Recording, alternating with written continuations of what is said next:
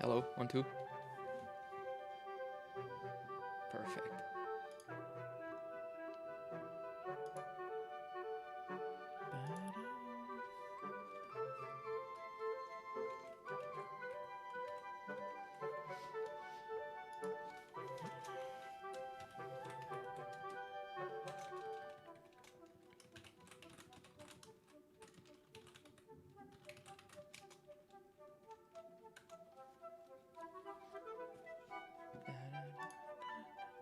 So today I want to do UI research.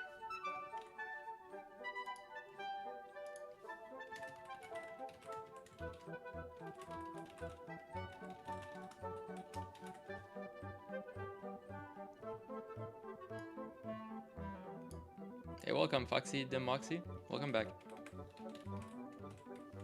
Polling base UI. I don't know yet what that means. I'll have to think about it.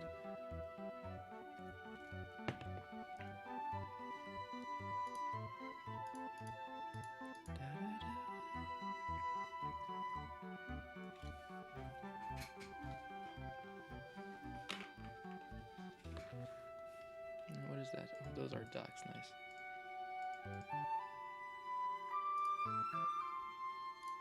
Okay.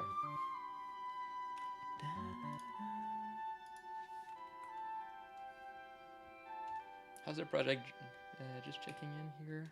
Here, I'll show you right now then. Hey, what are you gonna play?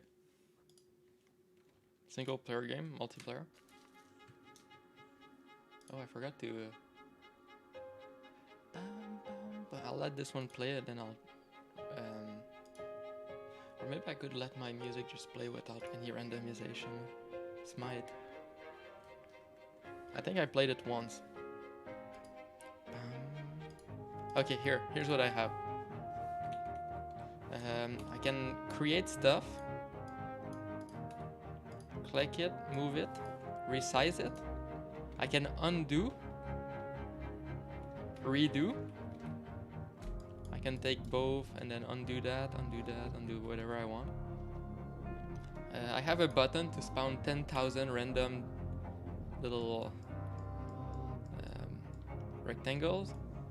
If I want, I'm able to go around and select everything, the 10,000. There's barely any lag. I can take the 10,000, move them around. I can also undo.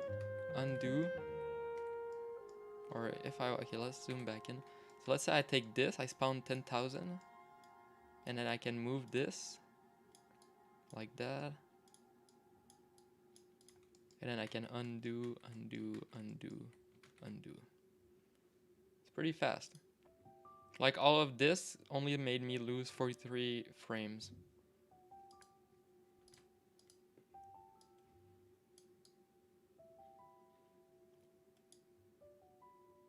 Yeah, pretty smooth. So the next part will be to probably pick a little indie texture pack, apply some textures and see what it looks like in practice when you have actual objects. There's one important feature that I need to add. It's being able to... I will be working on some personal project as well. Nice. Do you know what you want to work on? Which language and...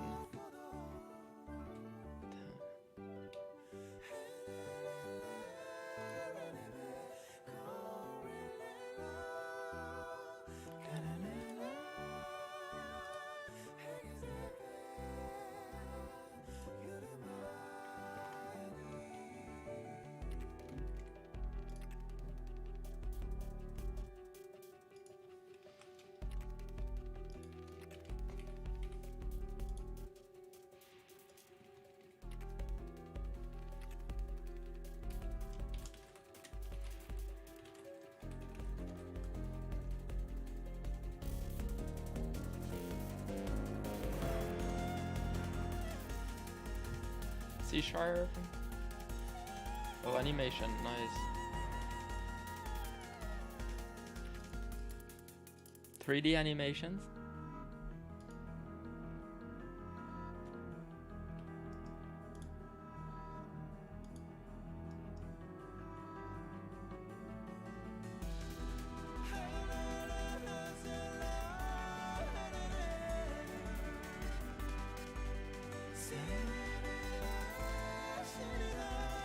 Okay, wait, before I do UI, let's grab a little Kenny texture pack or something.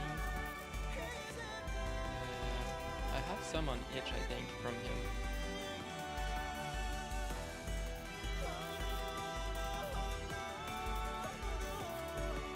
Game assets.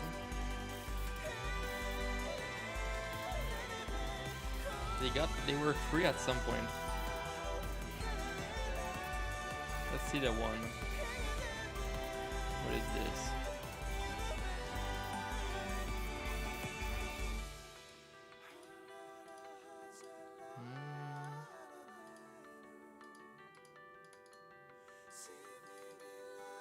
Well, I don't support grids yet. Maybe I should support that. Oh, they have 3D in here.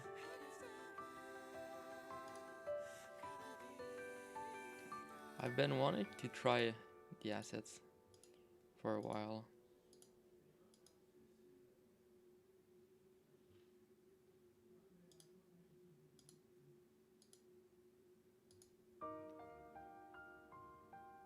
Yeah. 2D. Looks like he has some 3D and some 2D. This could be interesting. Whoops. Oh, when I click it also works, okay. That little oh, this could be interesting.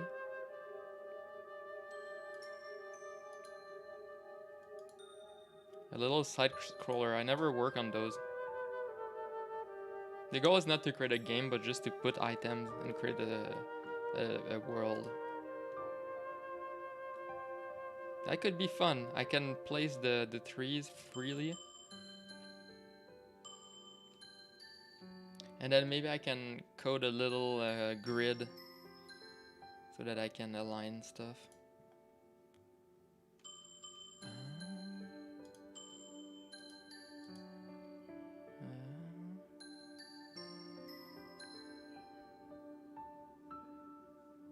Didn't I already have this?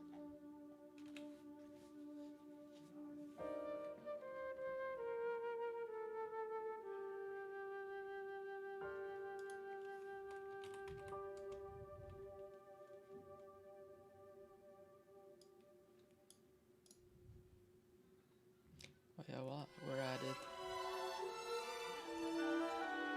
Let's launch this. Today we're the 20, 19, 20. Oh, so I only missed one day.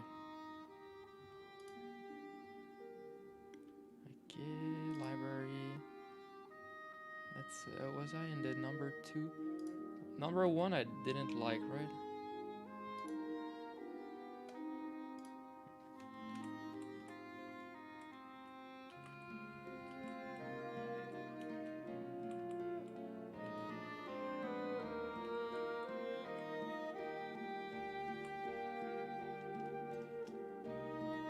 Yeah, okay.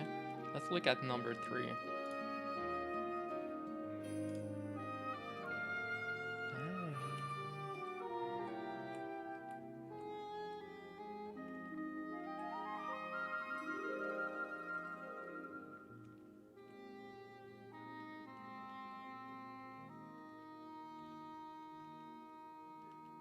Oh, does it really have this style? Pretty cool.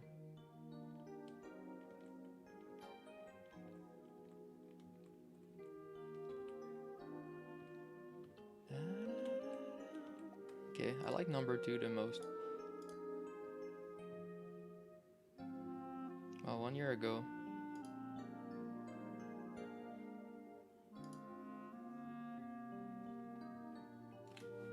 $10,000 game assets.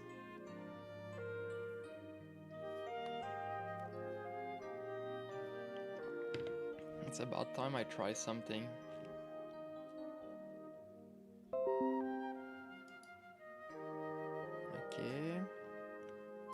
does this mean open? Oh, he has a little game showcase. Hey, welcome, Crab. Which one did I like? Hey, welcome, Ace. This? Oh, I guess he didn't show those. Protect your wife.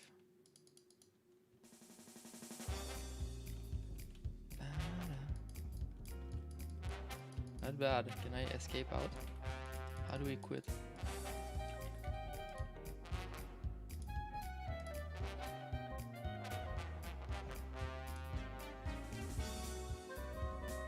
Tower defense. I have 0 cash. 5.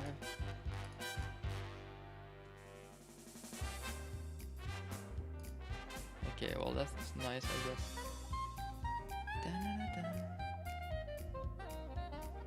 How am I doing? Pretty good. I'm just grabbing a quick texture pack.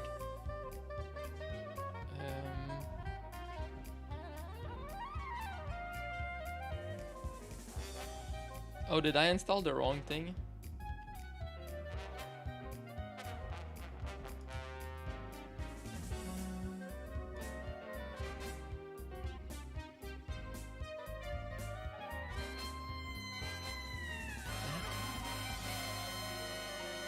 You're joining the dark side.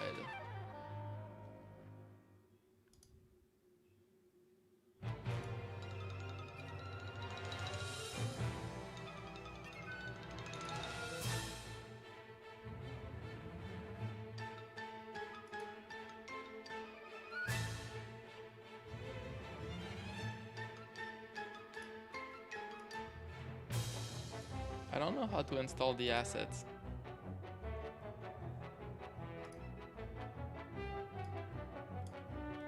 Well, I think it's installing, I see. Hey, soup. Pretty good. I want to plug some little assets so that we can start to have that as a showcase. So if I understand correctly, the license on this... Am I allowed to commit this to the repo or not?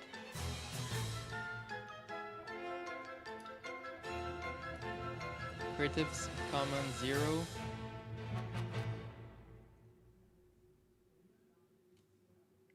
Yep.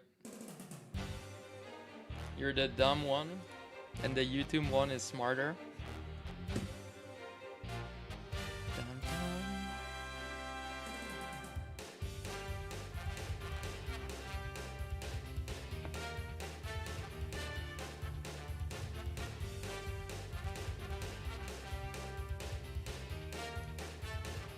Where's the...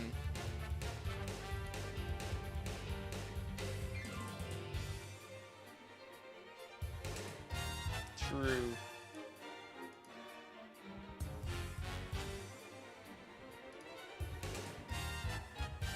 It's gonna take 2 minutes to install. Okay. Now...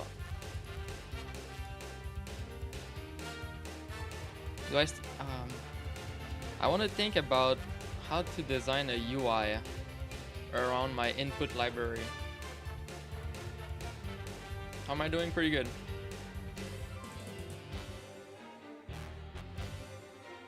Though I'm almost out of coffee.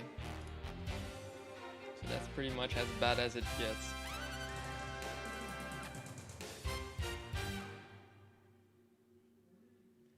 This code team, if you use VS Code, you can search Apo team. It's based on something called Bro Grammar, but I think mine looks better. Oh, there's no screenshot.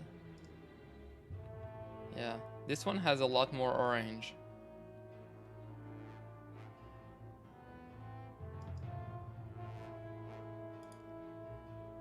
Bro, no guy. Oh, that looks nice.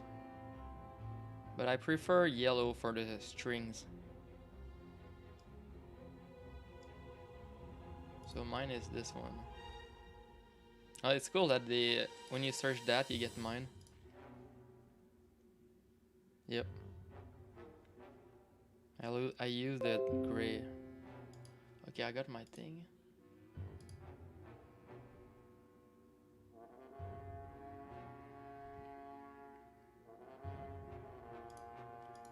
Okay, itch. Oh, there's a guide for getting started with game development. That guy's smart.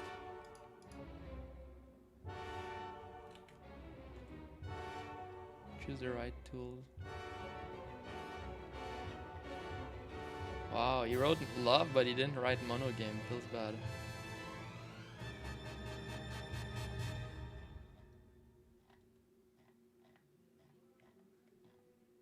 Your first game. Wow, that guy's a genius.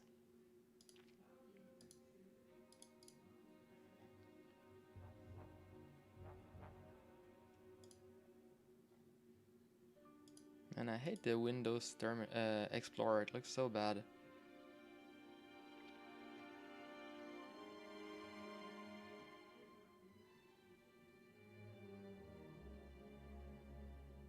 Code organizer. I am a robot. Hey, thanks for a follow.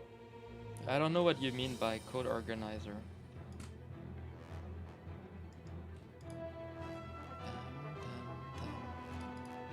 So abstract platformer, let's see. Backgrounds.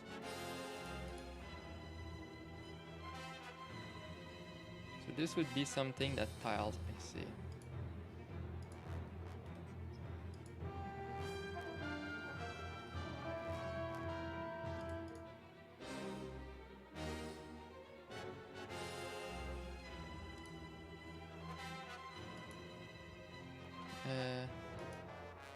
But I don't know what you mean by organized.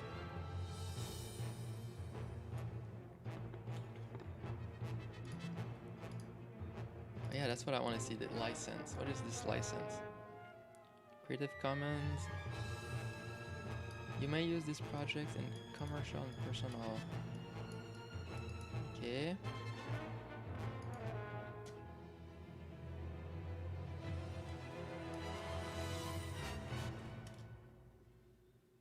Public domain.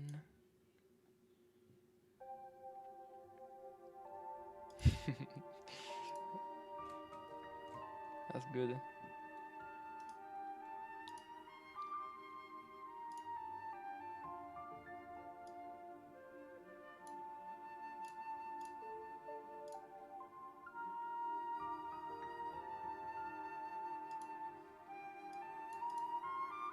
So does it mean I'm allowed to commit this in a repo? I think it does.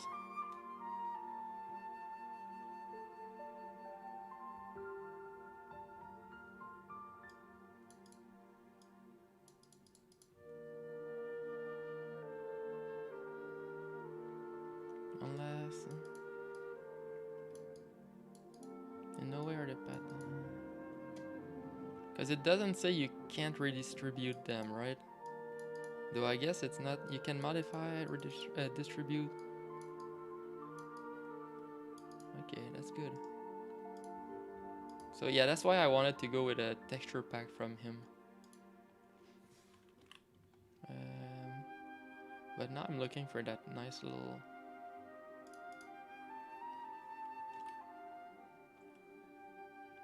nope, not that one. Foliage pack.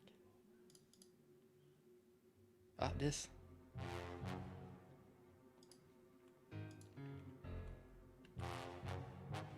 What is retina?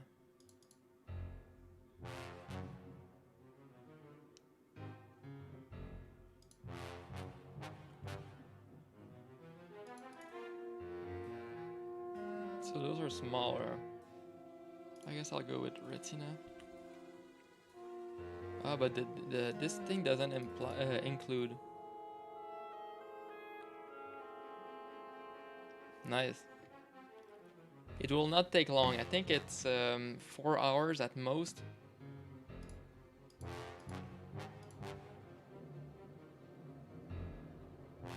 Wait, you can use this to build trees?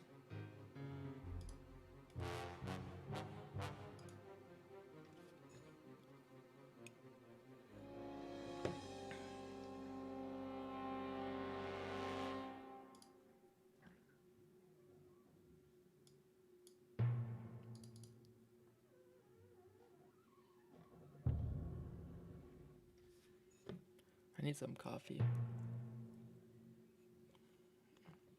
I'll be right back.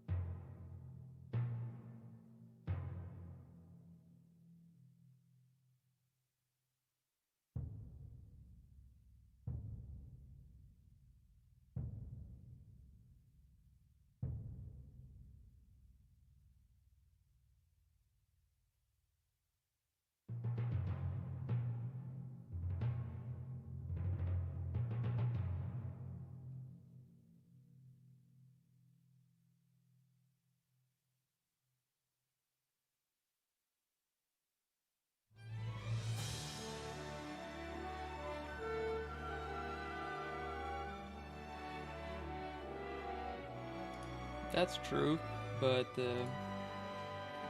I spent many days in the recent past not drinking any coffees.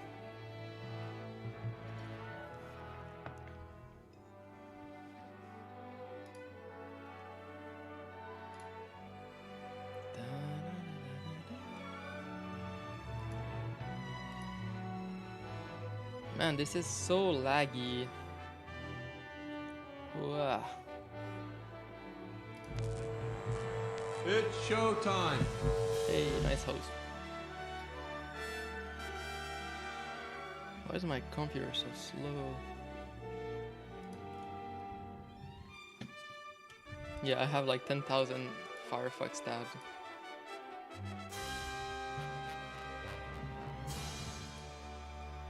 That probably doesn't help.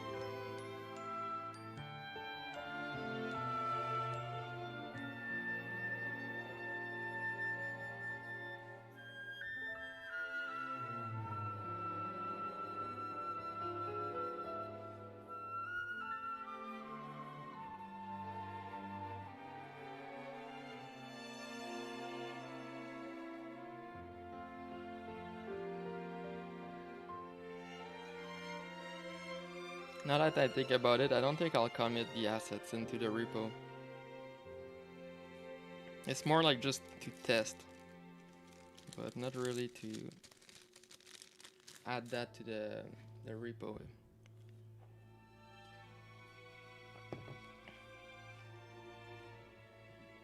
Okay. So first things first, let's use one. Let's see, let's open this.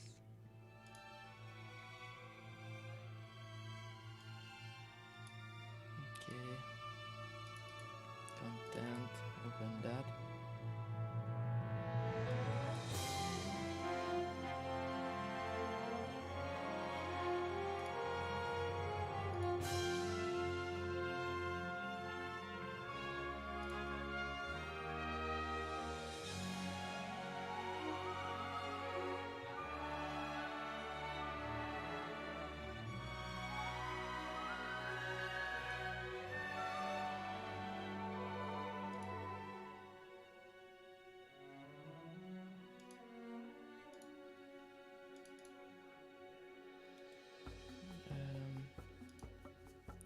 looking for some tiles.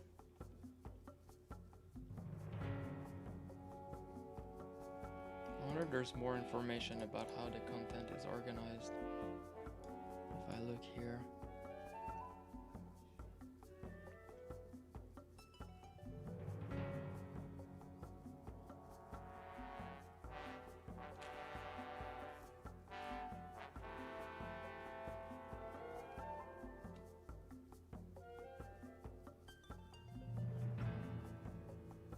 Platformer.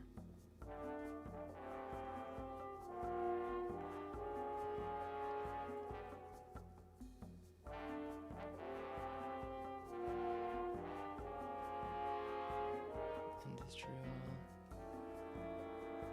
So it looks like he uses the word platformer.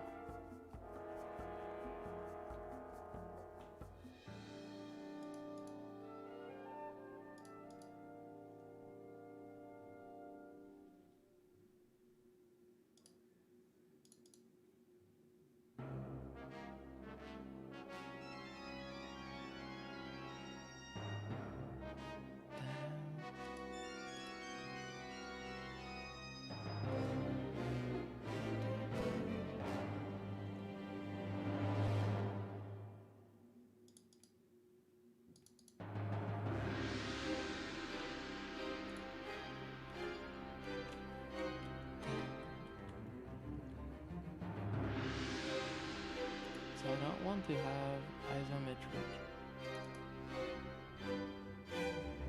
Okay, that's what that means. I should have checked that before the stream, maybe. That could be nice.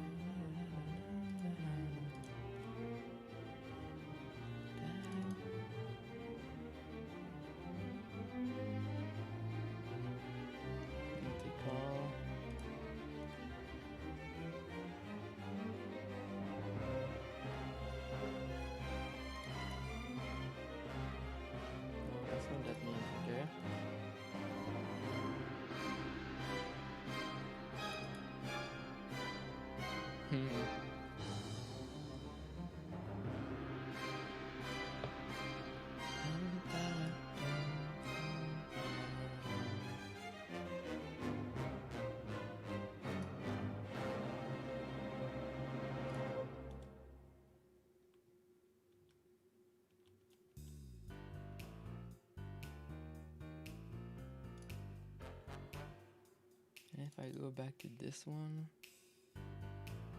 this could be okay.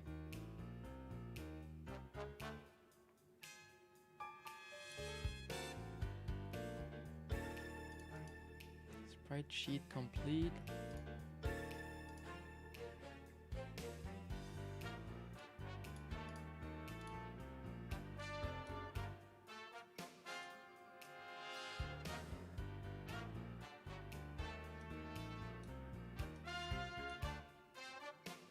Looks pretty nice.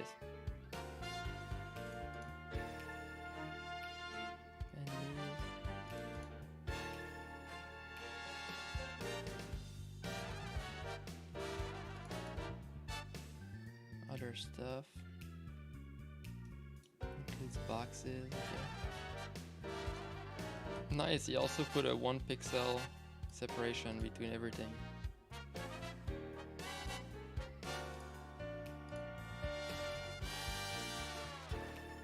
There we go, I guess that's what I was looking for, tiles. Okay, but all of this is already in the complete.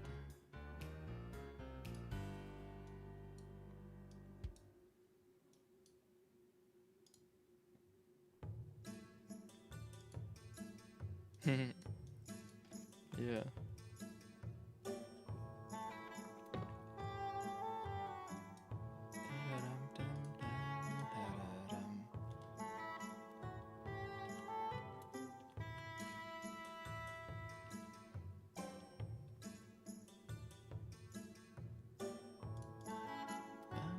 So is this just a full color? I guess it is.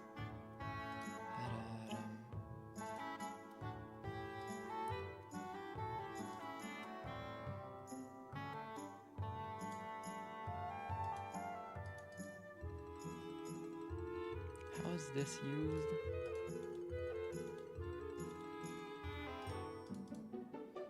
If I look at this, I see, like that. That's nice.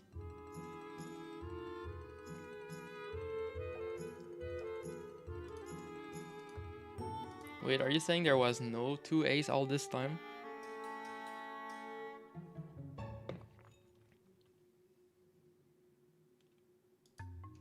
Okay. Whoa, really? Just kidding.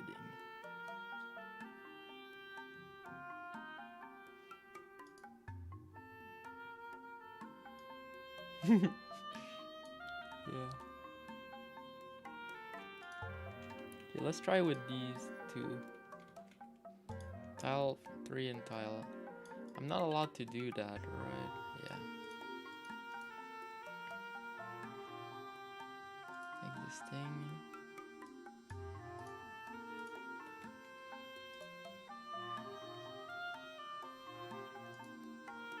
Yeah, true. Okay, I now have this. What is this?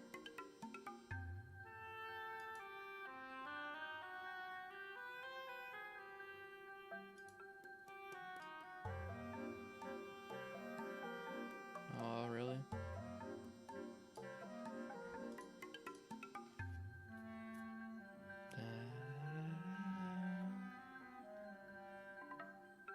Can I see emotes? Yeah.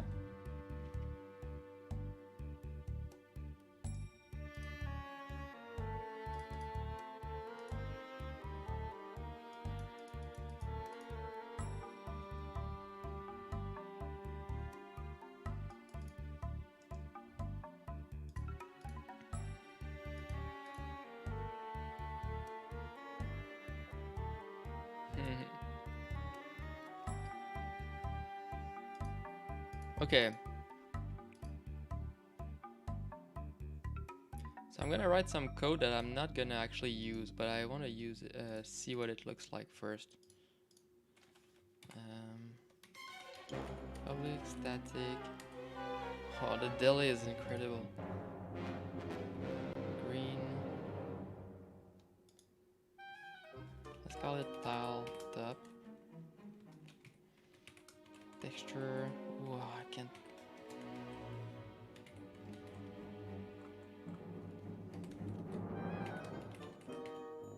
Yeah, this is impossible to use. Load textures. The delay is way too hard.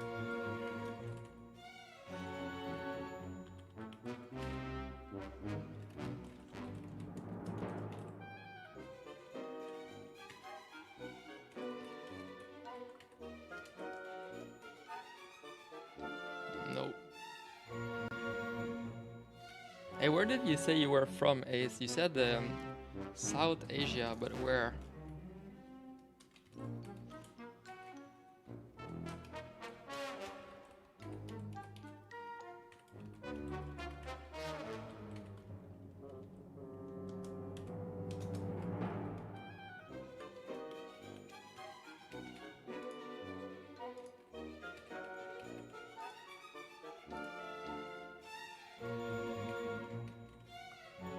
Ah.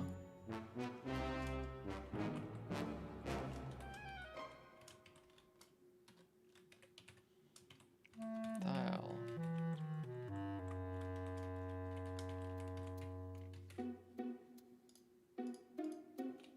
If that's your real name. Yep. Okay, that's just 5. Did I even use the right one? I didn't even check. So 3 is the tile. 3. 5.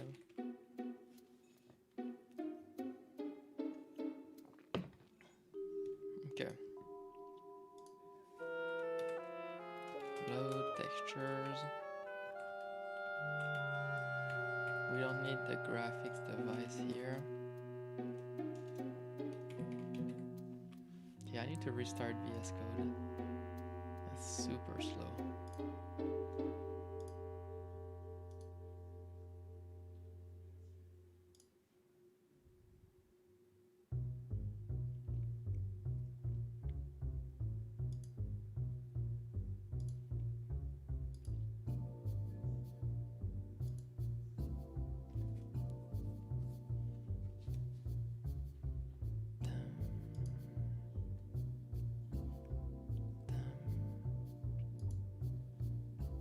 Okay, so now we're loading this. I'm assuming this gets called.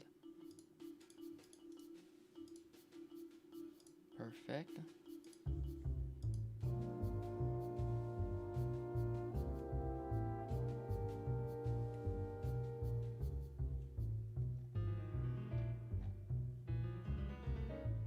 Can I like ignore this error?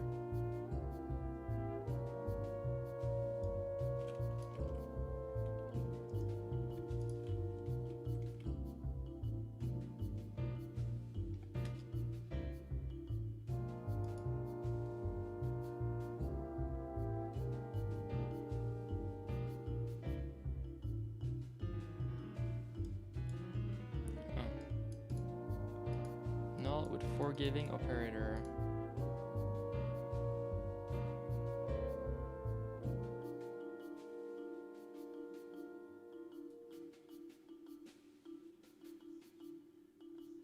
I'm gonna try this. I didn't know about that. So you're saying that I can do equals null like that? And now they're happy about so selection, edit.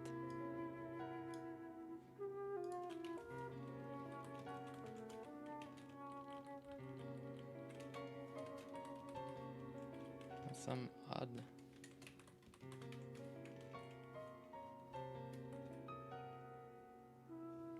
Yeah. Quad 3 history handler.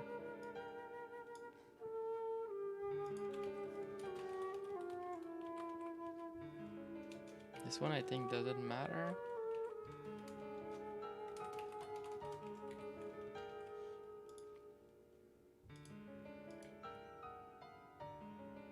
Oh, quad 3, I thought I did it. Oh no, it's right there. Okay, that's good to know. Bum, bum, bum.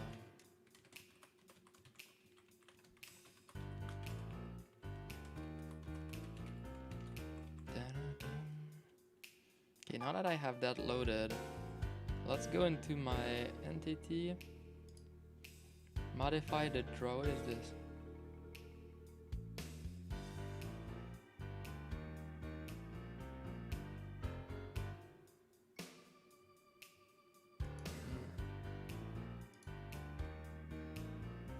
So they're saying that this could be null.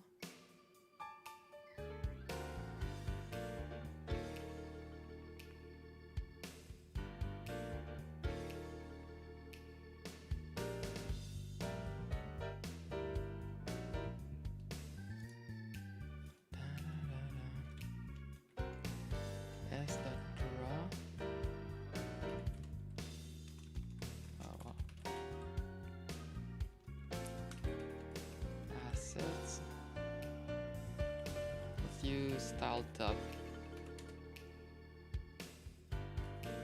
We have this rectangle. I think I'm allowed to take this.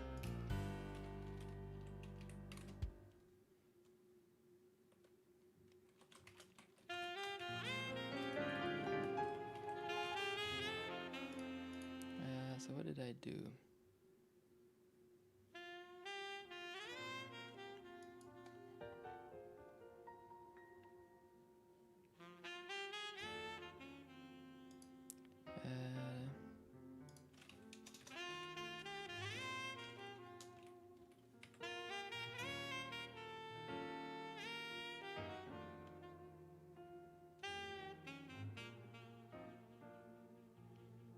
Shape extension.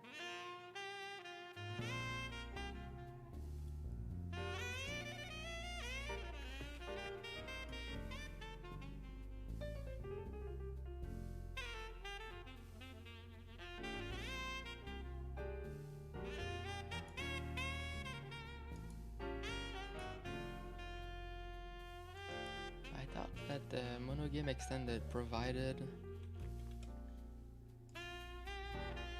ways to draw using the rectangle F. I wonder what I do in my main game.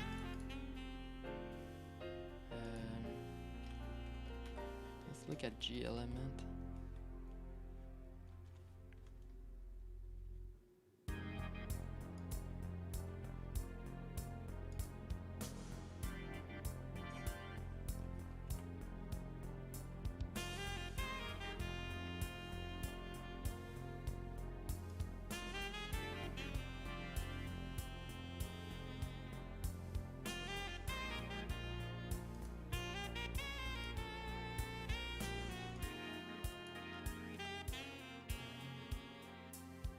Oh.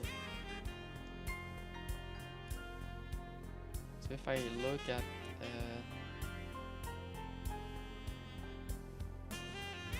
let's look at island. Draw.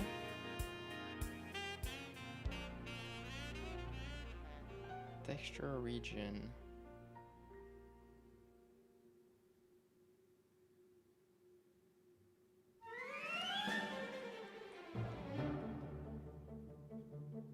Texture atlas. Extension.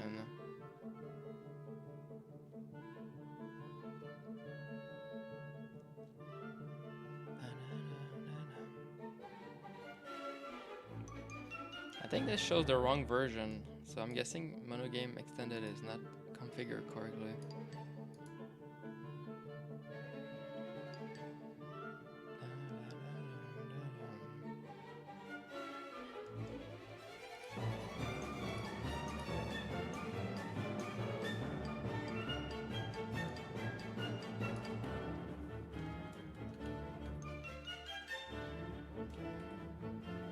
This works though. And this is part of the sprite batch.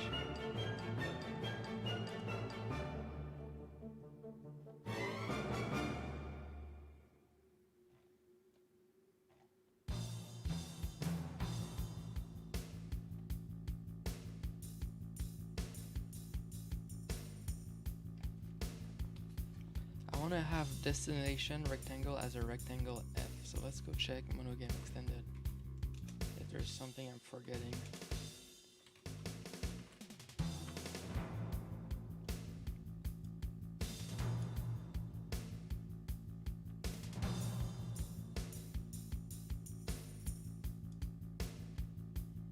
Okay, picture at last.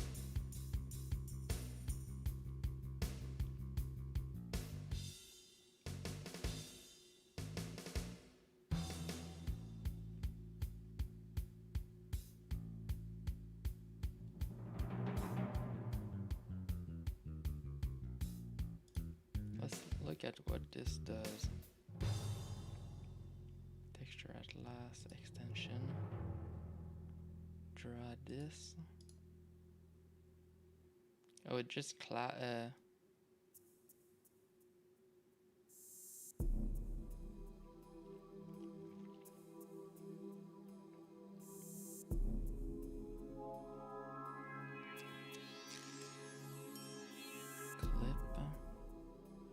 So if you draw source,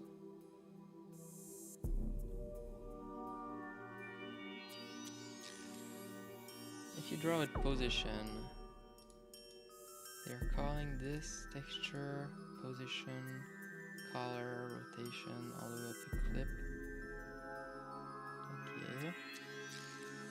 And when it's time to draw, they draw the texture source. The source is the texture region that bounds.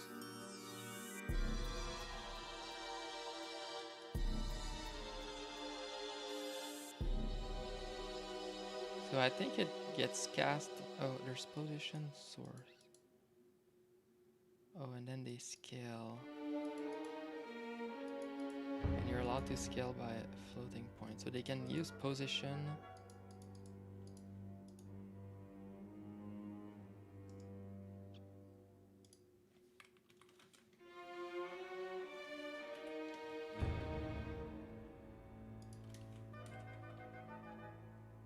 Rotation 0.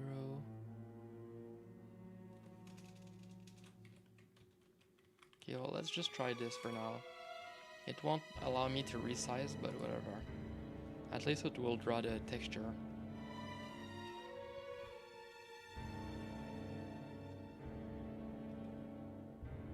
Oh, and it draws it at the wrong place.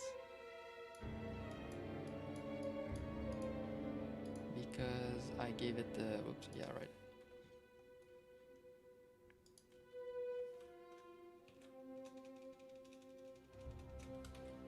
Bounds.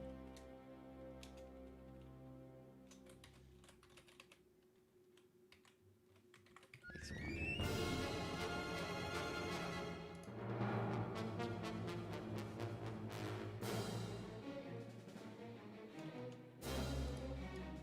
Okay.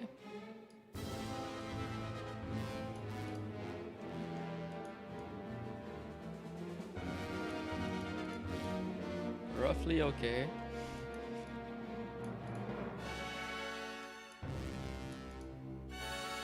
Okay, so now they would need to be applied to the grid. So there are things that you don't want to have to be resizable, like a little tile like this.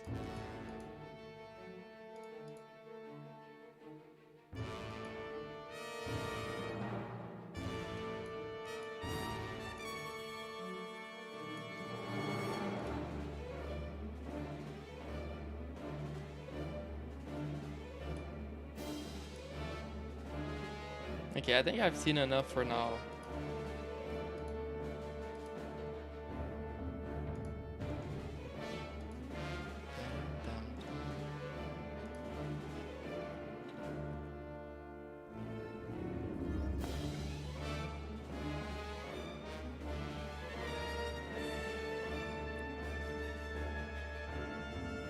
Okay. So the real thing I wanted to do today was not really the assets. I at least wanted to see a bit like what it would look like.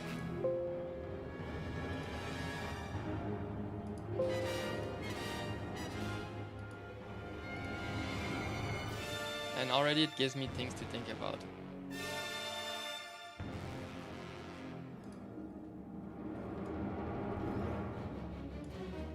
Okay. So what I want to do is, I think, create a new project and think of the UI. The alternative is to just do the UI in here.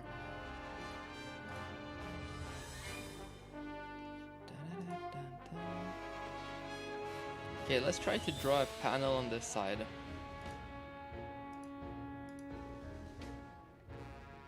This is also code that I'll be deleting, but I want to write it just to get a feel for it.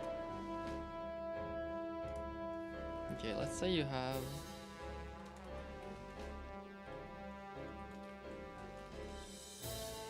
rectangle,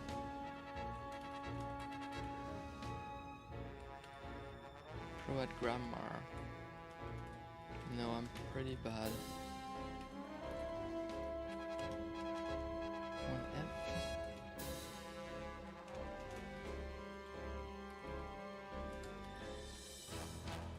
Fill rectangle.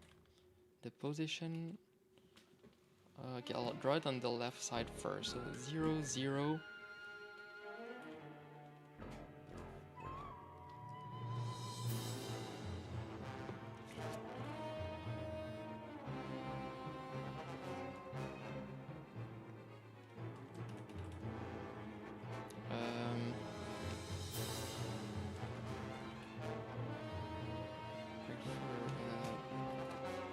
Client bound dot width. Client bound dot height.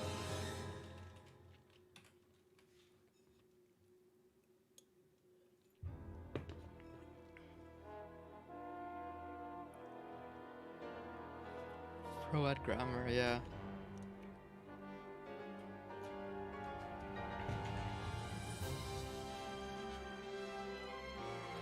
Today though, I'm mostly messing around, trying different things. Width is not gonna be that. Let's hardcode that at 200.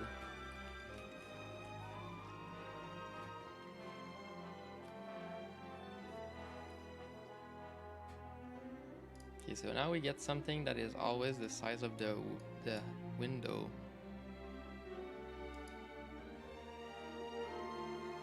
Coffee's over, yep, already.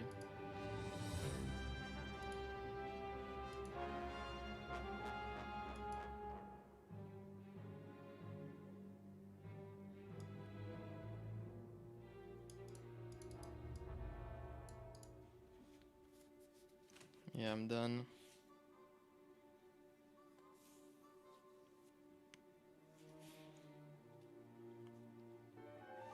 I don't know how it's so bad.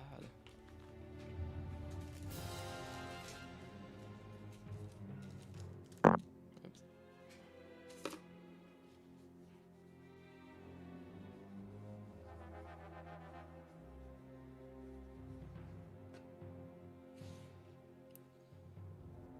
H2, yeah, I have a lot.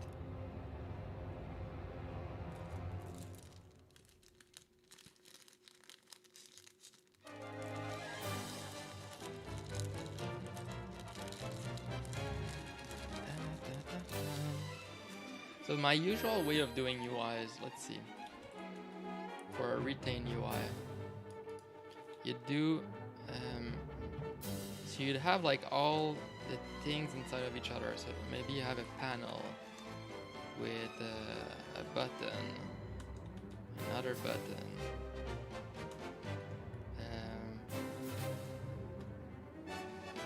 yeah.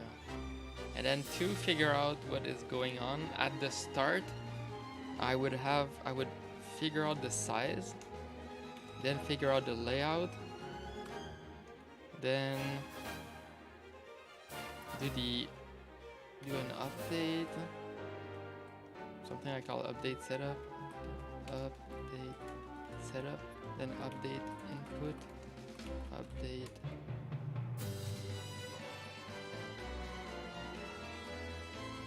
You do that too? What did I do? Trying to beat MUI, yeah.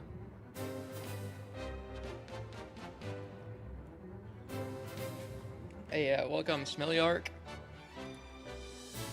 Ooh. Is that your UI?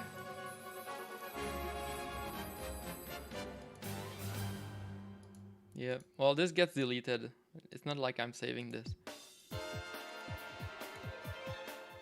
The problem, I have an issue with MUI. The more I think about it, the less it makes sense. Yeah. Man, why did you take a screenshot with your mouse in it? Triggered. Here, I'll put my mouse there so it's not as bad. Hey, did you see that other guy on the Monogame forums? Check that. He has a really cool thing going on. He called his UI Neo. Where is it? Oh, it's already down here.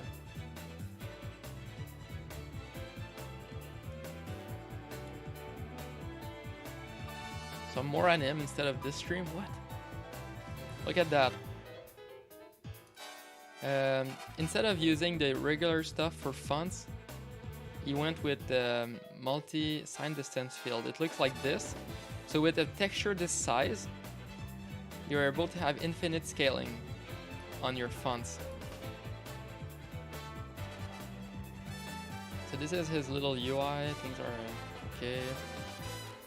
He can resize. It's responsive. And then you can scale and still have good fonts.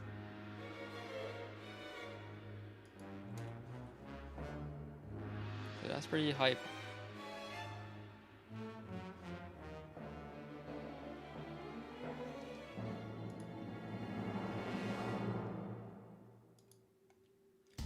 Hey, did you see my UI thing? So my UI is like this. It also supports resizing, but it does it differently.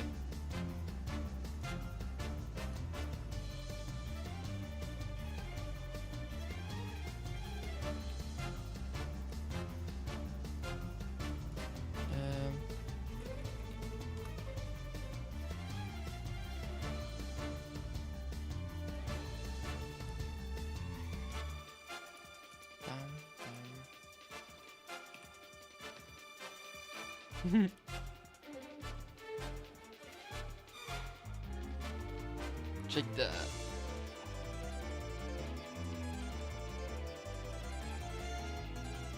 So resume settings.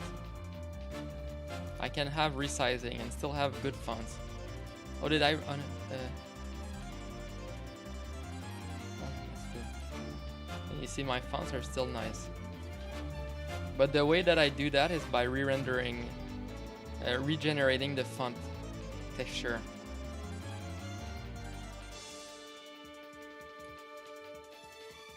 Oh, that's the settings. Debug.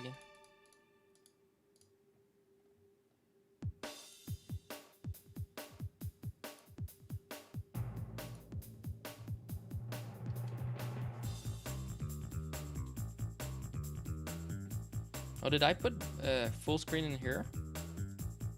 Woo!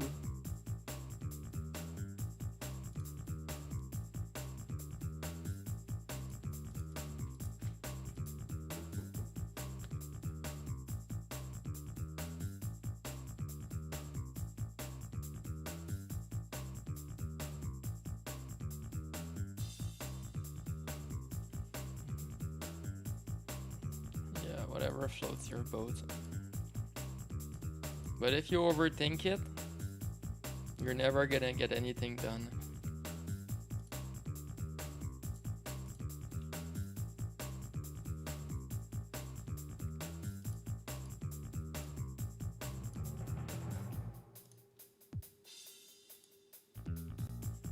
Yeah, so I wanted to split that. Compute all size, compute all pose.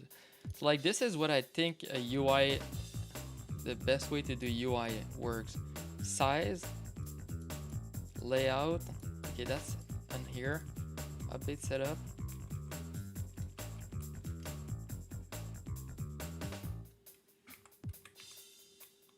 Size, layout, then you have inputs, then you have updates. Things that don't rely on the input. So animations could go in update. Or it can go in setup depending how it's designed.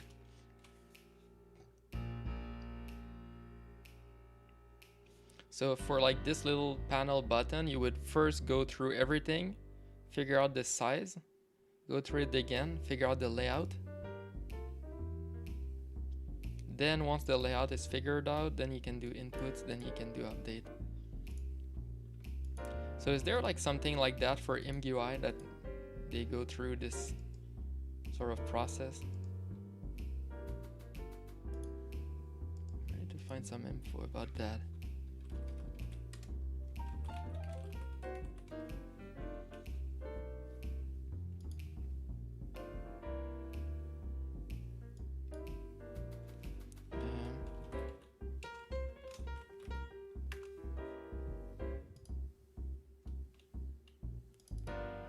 How do you call that? Isn't that a render loop? Update loop.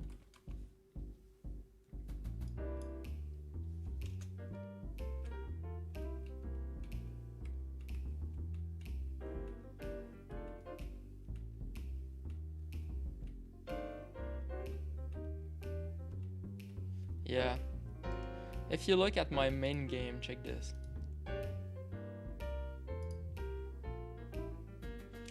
Input is now not too hard with my input library. Check that. I don't know if you check my docs. Probably not. Which is what I want to use for the UI.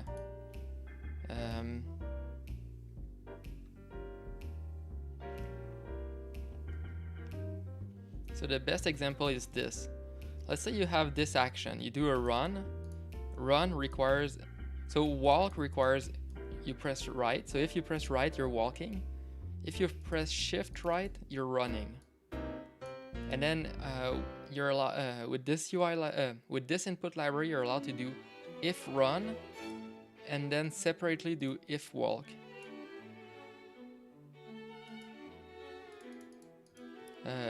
Yeah, and then if you're running, the walk doesn't trigger because of the track keyboard condition. So this track idea sort of handles conflicts behind the scene. And then this can be done for UIs too.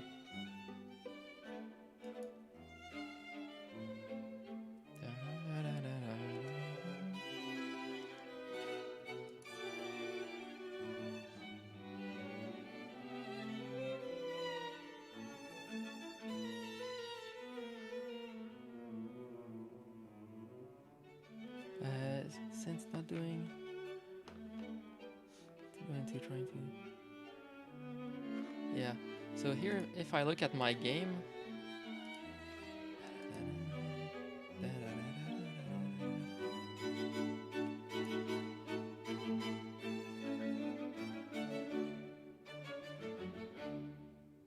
single line text box.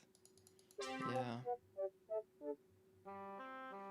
The last time I coded a text box, it looked like this. Input. Integer input. So I had like, am I focused?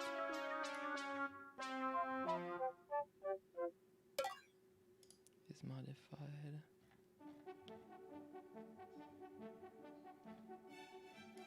For each text events. So if I'm writing,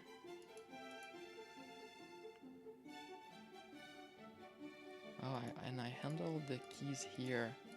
Keys.back. Keys.delete. Interesting. So if I didn't have this, so if it's not back or delete, then it's actually I'm writing input. Add the cursor.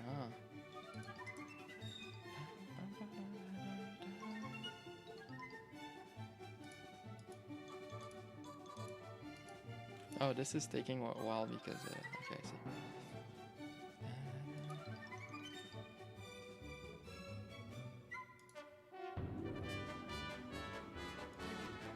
So the idea is that you let the input library handle the conflicts.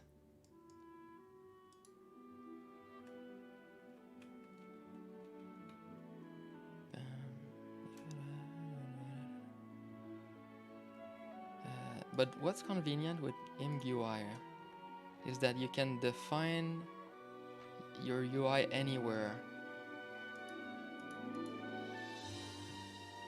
You don't retain somewhere, you don't initialize.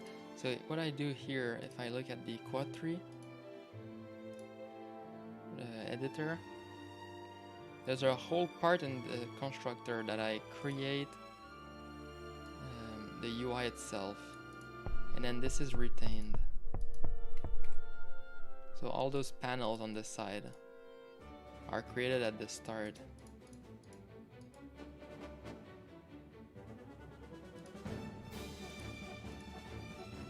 Things on the side. While with ImGUI, I can have this happen through my game loop. How do we do that? If I have this update, like I can't do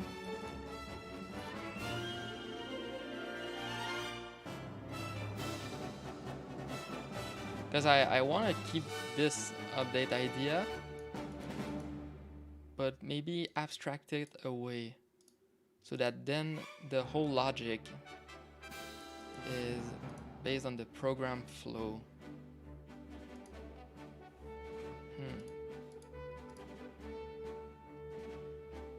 And then you can code your UI at the same speed as you're coding your game, putting everything in your update loop wherever it feels convenient.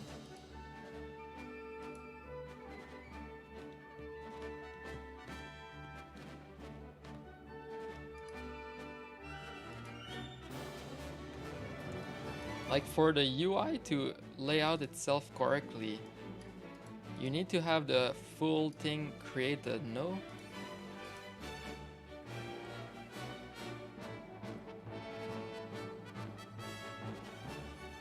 And why can't I find some good info about ImGUI?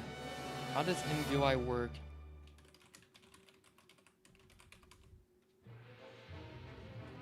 Is there like, I don't know, Wikipedia coming to the rescue maybe?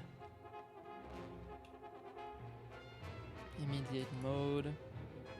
Implementations. Okay, is that something? Is implemented in default system controls and custom.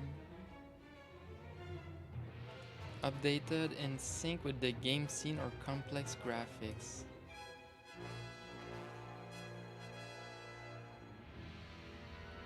Be overlaid on a game scene or complex graphics, which is especially easy in both cases when both UI and game scene are controlled by the game loop. Have an unusual appearance or be pepped with complex graphics. Rendering primitive.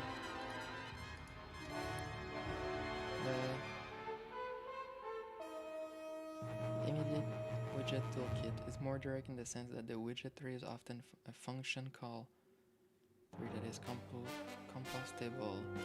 What does this mean, compostable? Flexible but hard to interact. Understand in terms of fewer explicit assumptions.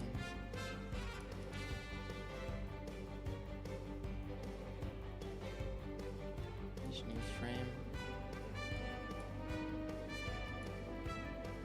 Immediate mode UI are a good choice for those who prefer simple, easily changeable. Generate open source cross-platform.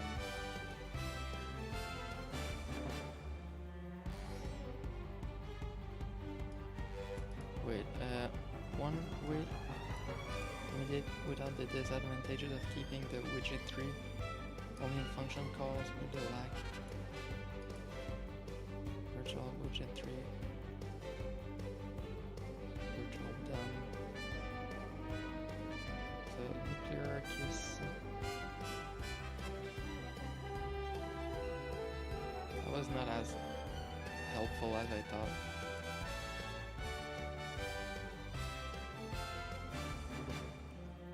Build scene, update on demand, scene.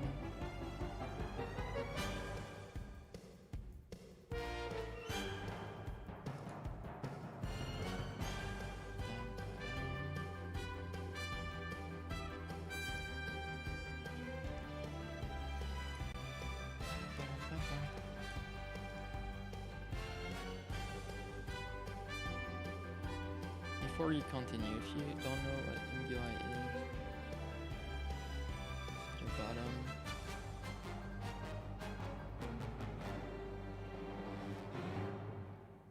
what's wrong with it? Extra knowledge.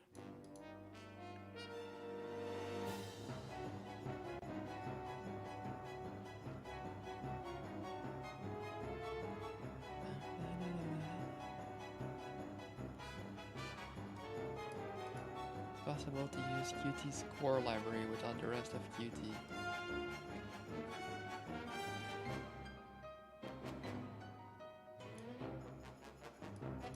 It feels like to make him UI, like an immediate mode UI work well, you need to delay everything by one cycle. Is that the magic sauce? Like you delay everything? So if something happens in the input, you don't process the input right away. You finish the cycle, and then after the input, things are happening.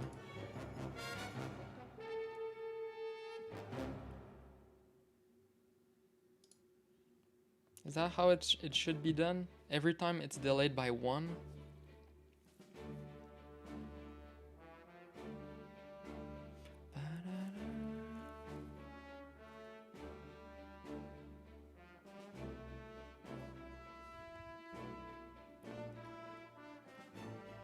That's the only way I can think to solve this. So you set up your things in the game loop wherever you feel like.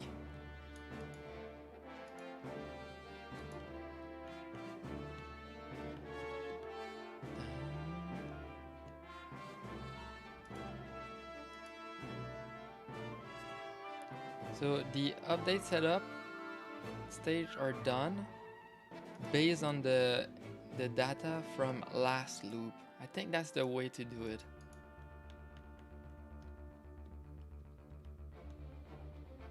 And I guess a one frame buffer doesn't matter. And then when you consume the input, you still consume them for this frame.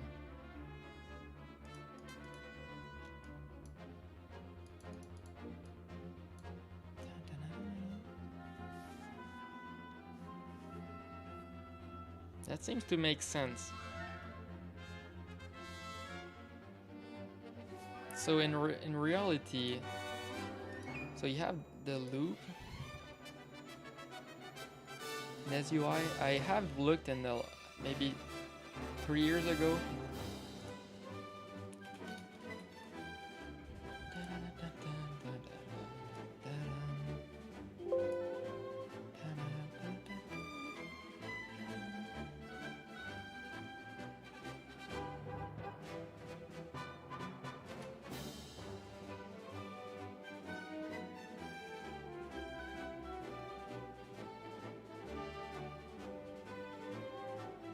Yeah, that's what I have.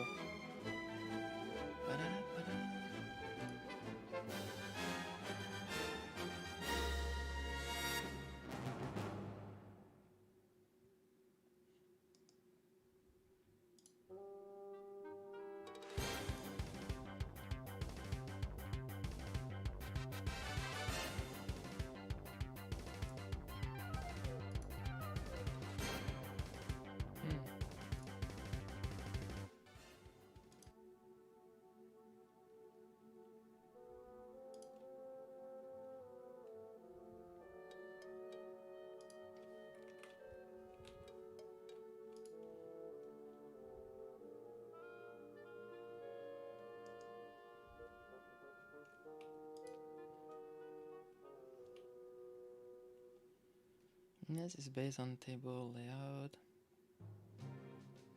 The main difference is to be aware of. Okay, let's jump right in. So you can do your thing here. Are you supposed to do this in the update loop, or is that supposed to be a retained UI?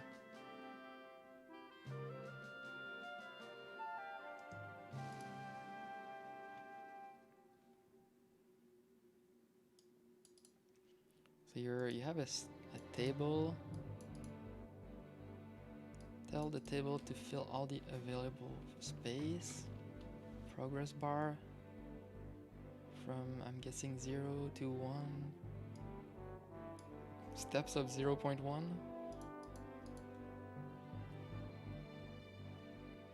So this is not immediate UI. I'm surprised Prime didn't make this immediate. Is there another UI in here? Dear ImGUI, I guess there is.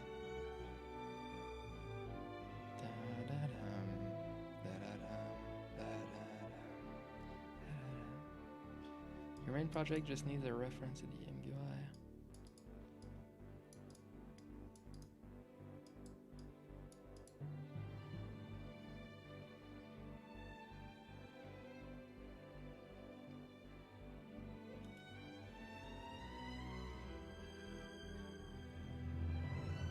So where's this?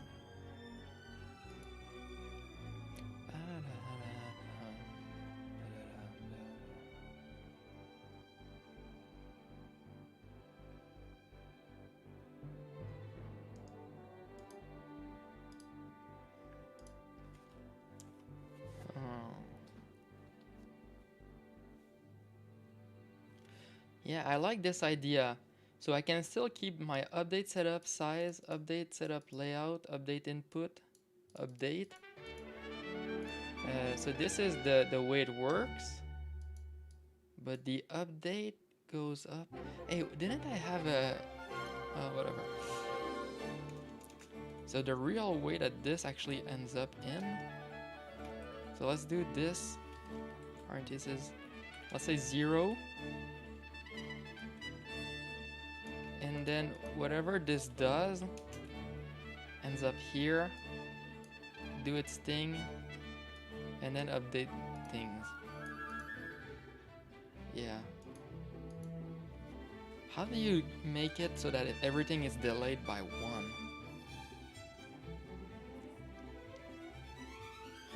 In other words, like let's say I want a button. Give me a button.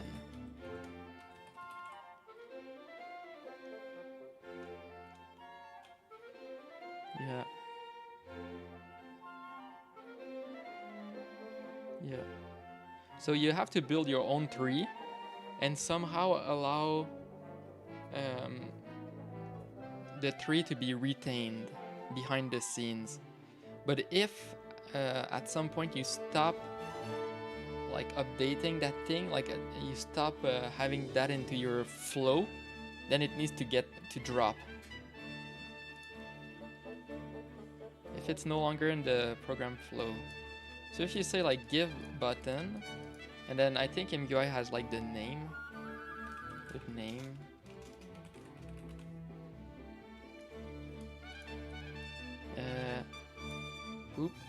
Behind the scenes, it doesn't call anything yet. All this does is it starts adding it into the right location in the update tree. It does nothing with it, but then the next loop it does. Then the next loop, this is part of the tree, so then we can start doing your thing, like update setup, size, layout, call the update input on it so that things have the right focus. Let's delete that again. So what this update input does is actually it does some sort of queue. So whatever you're supposed to do, queue it so that it's applied at the start of the next frame. Which is already what I was doing.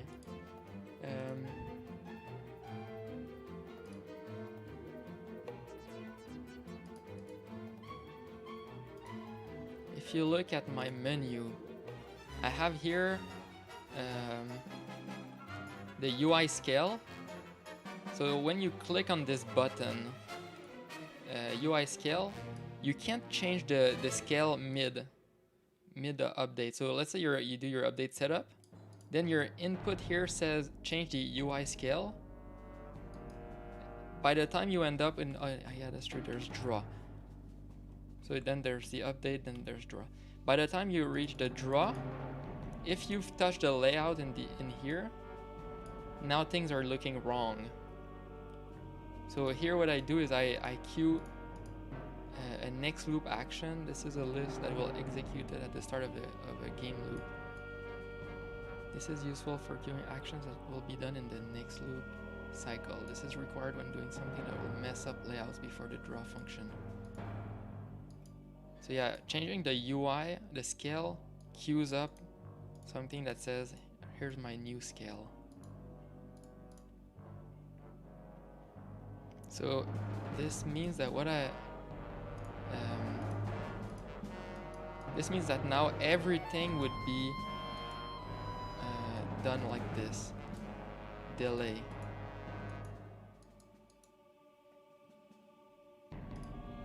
So I guess then when you say give me button, all it does is a ping. And if after a loop something doesn't have a ping, then it stops existing.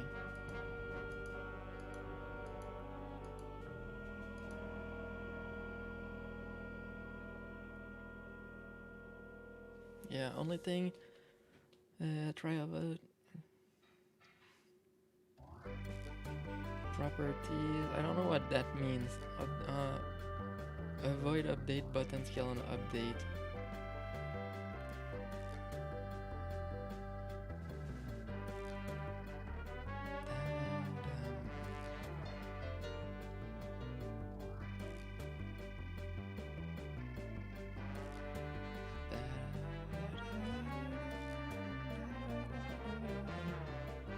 C# property. Instead use properties.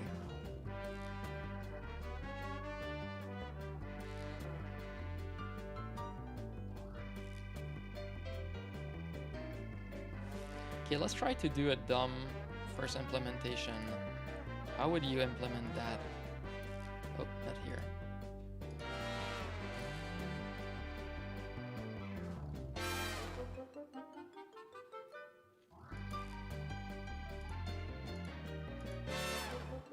Yeah, sorry, I'm being dense.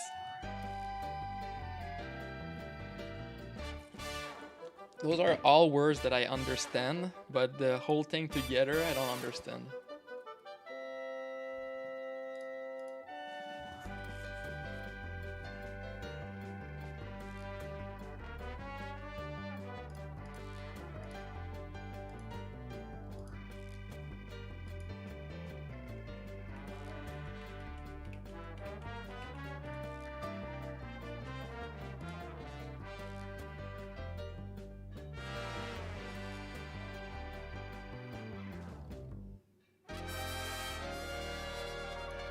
Okay.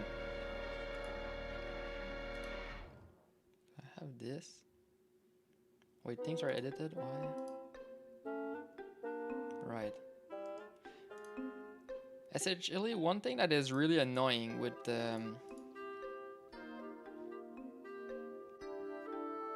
UIs is you don't want to have to do a special code for the drawing. You don't want to end up in here and say, draw my button or draw. You want that thing to do it itself.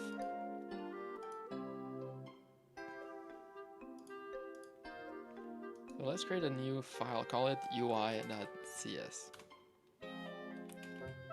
Namespace game project. Public this class UI.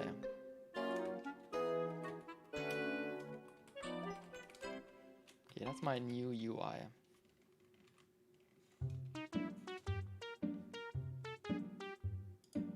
Let's reload.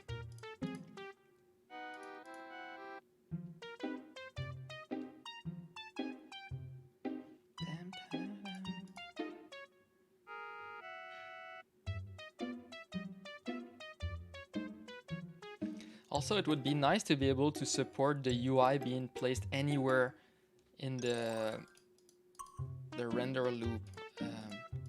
So you could have more than one UI, one that is completely in the screen space and another UI in the game world.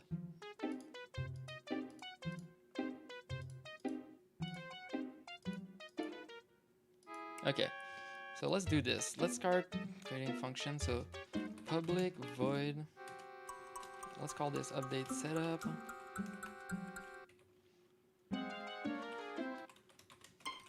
Update input.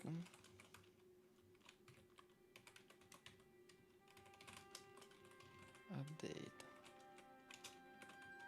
And then there's also public void draw.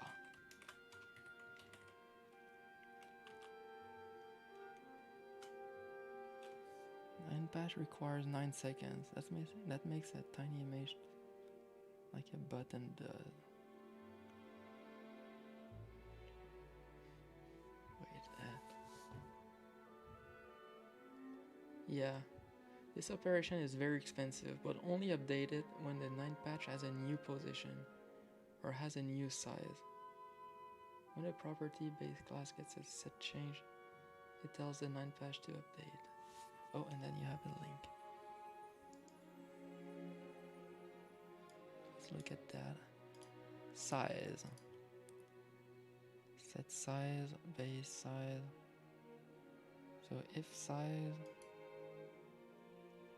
then we update. So don't do any work that you don't need to do.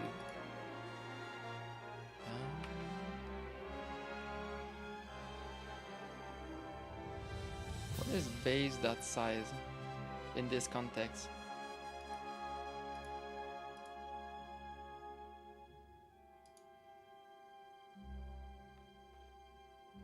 Public virtual. Ah, okay. From like the base class, I see. Ah, that's cool. But why do you say 9 seconds?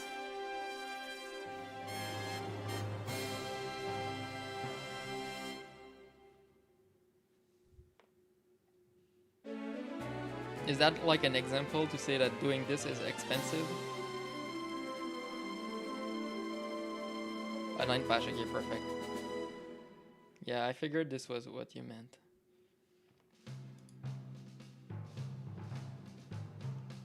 I wonder if I made...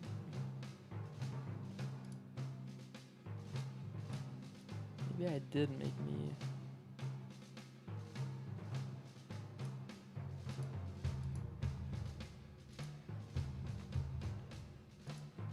Okay, we have this. Okay, but this is something that is hidden.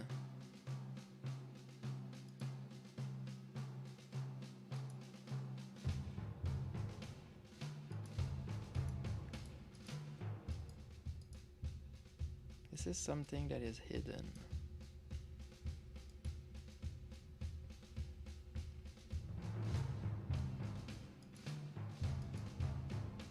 You don't want the user to know about this.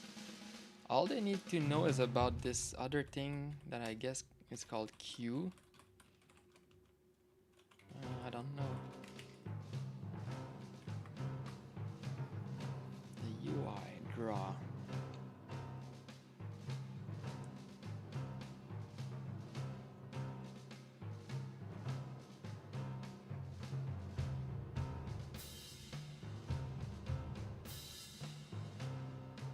Okay, here's what I want to do. I want to create a panel that when I click on it, it changes colors for like 1 second. Let's do that. And then also, when I click, it doesn't do... Yeah, okay, I create a panel that when I drag or click and drag, it changes color and it doesn't let me draw. So I'm allowed to select stuff here. But if I do it on here, this is the panel that needs to take the input.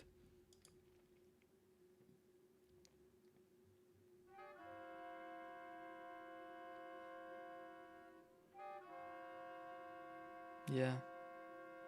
Yeah.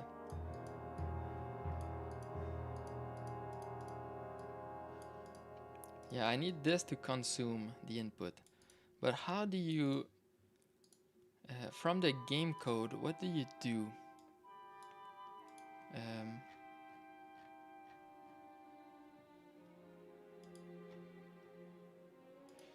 But if it's delayed by 1 whole cycle, then we have an issue, right? No, okay, it's not delayed. The input is consumed right away. So you can put your update input wherever. So the button, this action of creating the button, it's in the update input step right away. No, wait. Okay. This whole update loop, whatever happens inside,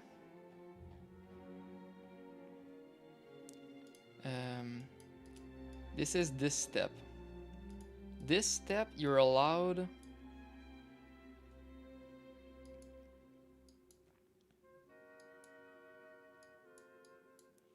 You're allowed to consume inputs. Add. So from... Wait, okay. Let's do this. Update. This is the whole update. In this, I'm allowed to add UI elements. But it's not really add UI. It's like you're asking the UI to do something. Process inputs. Process inputs.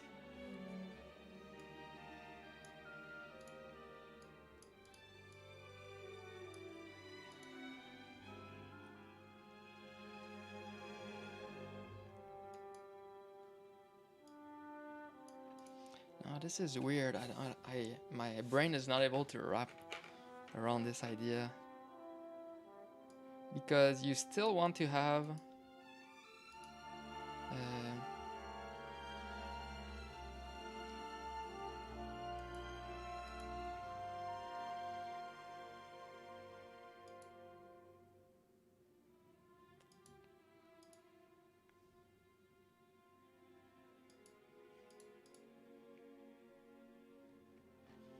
Wow, yeah, I'm getting really confused.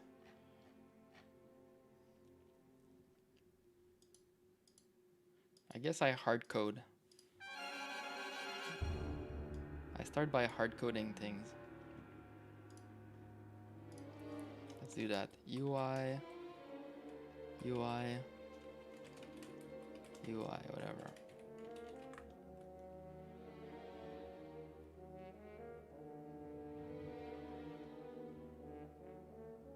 Is a table, yeah.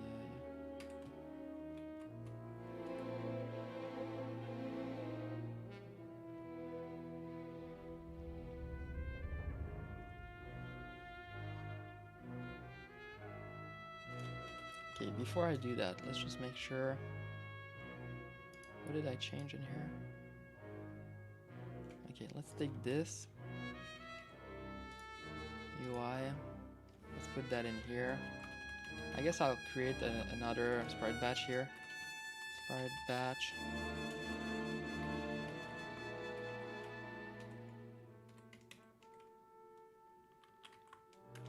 I think it's acceptable for the sprite batch too. Yeah, so for now let's just do game window. Window, whatever. I'm allowed to do this.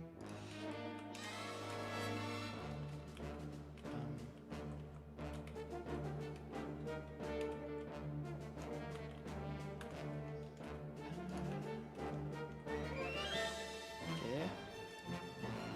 This is from Monogame Extended. Let's import everything.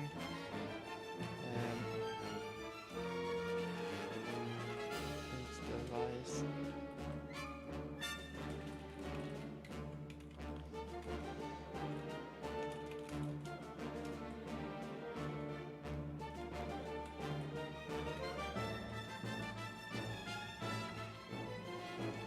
We want this. We want the game window.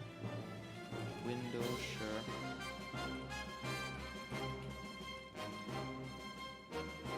Okay.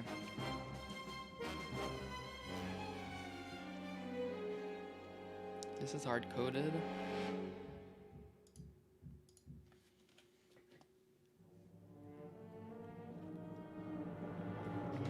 So that means that if we take the input out, then there's no input here.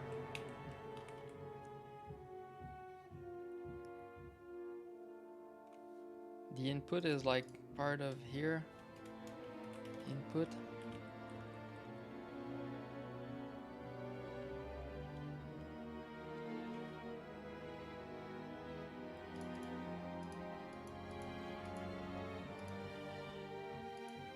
Yeah, let's keep coding. Let's see what happens. Okay, well, step one. Let's go and do a quick commit with all those warnings. Equals this weird syntax. Same here.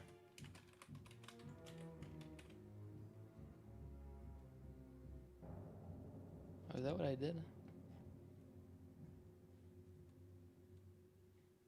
That's like a private static.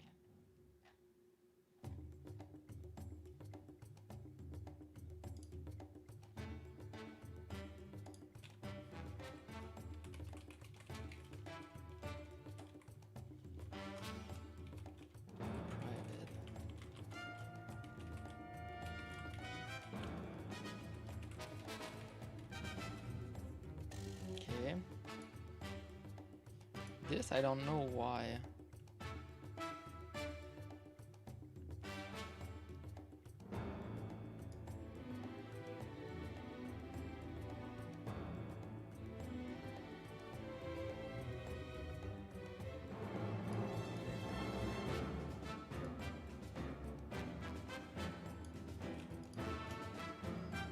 What am I supposed to do with this?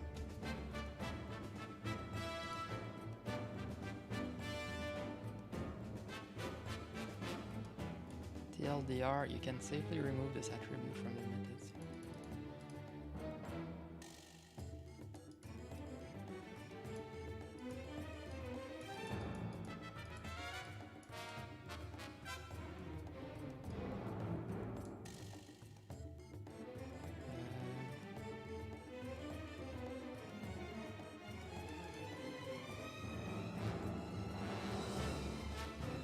Should I do this? Allow no?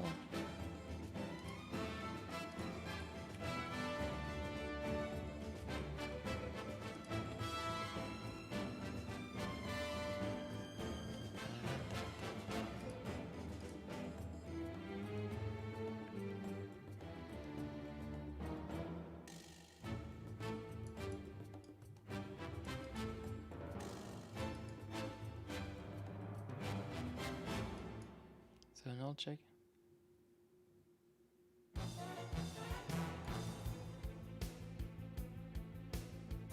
I have no idea what I'm reading.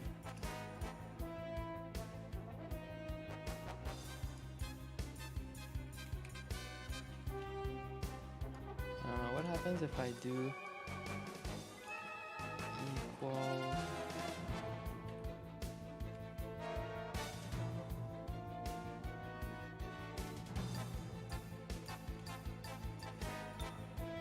let's comment that out then.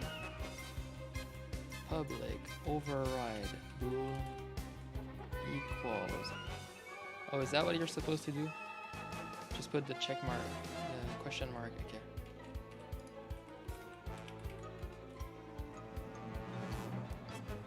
And I think this is valid already.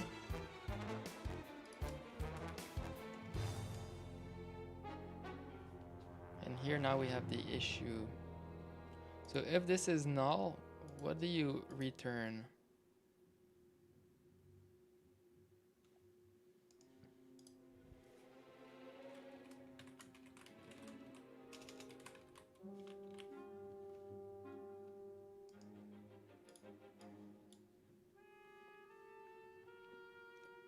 Yes, there's a best practice, contrary to what the other are saying. Popular is given in this. By definition, any object compares greater than null, and two null reference compare equal to each other. Ah, so if it's null, return 1.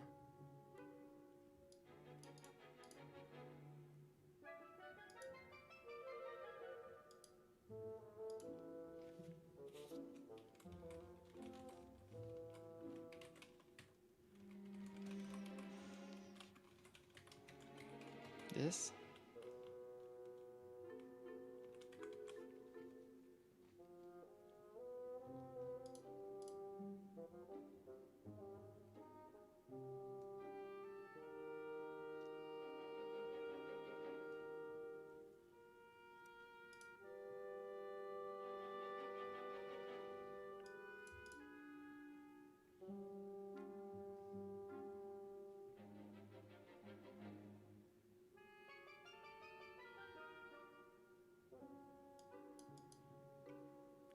Int null. This can be true, but this smaller or equal can be.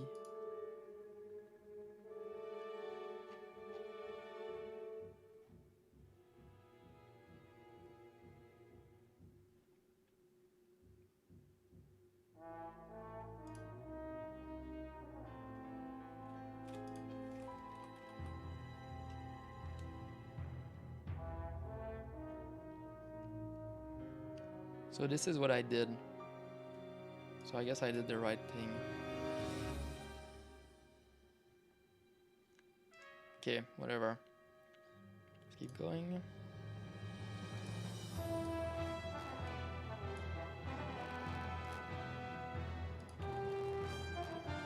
Null.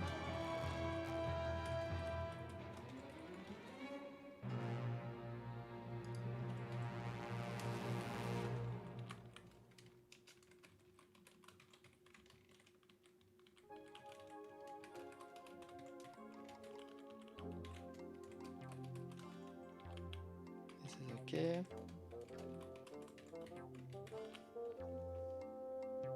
One more. What is this?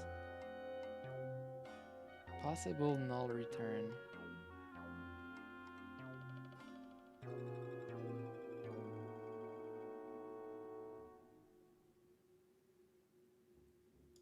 Should I keep going like this?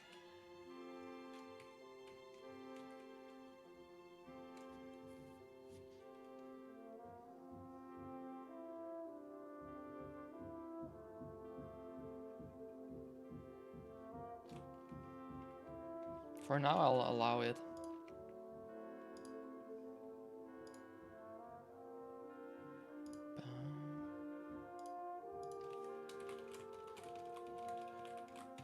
Fix some null warning. Sure.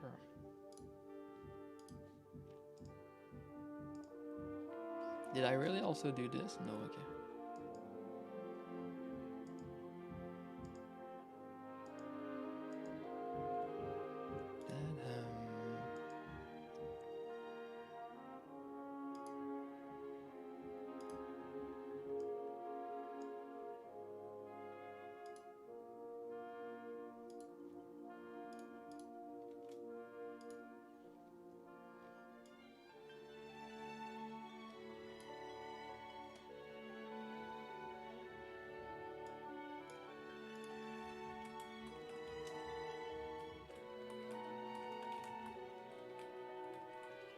Well, this one I do this, and then in my load content,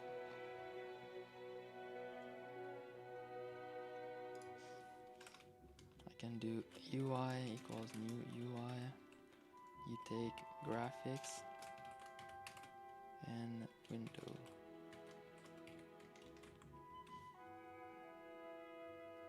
This is not the right one.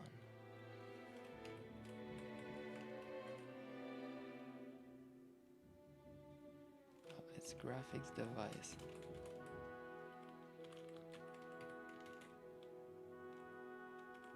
Let's go in here.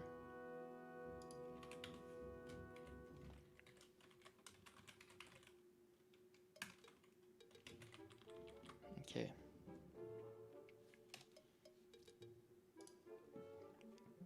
Perfect. This is gonna be called UI, that's okay.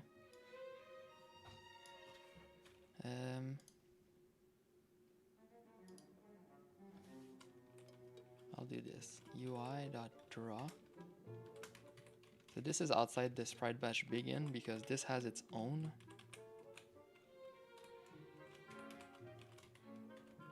Begin s.end.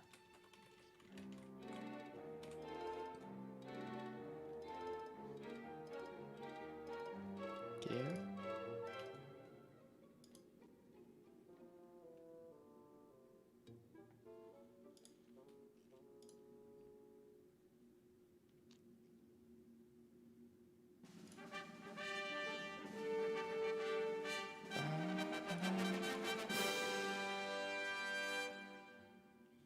Okay, but this part we don't want to hard code, but okay, we do for now.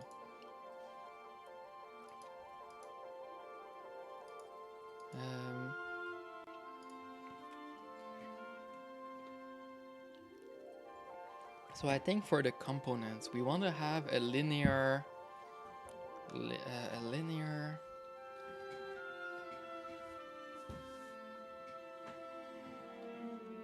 we want everything to be flat, but then things inside can be inside of, but there can be still a parent relationship.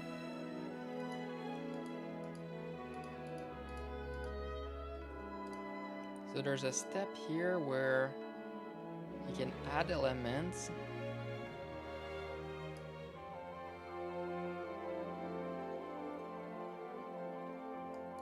Then the update setup, I think, should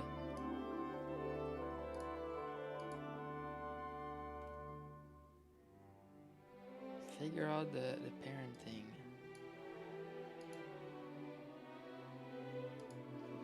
Is there a part that is called parenting in here? So first you have parenting, then we have the size layout input, something like that. We'll see. Okay, well, okay, let's create a subfolder then called UI.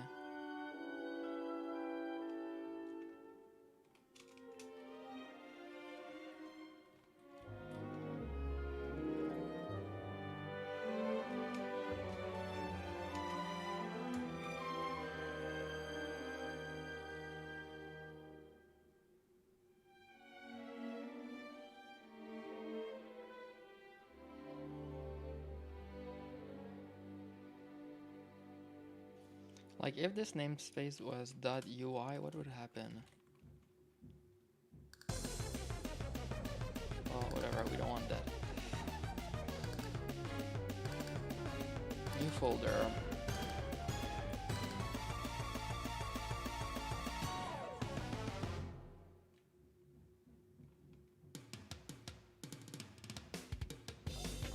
I'll call it UI.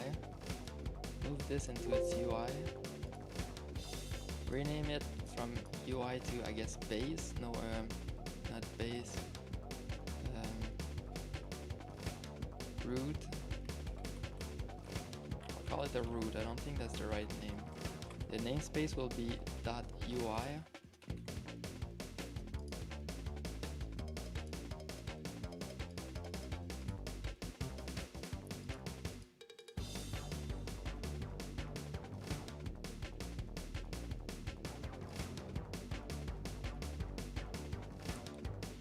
The issue though is that at this point we don't know if it makes sense to process inputs because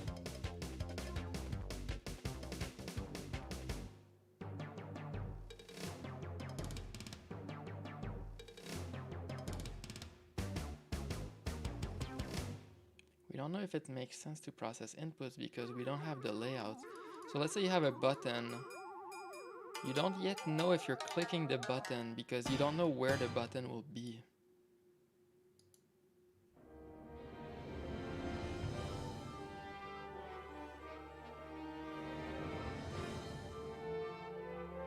But maybe that's not a real issue.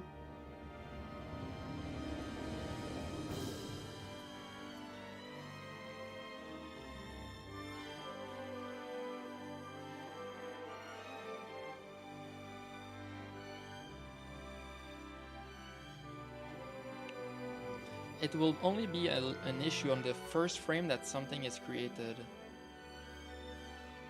Yeah, well, okay, let's keep going. I think I'm starting to see the light or understand what I'm doing.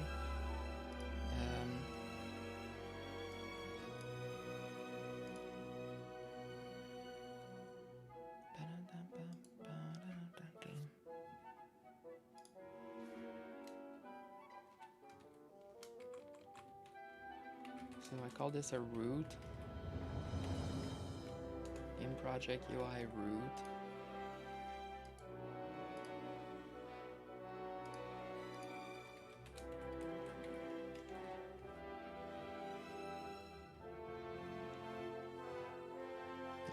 I was looking where this would be automatically placed. Would it be inside of here or there? Good to know that they're putting it at the end. Okay, now we have this. UI is not called UI, it's called root.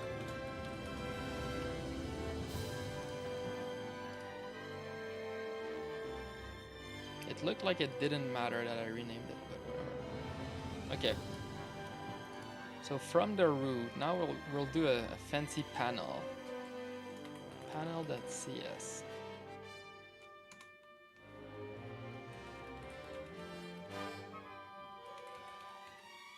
UI public class panel.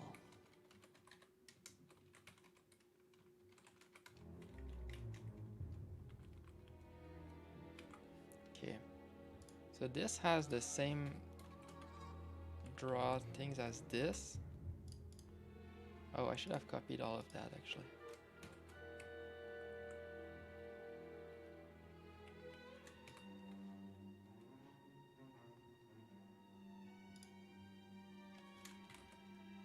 Okay, where do you get the sprite batch from? I guess I pass it in.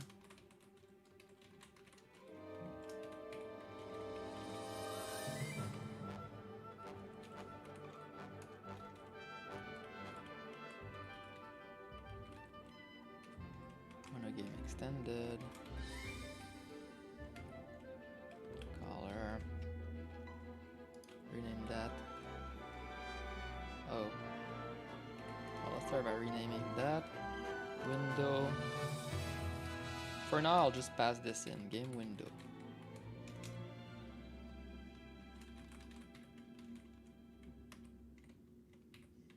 Rename that window. Okay. So you don't get this.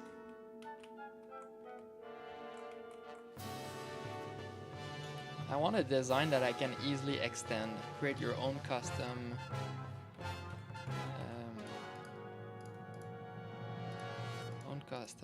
components if possible, with your own custom inputs and also own designs.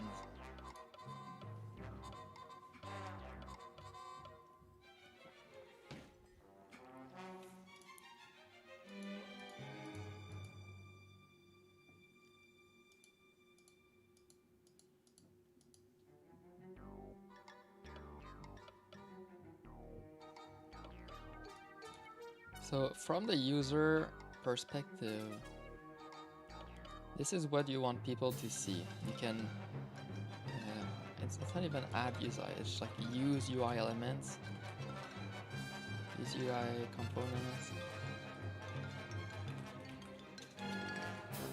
And then also you want to process input. You want people to think this is what's happening, so they can put this anywhere they want.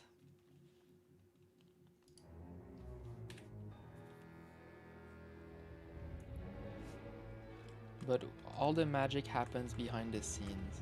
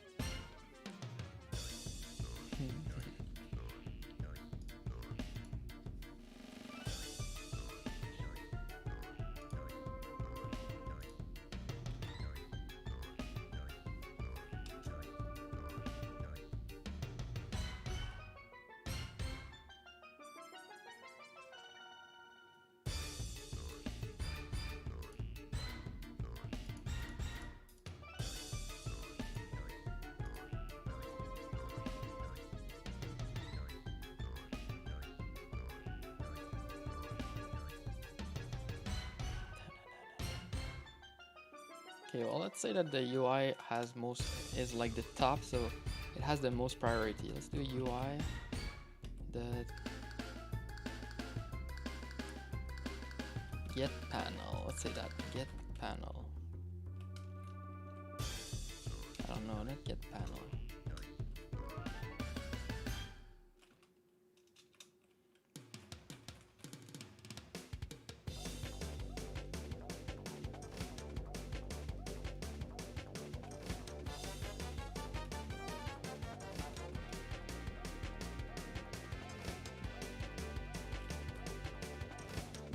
How are you supposed to do this?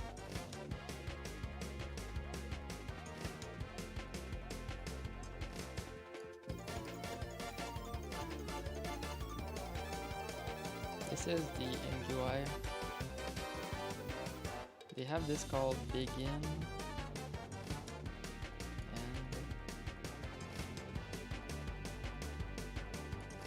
maybe I'm still too much into the object-oriented mindset.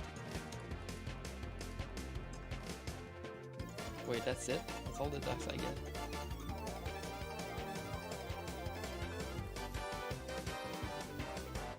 So they say dot combo.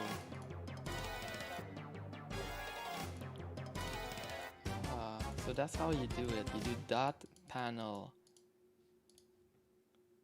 Okay, I can work with that. But I don't want to have the dot panel be here. So do I do... So there's no... Instead of the constructor, do I do... public static void. Well, it probably won't be void, but let's do panel. This dot this root. So this is wrong because okay.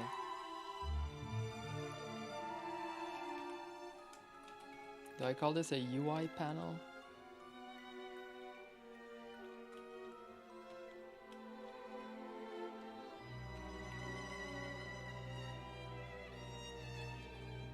Let's reload. I don't know if this is a real error.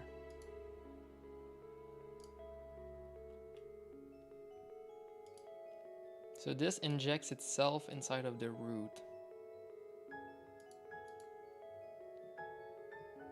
Did I crash?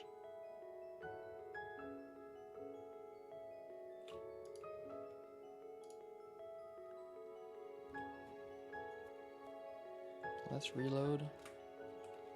Sharp restart.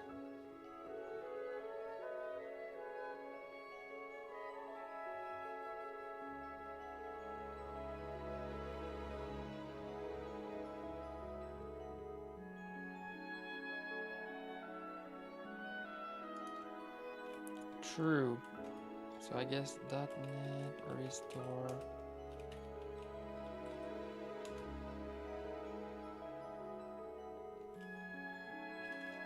Is that really the issue?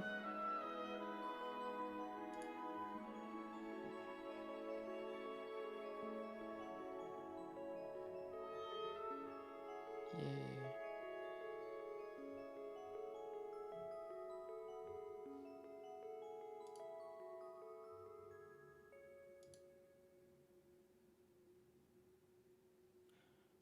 I forgot how to do extension.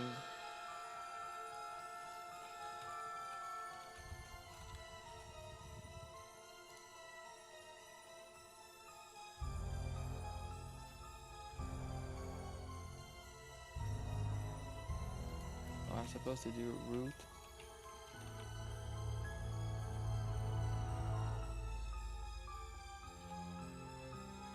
Was there an issue?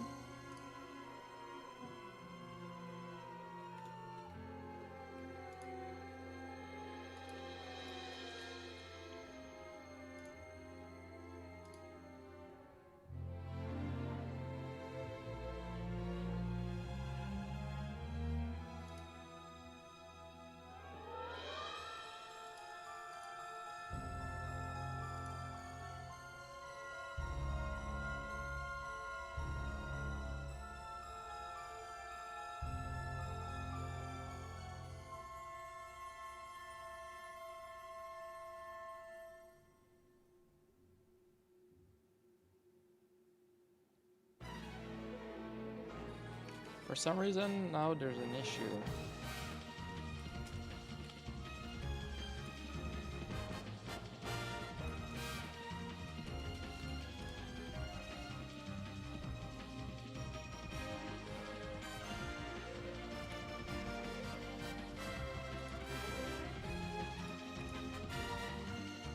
Let's restart. Maybe this is the...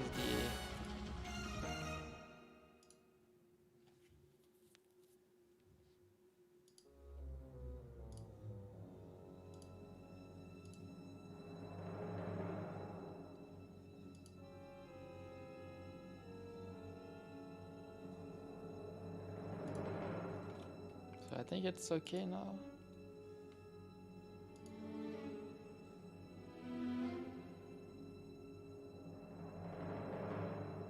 A non-generic.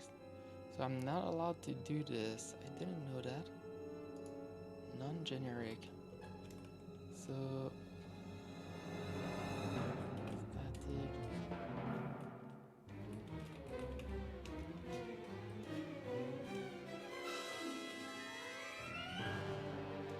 Is that what I'm supposed to do?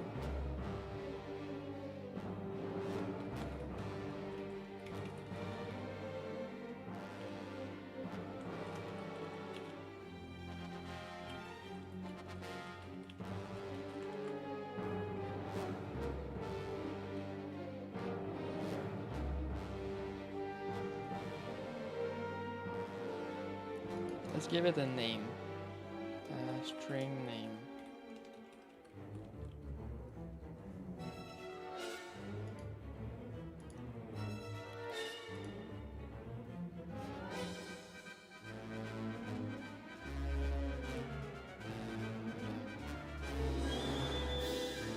Okay, let's create a base class component. CS public name.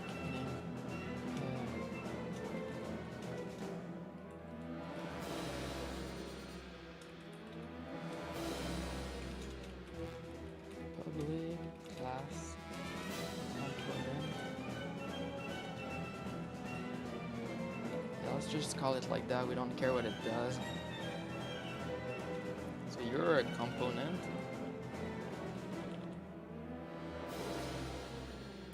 So this is a panel.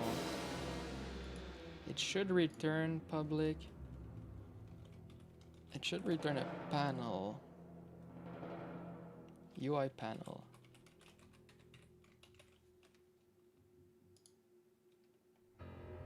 Well, now I don't. What is this? Okay, never mind. Since this is no longer in here, I'm allowed to have this called panel. Oops, I cancelled. So I have this component that is a panel. This UI panel extension, whatever that means. Why is this wrong?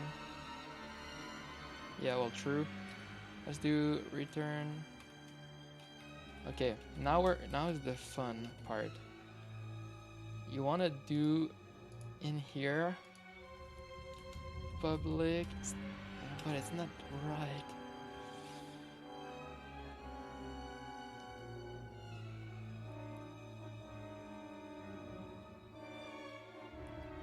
Okay, public.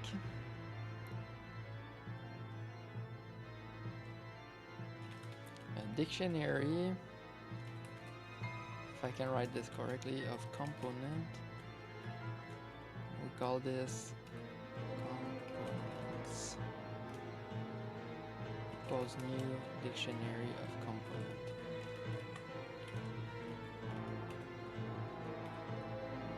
Did I write this wrong? What's the issue? Of component from a name. Oops, can't write.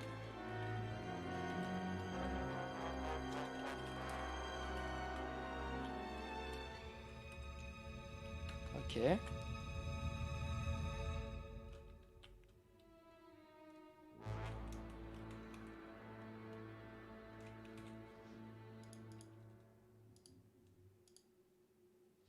It's not yet loaded, so let's reload. So this is a component.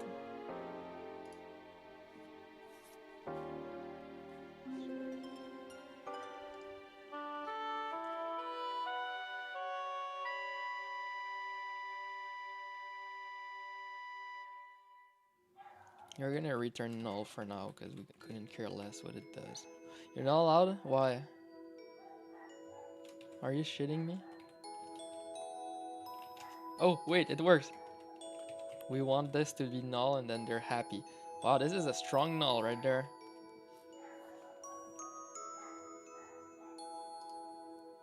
Okay. So in here we have this. This is a game component.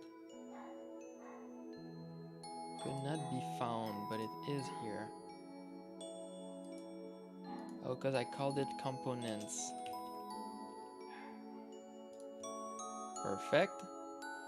So now I'm allowed to go and say if root dot components contains key.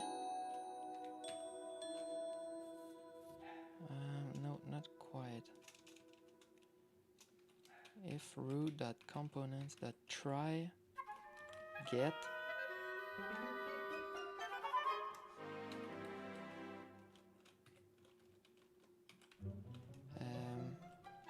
is a panel.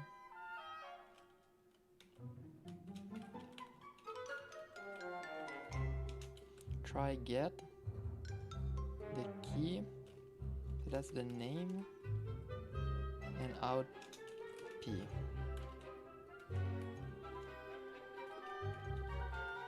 What's wrong with out?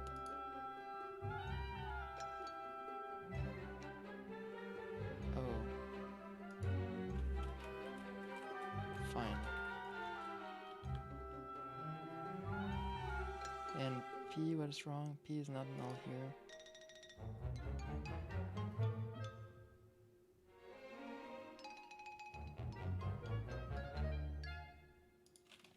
So is this how you're supposed to always code now? If you have nullable? No? Okay.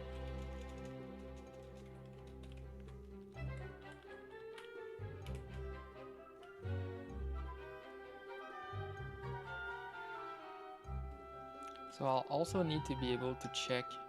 Okay, let's do this. If P is panel,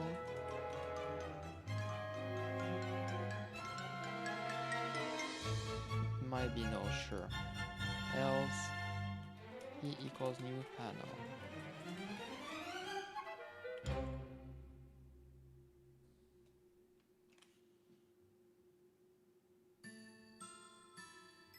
Oh, because I have this error. Ah, that's why everything.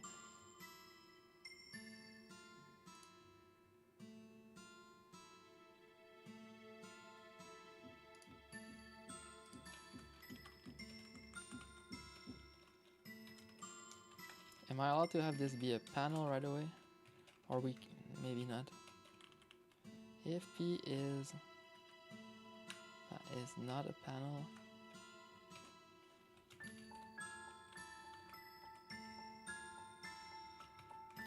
Where was this needed?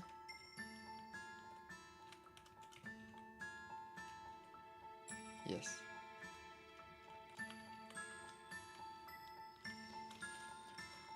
Okay, so if it's not a panel, then we do a new.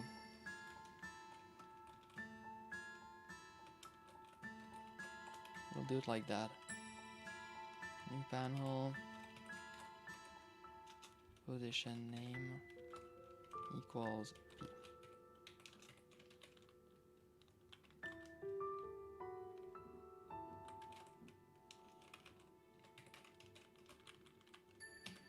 Let's try that.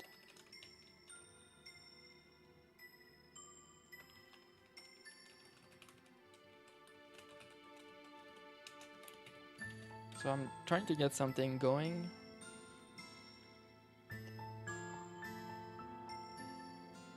Let's do a bool. Not panel equals false.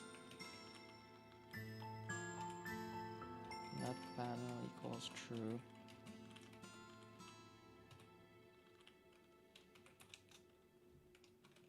If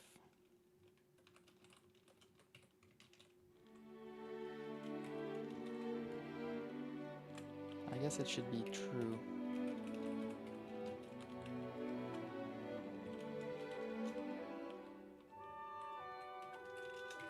This becomes false.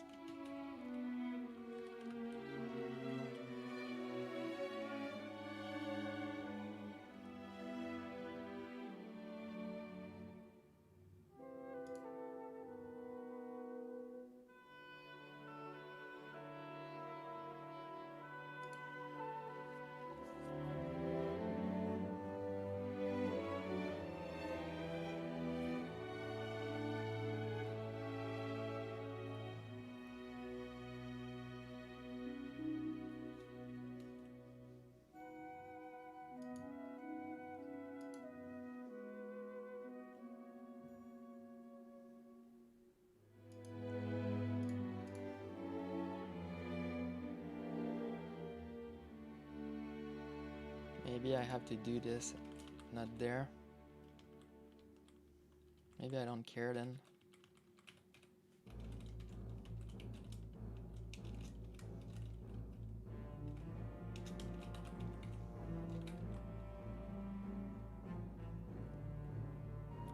Now I'm starting to forget why I wanted to have a try get value.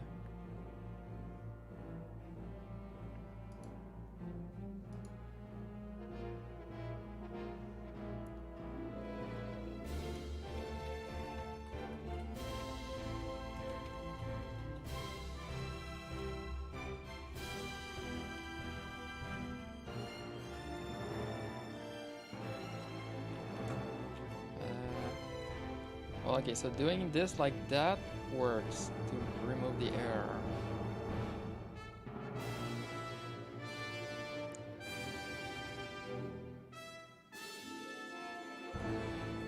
So I don't need the if then.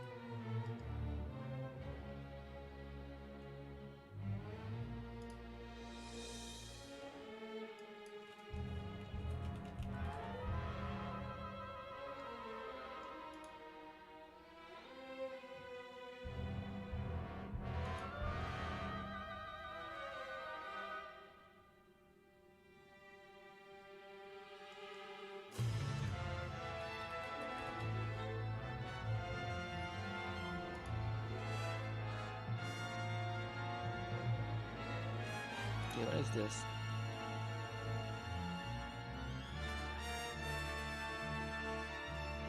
Hey, welcome, Krillin.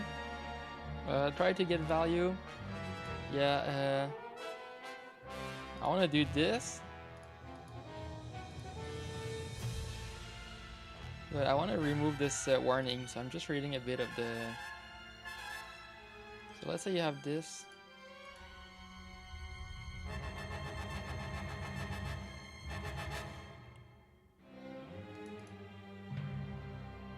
Oh, so I guess I can just say this. I see. And what is the error here? Oh, because of that. My bad. So try to get the value out. And then if you couldn't... I'm guessing we're allowed to do that, right? No. Perfect. Okay, cool.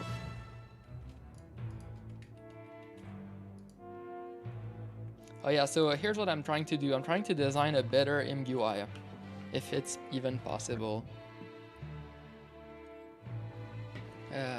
So the idea is that with MGUI, you're able to create components wherever you feel like. But it's usually not good for game UIs. It's better for debugging. So I want something that allows me to still have my panel components that I can create, do whatever I want in the draw, update, whatever, but still somehow be able to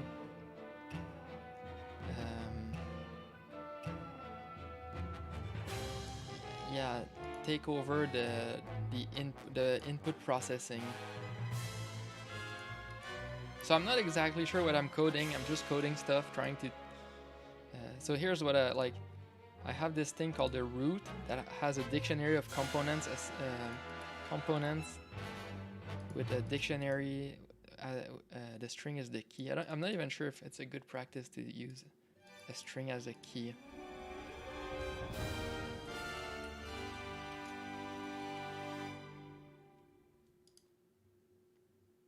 I don't see why not, so whatever.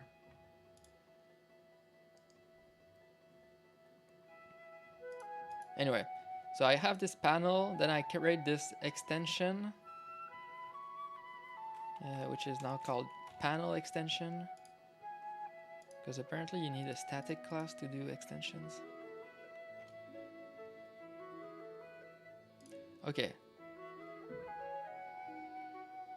So now let's do something I don't care. So let's do a for each on all my components. So for now there's no structure. It's everybody for themselves.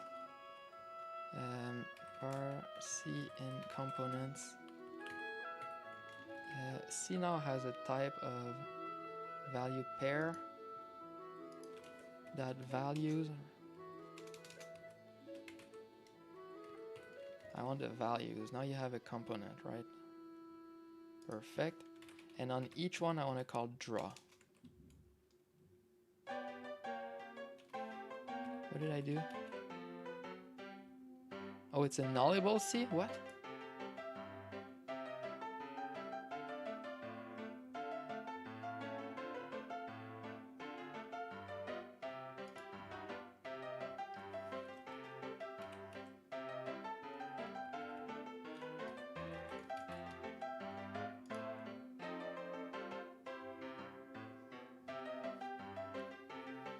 Values.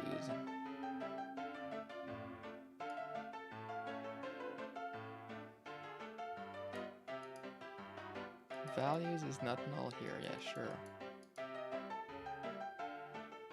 I'm gonna get, I guess I have to hard, not, now they're happy, right? What? Right, I'm so bad. I forgot how to code, there we go. This is a bit of an, let's call this abstract. Oops, I put it wrong. Man, why is coding so hard? Okay, we're gonna get that. This is not the final signature, we just want things to work.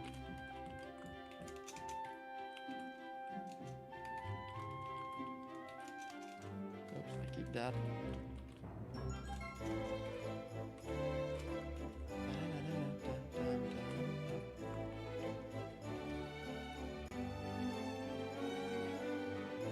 And I need to mark those as public abstract.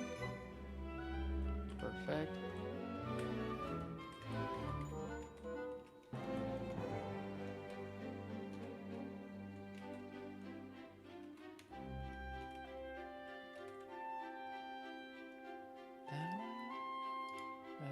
Okay, why are you not happy now? Public override. Override. I'm working on a word VSTO. Add-on which reads custom controls. Yeah.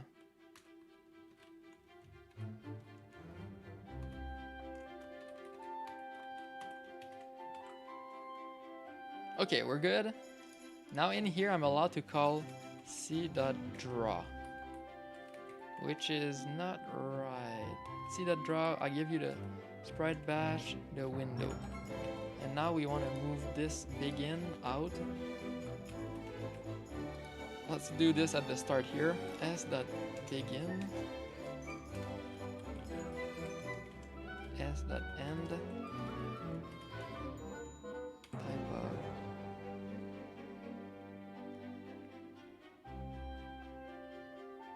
Is that what I'm supposed to use here? Type of? Whatever, I will try. Okay, now that I have this injects the component inside of the root. So if I do my UI thing, dot panel is a thing, perfect. And I give you the name hello.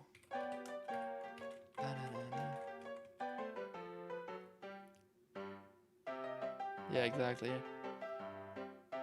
Okay, so I have this panel thing. If this works, we end up in the draw and we're gonna see this white panel.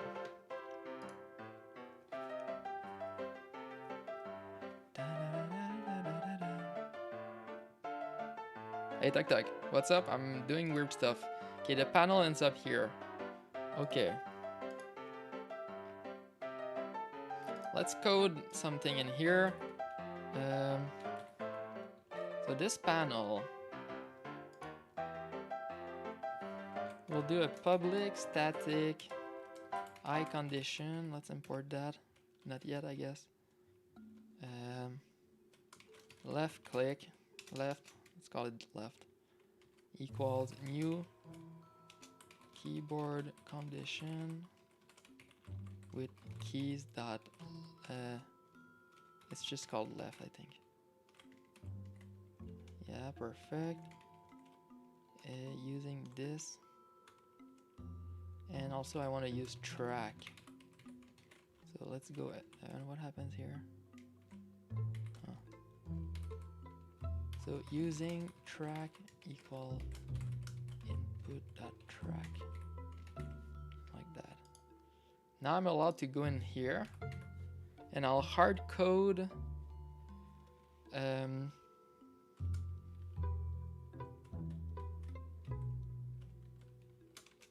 am I doing?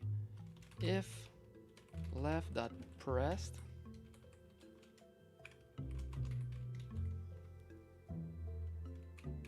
What's up? I'm trying to design a immediate UI inspired UI, but not really. I want to have the convenience of being able to have the components flow. Show an example.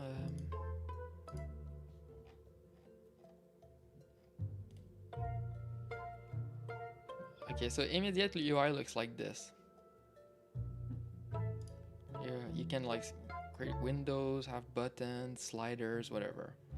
And the way you use it, or like this, you can have UIs like this.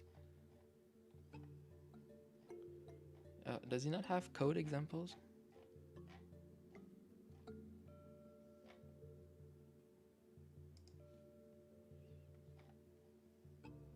Okay, here's how you use it. Anywhere in your game loop, you're allowed to do this.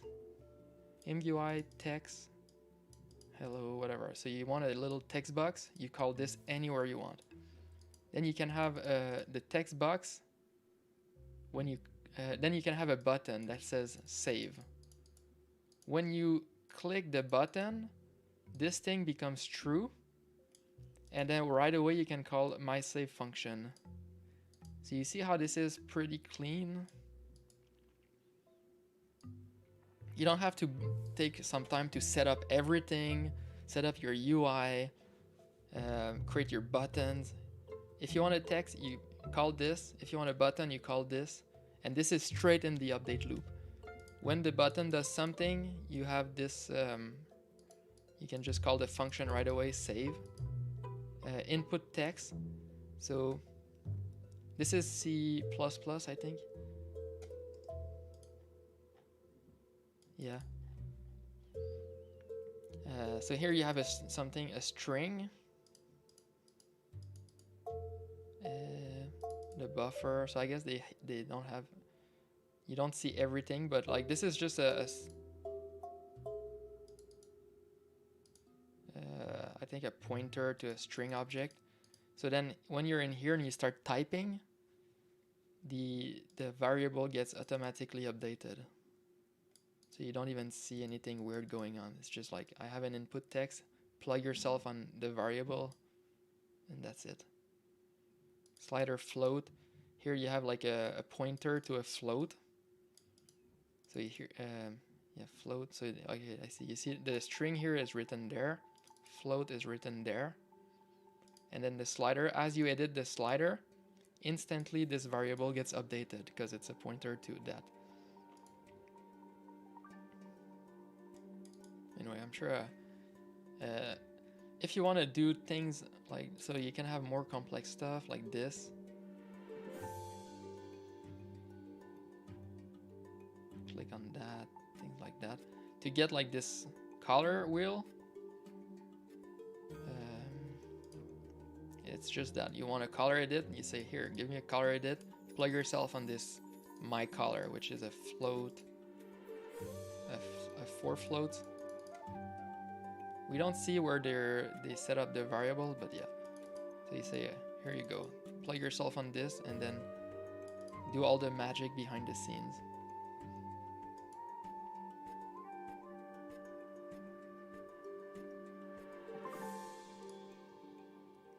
Yeah, let's do this. Unpressed.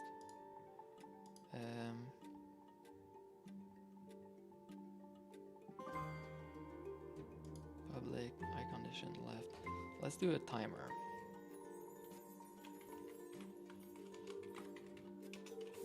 Private. Let's do an int. Timer. Hard coded to 10,000. Every time we go in this update setup, we'll do timer minus minus. That's not how you code a real timer, but whatever. Maybe not. Well, yeah, okay.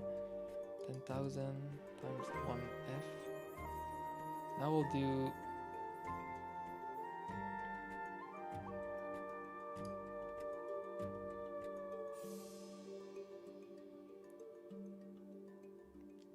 I want to have a little animation with the color.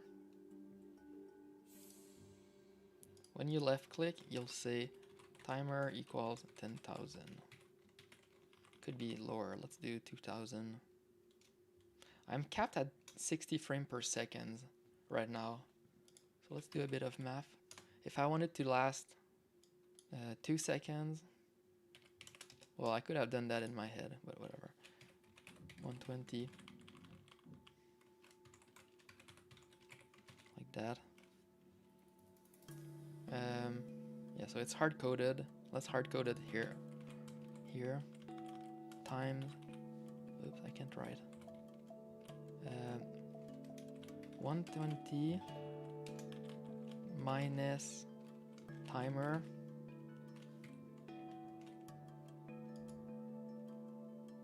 How do we math? I need to know how much this is filled. So as it goes down, if, let's do that, timer is bigger than 0, we'll do that.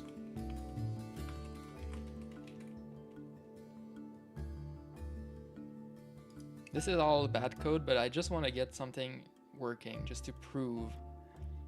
So yeah. So I think we do timer minus timer divided by, which is an int, divided by 120f. Now you get something between 1 and 0 times that. But we need to invert it because it's going down.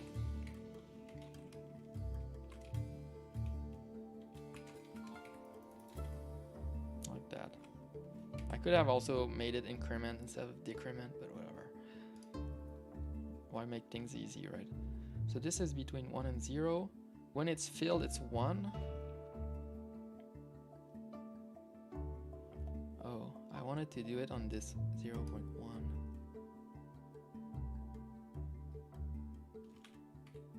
Okay, well, there's no more 0.1. It goes from, you can't see it. Well, okay, plus 0.1 could be okay. Well, yeah. Let's just make sure I have the right parentheses.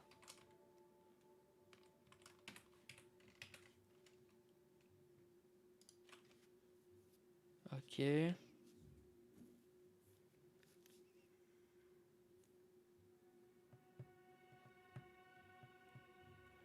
But now if I do that, I would rather have it be an animation. Whatever, let's just keep it like that. It's not perfect because it's gonna go above 1. But whatever.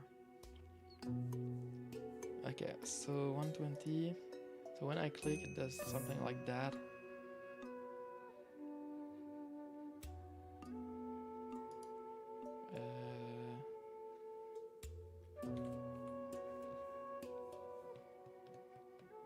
Oh, right now, okay, whatever.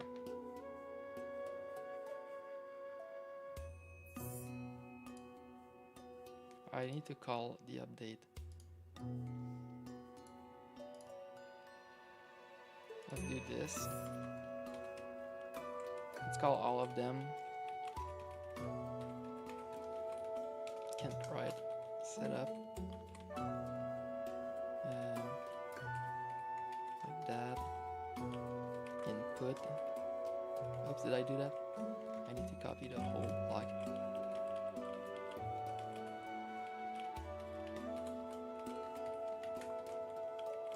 Whole block again.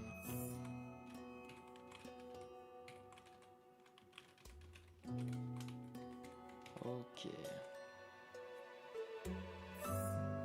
Does this work?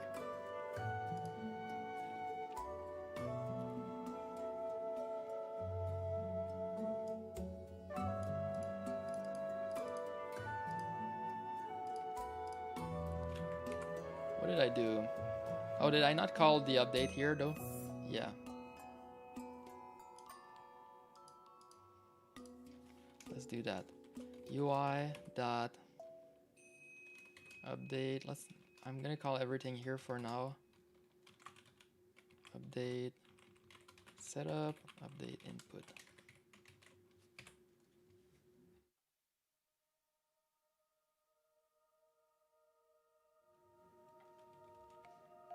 Oh, it's already animated. And it doesn't work. What?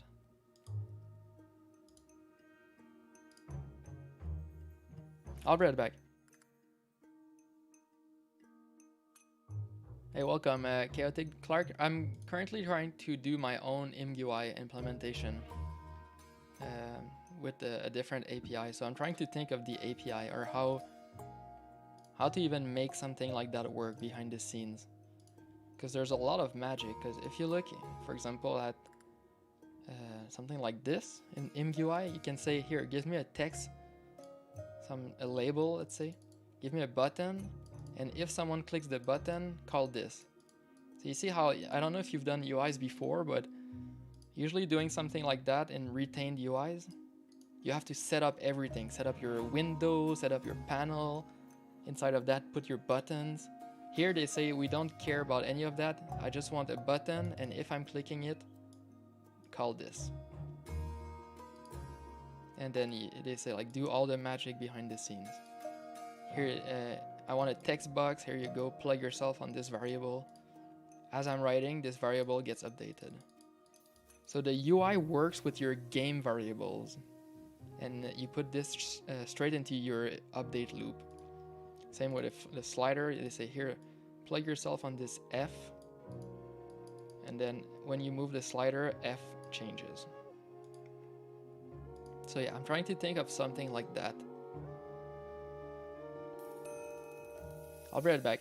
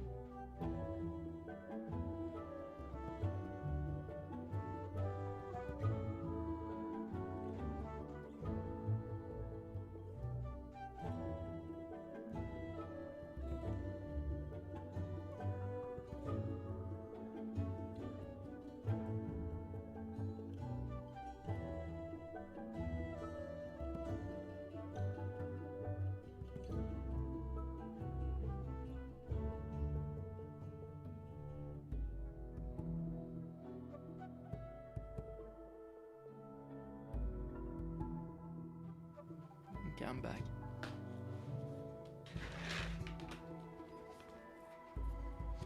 I need more lights.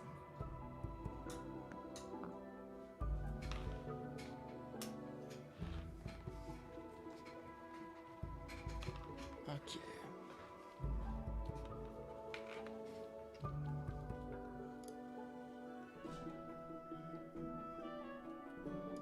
So this goes down if it's more than 0.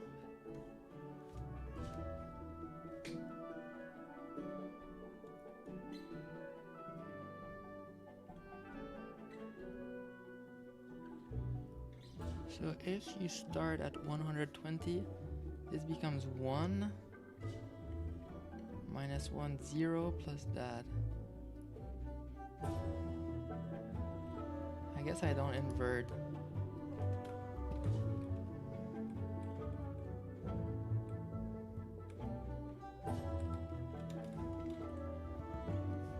Let's try that again.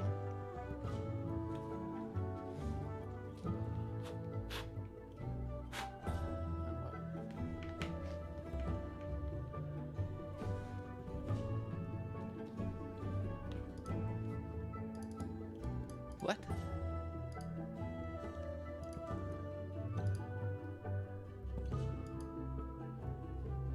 Does it never become true or something?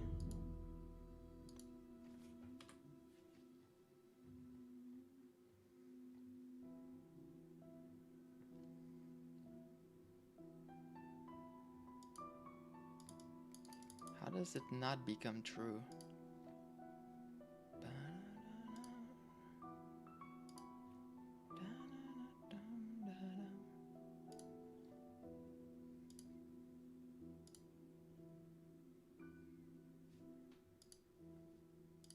Root.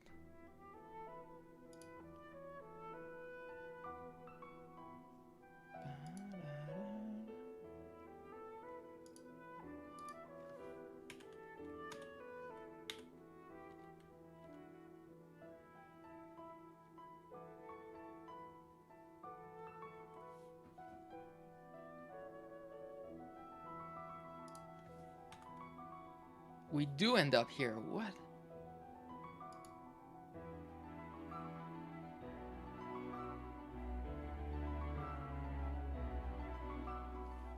But now it's not true.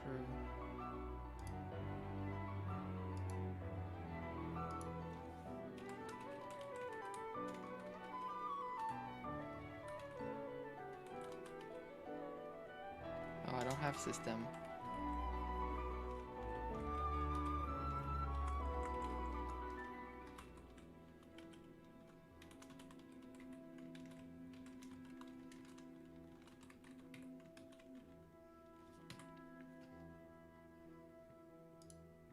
This was useless.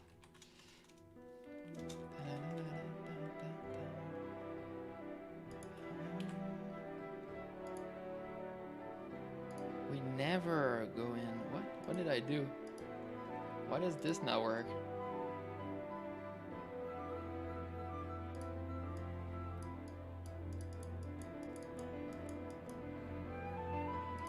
Even though we do end up here. Left. Press.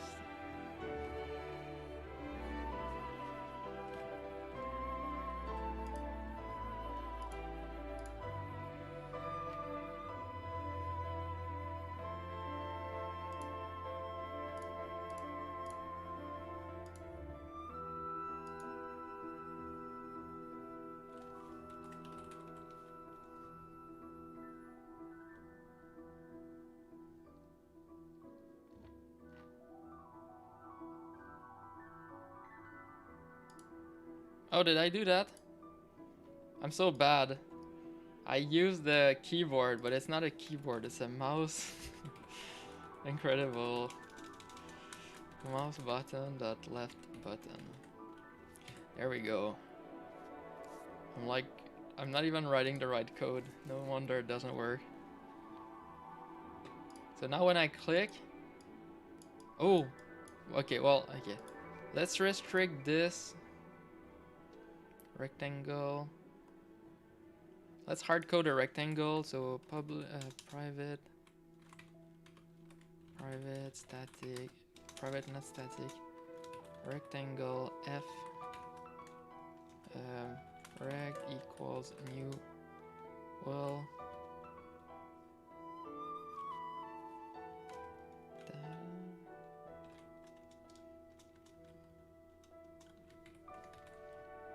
let's copy this rect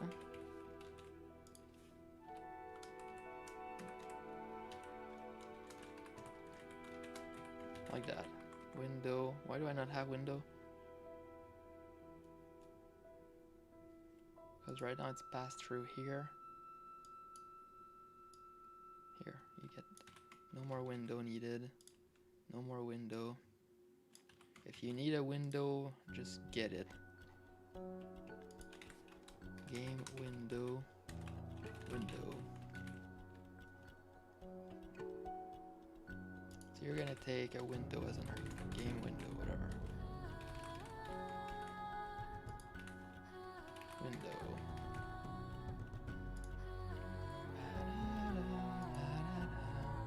Okay, when I pressed, and I'm allowed to do this. Camera.mouse world.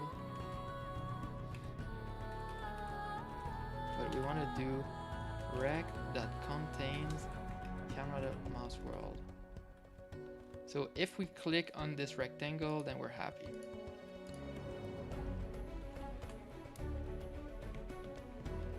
Oh, I need to do the invert condition. Also, what did I do? Oh, right, because I removed everything that was here.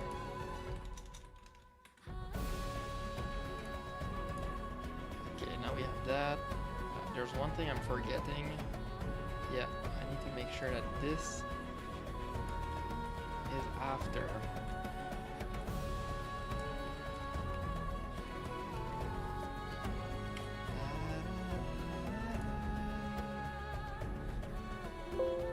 Still forgot something. I gave you my window.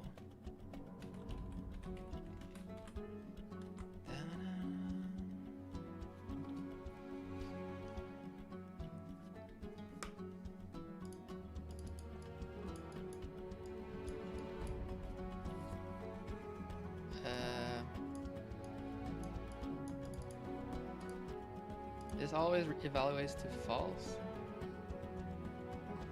Wait, yeah, that's true. I don't want to have the world. It's in the screen position. Camera. Input.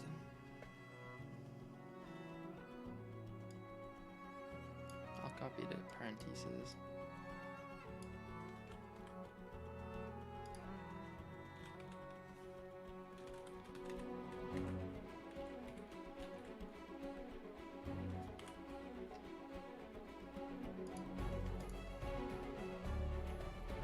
Need the hello anymore. So I'm able to drag here, and now if I do this here, it doesn't drag. Ah, that's awesome. Okay, we get something that's working now. Oops, hello. Okay.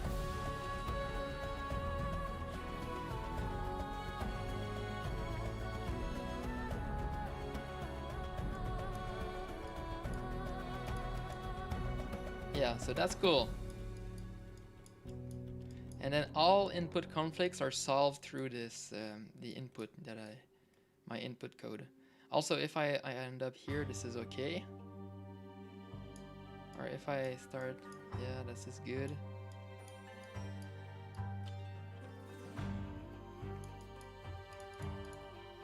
Let's make this be a bit less annoying or drastic. So we'll do this times that multiplied by this.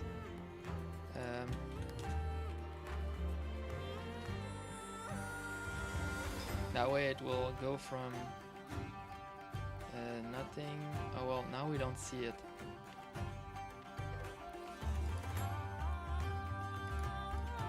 Okay, let's invert that. So we do 1f minus this part.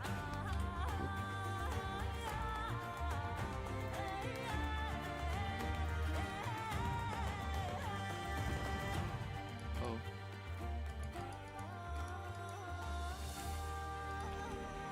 Sorry.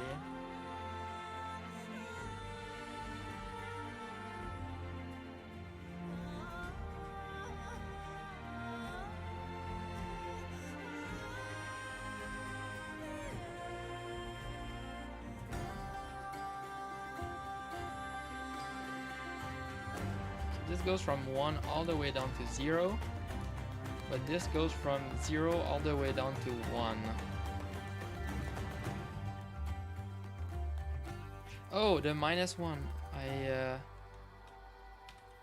Well, okay, I can move the -1 inside of here. 1F minus. Now we have the right priority. Wait, do I have that many parentheses?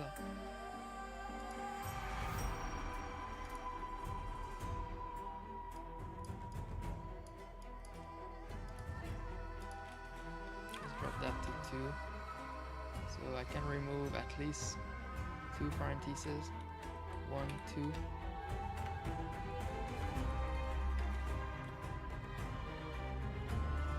Looks good to me. I'm just doing some fancy animation on a code that I'm not even gonna keep.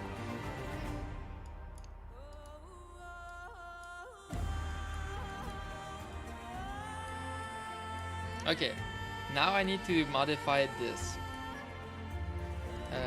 Input.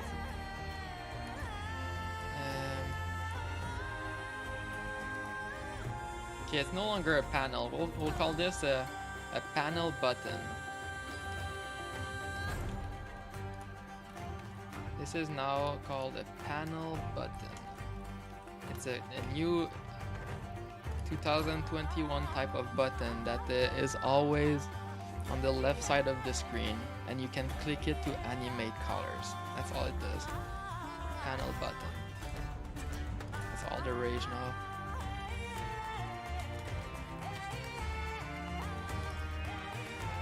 We call that panel button. This has to return something.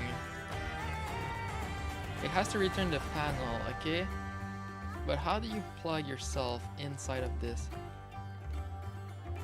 Like, I want to be able to do if it got clicked. I want to write hello.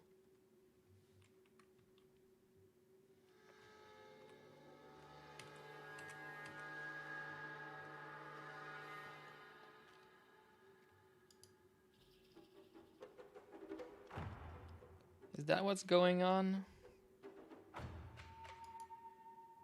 The input is handled inside of here. Huh.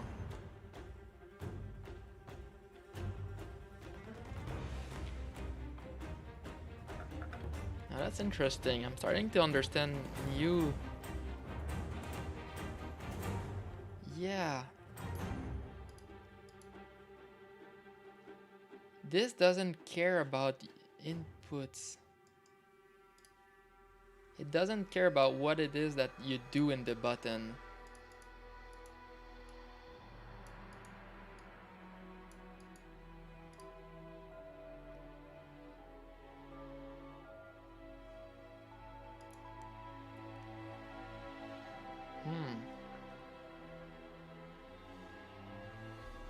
So in reality, I can decide on this panel things that it's allowed to do. So I could code it like this: public bool. Let's say it's a pressed. Public bool pressed.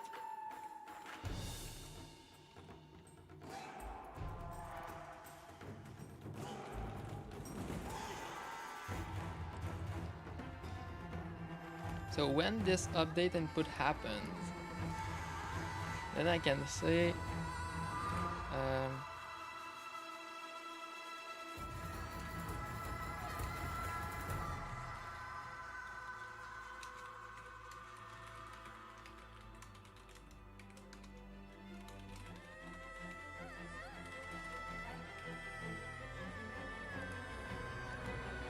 Let's save that.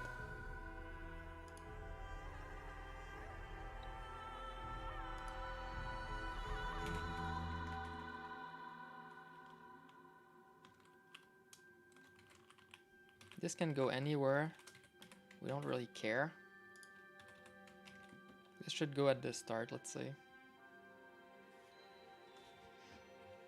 And then here, this should return the panel, which it already does.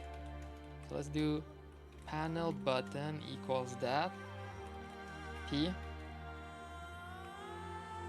And then we can do P dot pressed.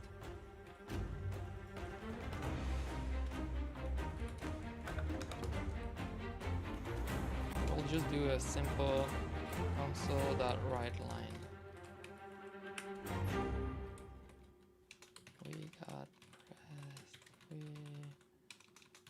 And then I'll also put the time plus I'll put FPS, no, whatever. Game time, total millisecond. Okay.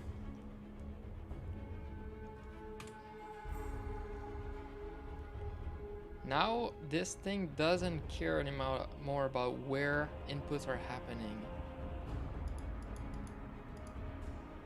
We got press, wait. That's awesome.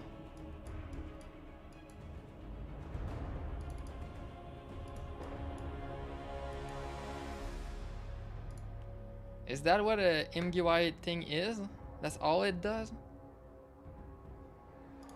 Okay, now I need something here that says if the component is dead. In other words, it should be cleaned up.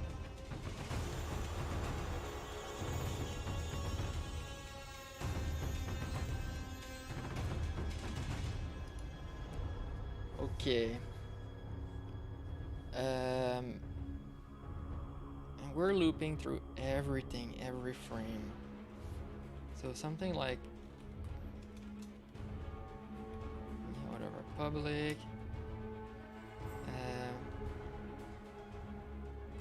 alive bool alive like that. By default it's false, I guess. I don't care. This panel, before we send it, we say p.alive equals true. It's not alive, it is alive. And then if it's dead, this here has to clean up everything. So in the update setup, so do you clean it at the start, or do I add something called update cleanup? And that's when we clean up things. Hey, welcome Chef Kalashnikov. Hey, are you ready for some hype stuff?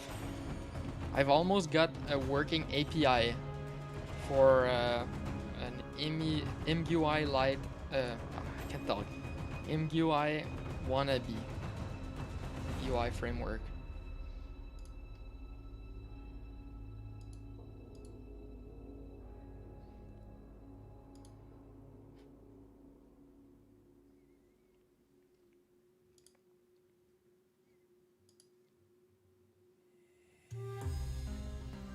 Oh wow.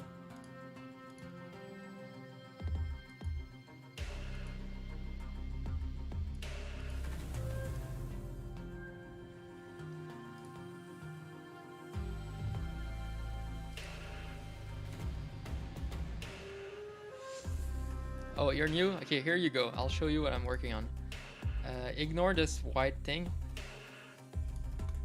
So I'm currently coding an editor, a map editor. So I'm able to create objects, click on them, resize them. Oh. I'm seeing a bit of bug, but whatever. I can do this. I can undo, redo. Pretty smooth. I can spawn 10,000 things and still have generally good FPS. It's really fast.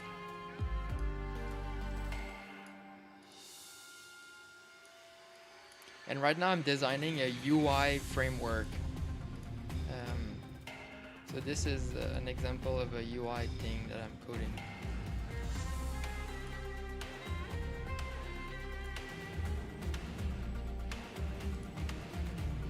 Since you're new, I can show you what my real game is about. I'm working on a game where you're on an alien planet. And all life on this planet has evolved to use volcanic energy. So the trees have free-flowing lava inside of them. And your goal is to run on top of the trees, and in different areas you have lava bursting out. So you're trying to not get exploded. Do I have my game here? Not this. I'll play the game really fast so you can see what it's like.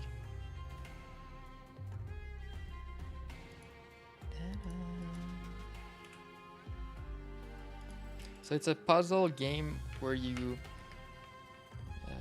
it's a puzzle rhythm game. Your goal is to observe patterns and figure out the safe spots. And then you can proceed. I'm running the game, but it might take a bit of time. Oh, it already works. Wow, that was fast.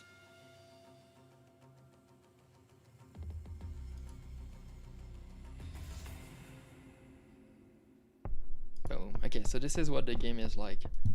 So you get a rhythm, and you try to figure out where to be. Whoa, lag. 38. Okay.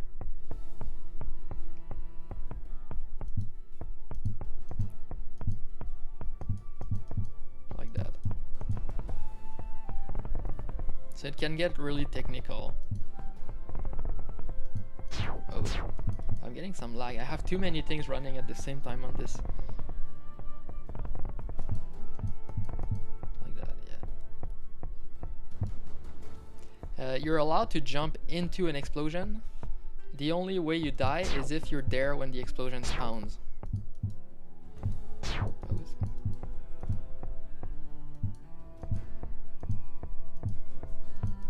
Perfect.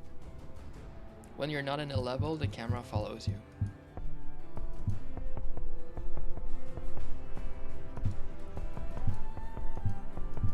So I have all of those memorized, so I don't fail too much. I can go back if I want to replay a level.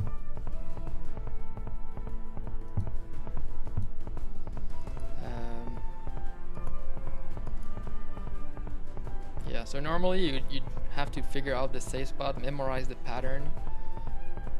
But once you figure it out, most levels can be beaten in 2 or 3 seconds. Oh, I knew it.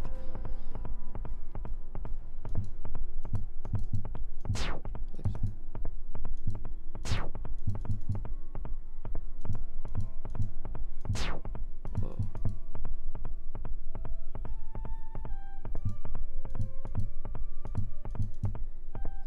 There we go. So yeah, this map is not made for beginners. I can show you the demo that showcases the mechanics a bit better. Are you a game dev, by the way?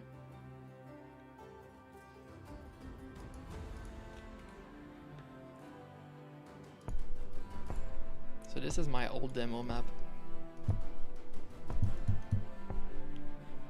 Yeah, so you die when you're on the explosion, on spawn, but otherwise you can jump in. And you have a bit of leeway.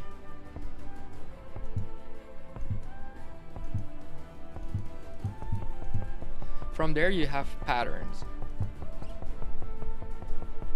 Nice. Are you in computer science? So you get patterns like this. This one is not too hard. You can see the safe spots. And then it's not too hard to cross. This one is a bit different. So there's a big line at some point, So you need to dodge the line. Oop. And then you can cross. This map is also not good for beginners, but it's good to showcase game mechanics. Computer nice. So this level here is you can't even run in a straight line. You need to start backtracking.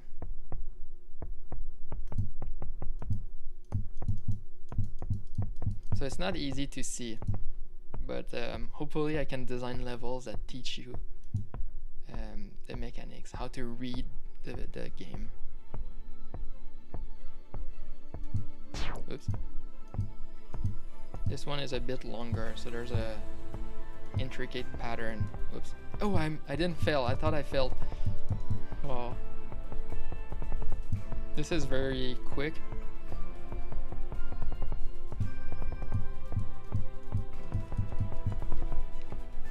I'll enable the line so you can see where I walk and where I click.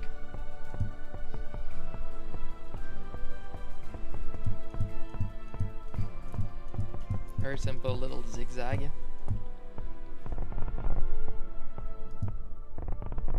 So yeah, this one, if you just try to run, it doesn't.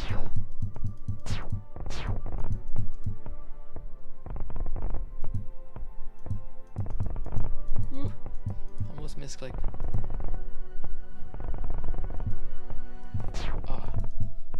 I designed this level specifically to mess up the pathfinding.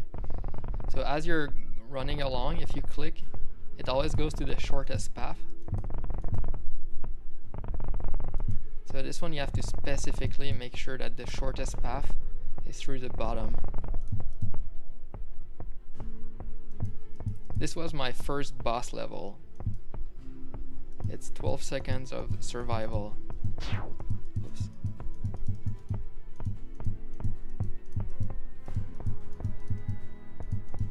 Oh, I knew I was gonna die there.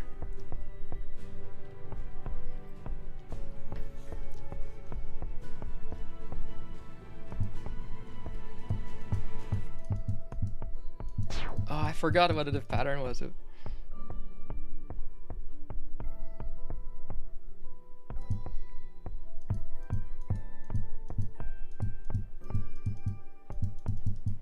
Oh no.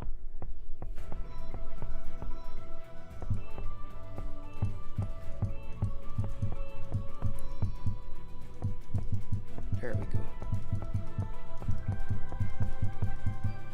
Yeah. It works also with a controller. Hey, let's see if my controller actually does work. I can't remember if it worked. Oh, it works on the demo map. In my new code, it's broken. Huh. This is the first. This is an example of a very simple puzzle, where you have a hole in the center, and then you think that you're fast enough to go all the way.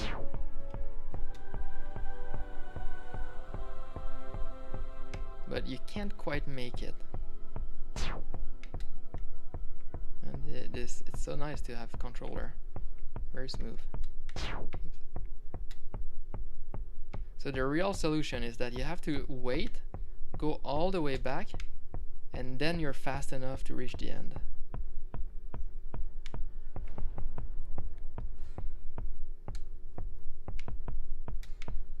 Oh, this was to showcase precision controls.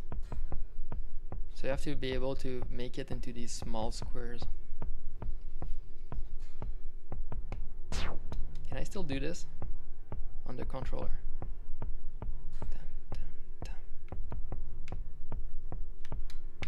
Oh, I knew.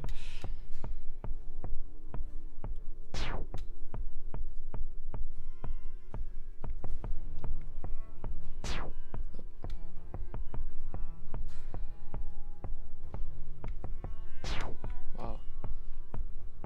I haven't played with the controller in a long time. Oh, that was close.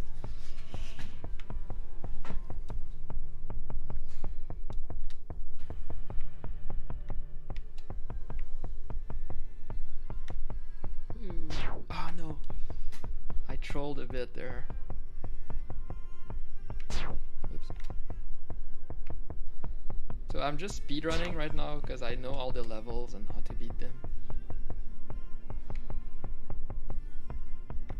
Oh. There we go. Yeah, so that's the game idea. Very simple. It's all about movements.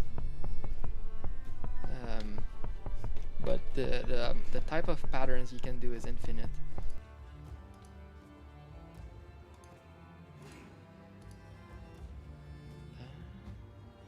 Oh, we're allowed to do this.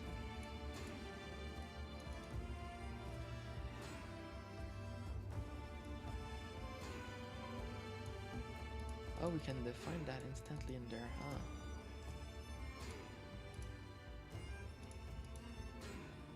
So right now I'm designing a UI system.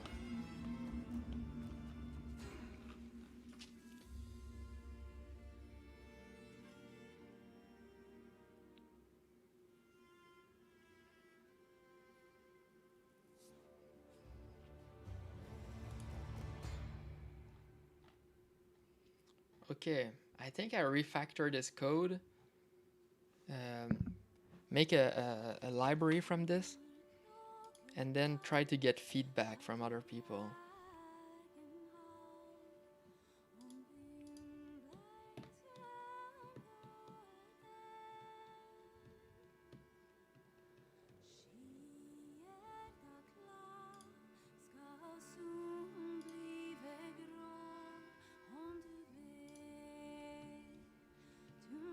Oh, okay, let's do the is alive false.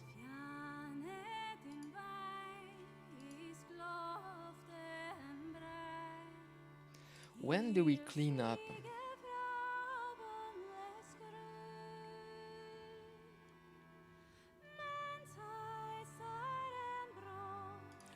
Let's say this is what it happens.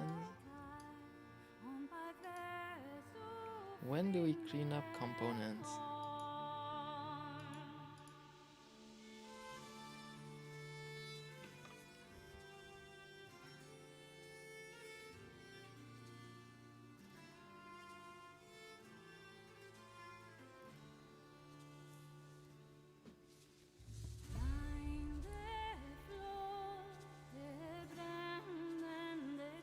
So I'm actually allowed to do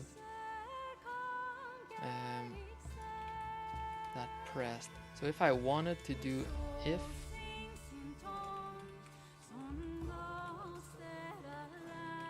like that, I'm allowed. UI panel button, hello, pressed.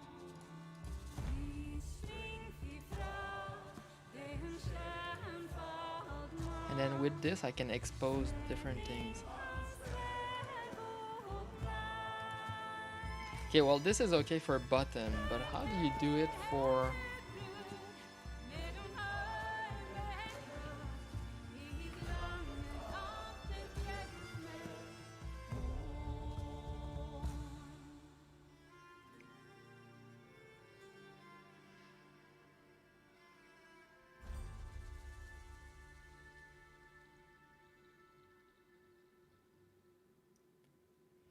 I still need to be able to provide my own values.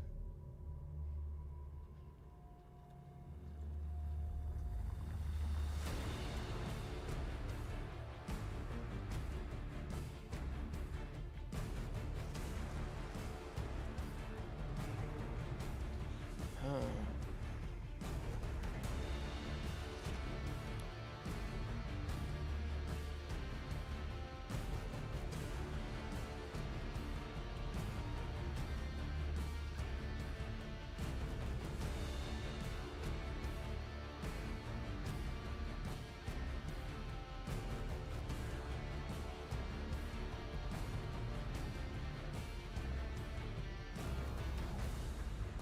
Okay, well, whatever.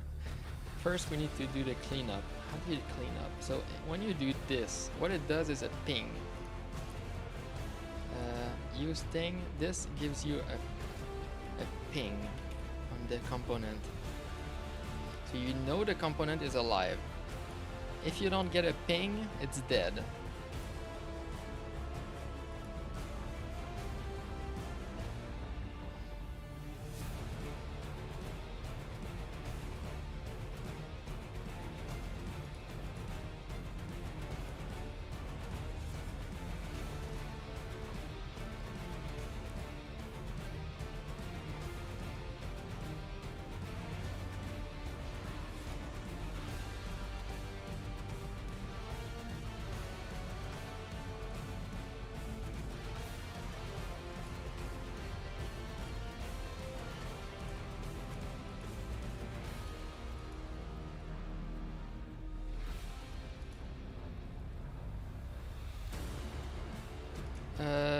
It's not really bad because all ping is it's a you have this value is alive, which is a bool.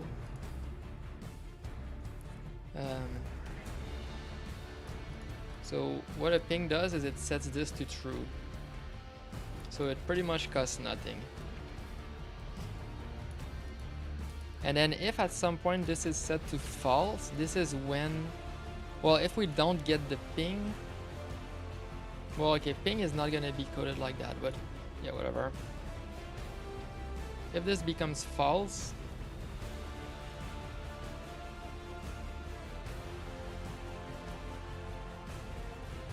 so maybe we need the concept of an update cleanup.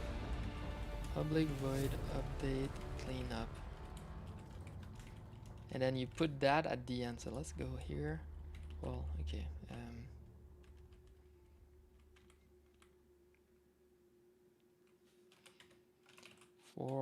I'll do it backwards. That's okay. Equals components dot value that count minus 1.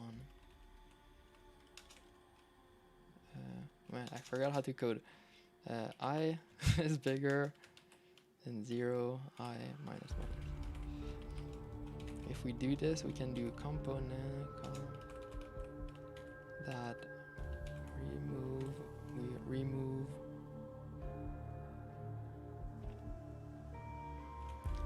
okay, we're allowed to do the keys.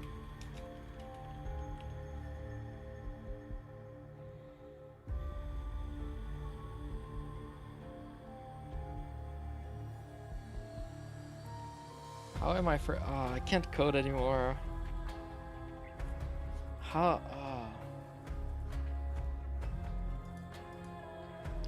My brain is actually broken.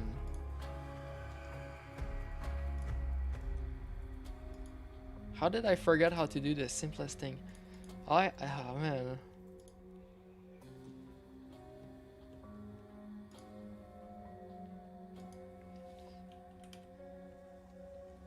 I need to remove like the thing. Yeah, well, no, it's not exactly a C# pattern. Usually when you have like, let's say, a list, and you don't want to do a list clear, you want to manually remove everything yourself, or remove X amount of things. Or what you have to do normally is to loop backwards, okay, and then remove the there's no remove at, right? No. So you remove the element at I, which would be okay, well, this is one way you can loop backwards. Another way is to have a separate list on the side. Whatever, this is not valid code, but whatever. So you have a list here, then you do your first loop forward with everything you want to remove. You add them to the list, and then you do a second loop, removing the things you selected on the first loop. So usually I do the version where you loop backwards because you just need to loop once. But this is not a list, this is a dictionary.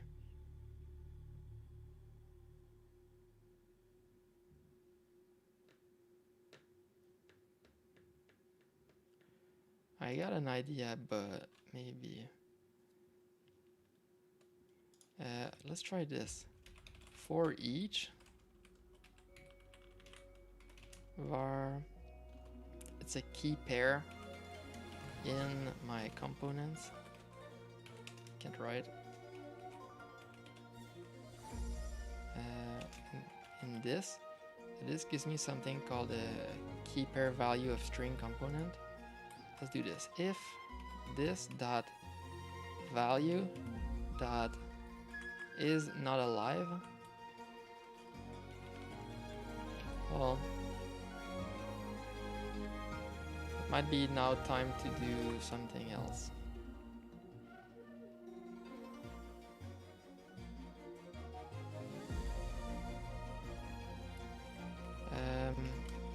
Oops. I guess this is a case where I can trust my input system. So let's do this. This is now a uint. Let's call it last ping. Okay. So you're gonna say, instead of saying that to true, last ping equals input helper dot current frame. Okay, so that's my last ping. Now, if my value dot last ping is smaller than my input helper, whoops, I can't write at all. Input helper.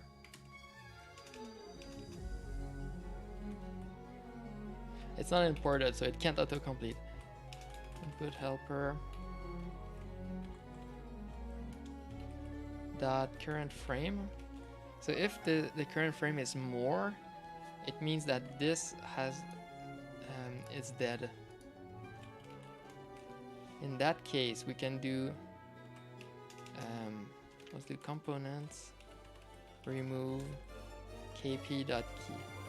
Now they're not gonna be happy, right? It's gonna crash. Let's just try it though. I want to see it crash.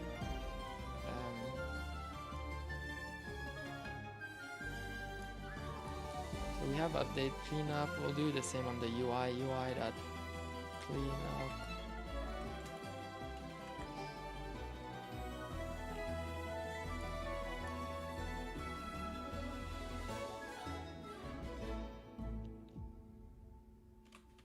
Okay, let's run that. I'm supposed to crash here. If it doesn't crash, I'll be worried.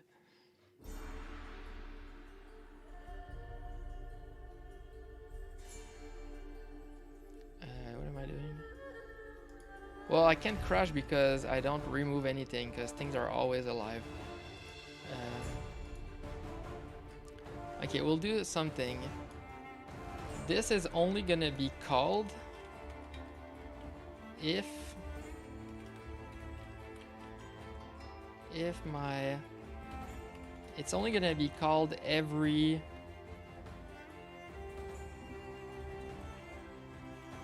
essentially I want it to be on off maybe every 5 seconds. So to do that we need, we'll do game time dot total milliseconds.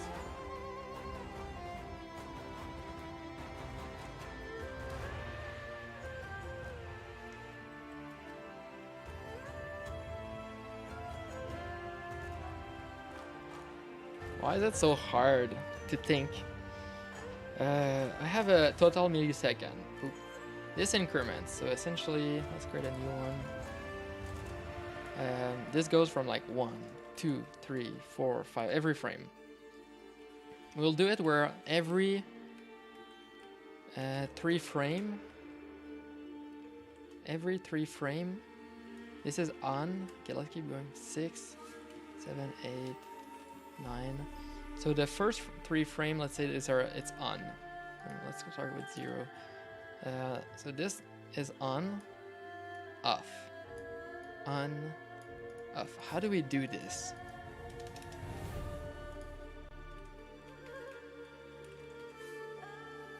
How do we do on, off, on, off? We can do this by trying to get which section am I on, off. So I need to divide by something that gives me either, let's say, 0 or 1. Could it be a mod remainder? No. Well, we could loop indeed. Mod 3, yeah, that could be an idea. We do this, mod 3, but it's not enough.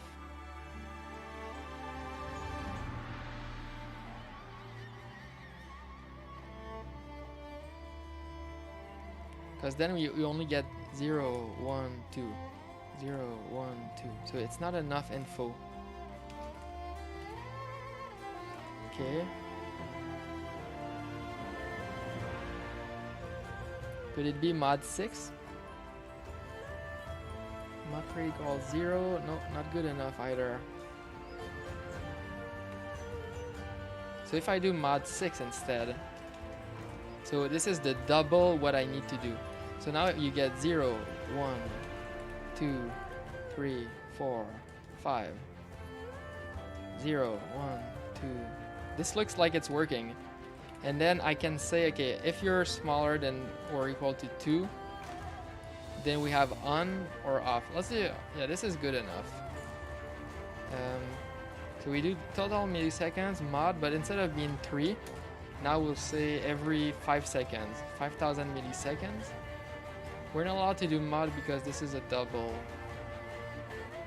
But we'll just say this is good enough and cast it to int. Why are you not happy? Well, okay, sure.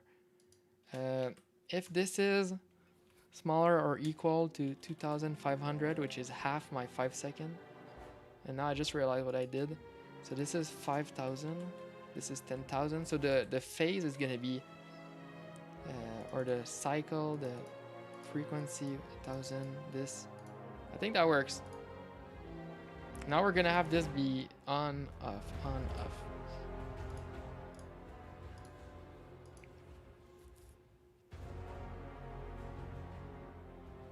Okay, now one, I don't know. Off. And it didn't crash. What? So now it comes back in. Poop. We're able to click it. Boom. Off. Oh, this is so cool. I mean, this is the most useless thing, but it works. I can like do my thing. If I click on this, it doesn't let me select. It comes back with the fade. It's so good. I can still do my selection on top. This was way easier to do than I expected.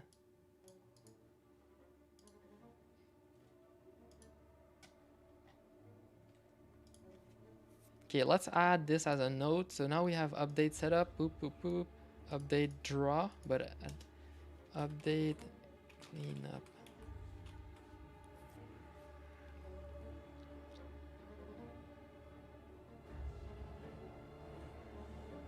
I thought, I guess I'm supposed to be writing clean English or something, whatever. So we don't do process input here anymore. All we do is use UI and thing. It does a ping and return component.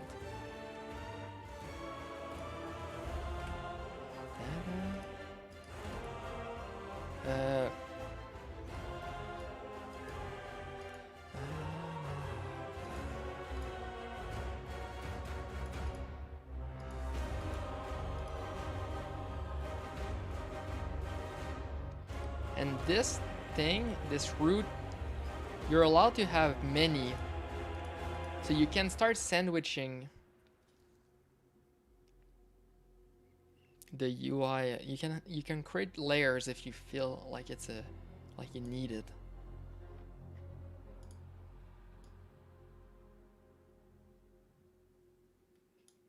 You have full control of when inputs are happening.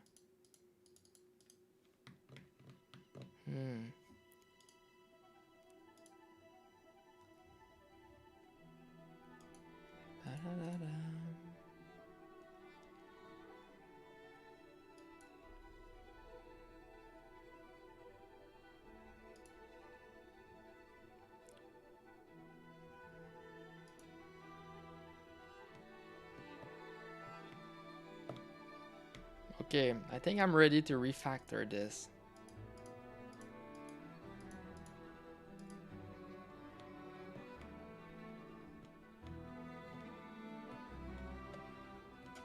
And doing it like this, you don't need to instantiate anything anymore. You have like UI, that panel button, give it the info you need.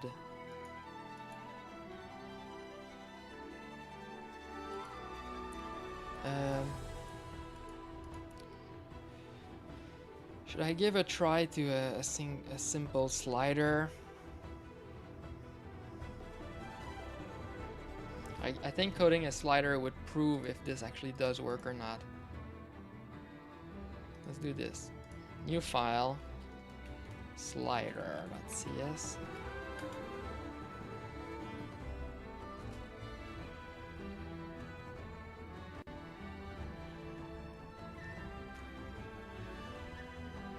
Yep. Always worth. Public class called slider. Public slider. You're gonna have a public float value.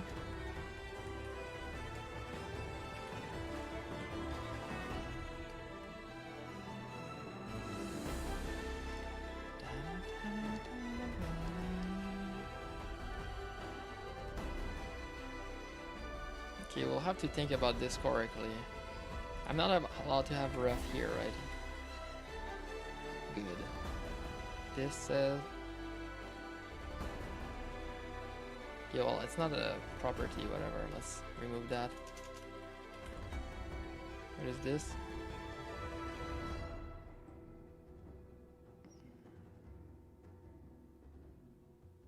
Extern. What is extern? I've never seen that.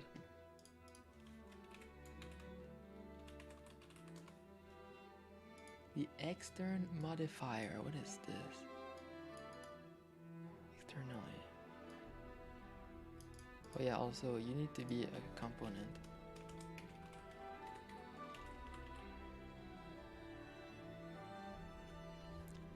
Component, let's copy everything that let's copy this. Yeah, whatever. So my slider is here. Implement all of that down here. You're gonna be override. There we go.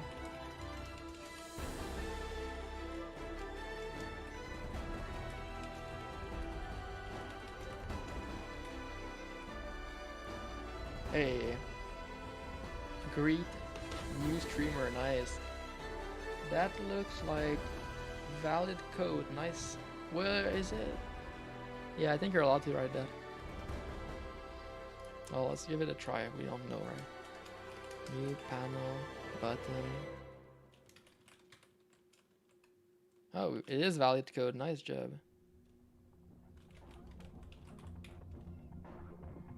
It's not valid code.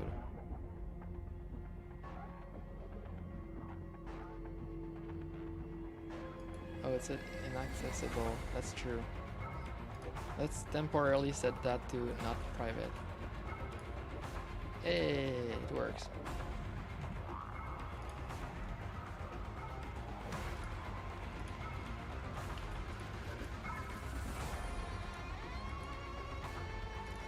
Just checking your code there. Nice. You like it? Crazy language, right? Okay, I'm coding a slider here. Value. Why am I not extern? What does the extern mean?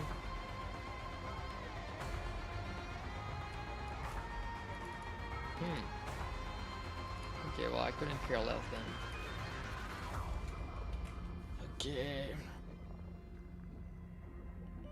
How do I sync this value?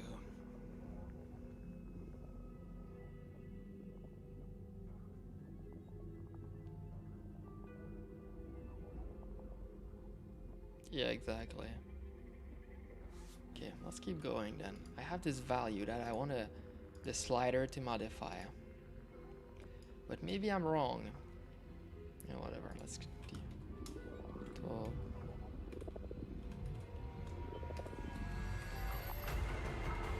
So this is a slider.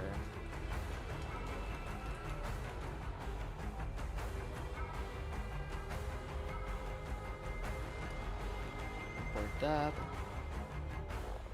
I don't care about the game window now. Okay, you get the name. This is no longer panel button, it's gonna be slider. Whoops. Oh yeah, it is there. Hey, are you familiar with MUI, Samurai?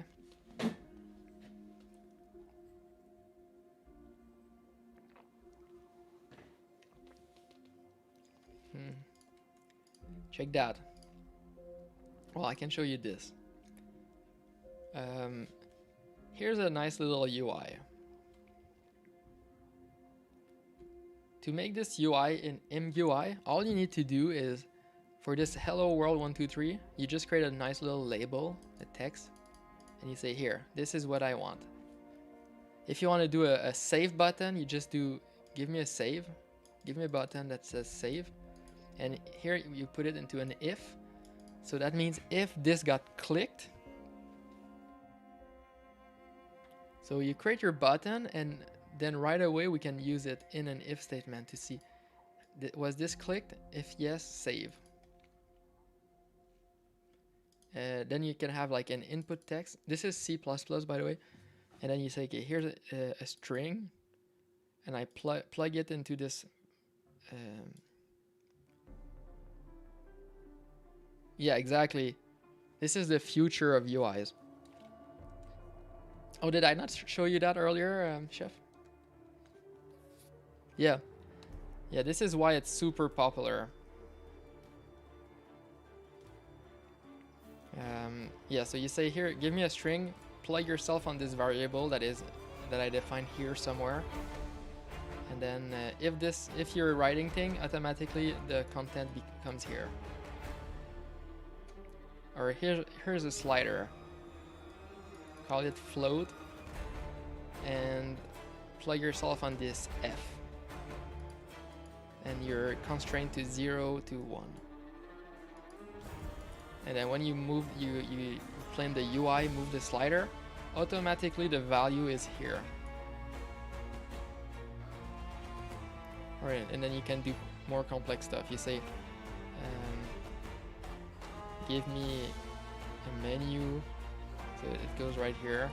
And then here it says, give me a menu bar. And if this is true, in other words, if the menu bar is open, then go in here and then draw other things. Otherwise, you can just skip this whole code. We don't even need this. That's something I'll have to think about. That's kind of really cool.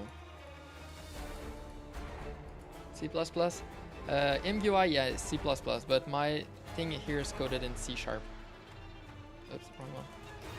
I'm trying to design my own MUI. So try to figure out my own API. Yeah. So I got something that works right now.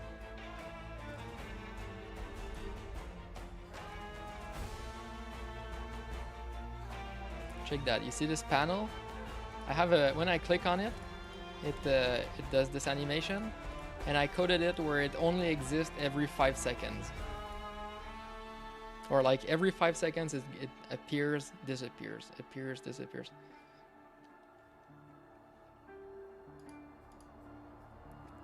So here's what I do. I can say, give me a panel, call it hello. When you're pressed, write this text. So let's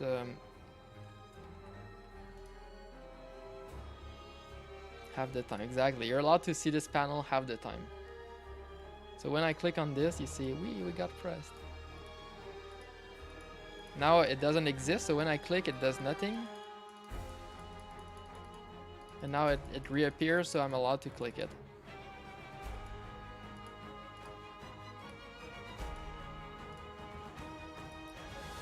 That's fun, but I want to try code a slider. Open CV, nice. Oops, this is not needed. Open CV. I completely forgot what that was. Open.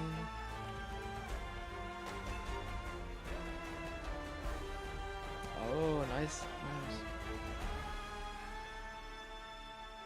Real-time computer vision. TensorFlow, right. Now I remember. Man, I installed TensorFlow on this computer, and then I used it once and never used it again. I should uninstall it. I guess I need this.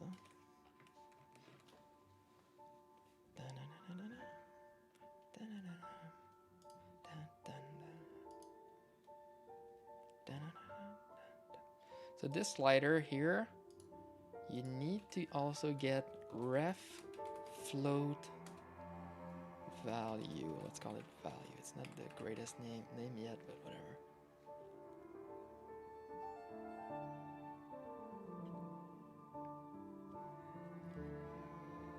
Yeah, that would be fun. This is what that other thing is doing, OpenAI. You can write your website, what you want, and then it codes it for you.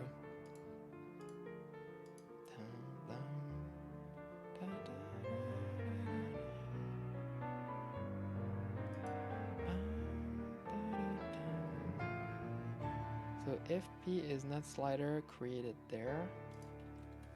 Else. If P is slider, in other words, it already exists.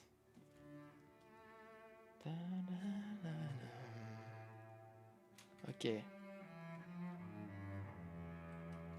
P dot, so this is now a slider. Value equals value.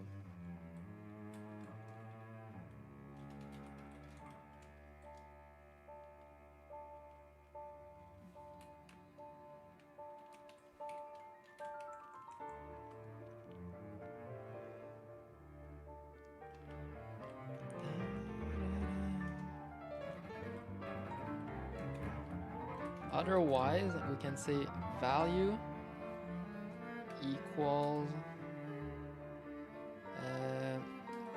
slider P, something like that.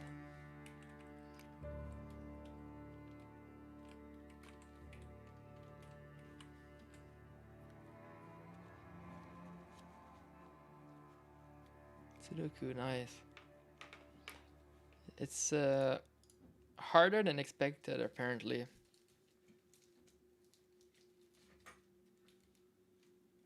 Are you gonna do it with AI? Or are you gonna brute force?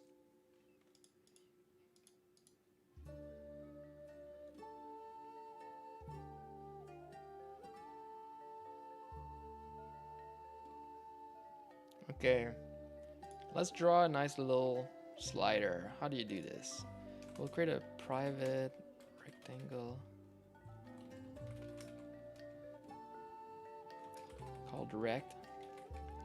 When you initialize that, you'll be having your rect equals new rectangle F. Let's just import that. Whoops, wrong one. Okay, you're gonna be at, I'm hard coding this at 200.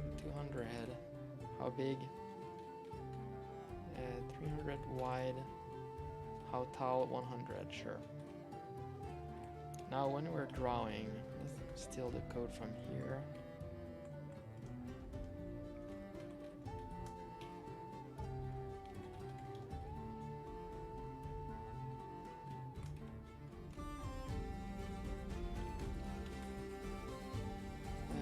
Brute force should work.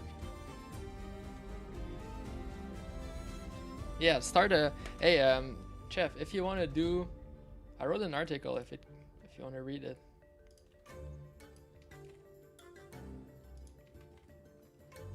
Here, read that. Weekend projects.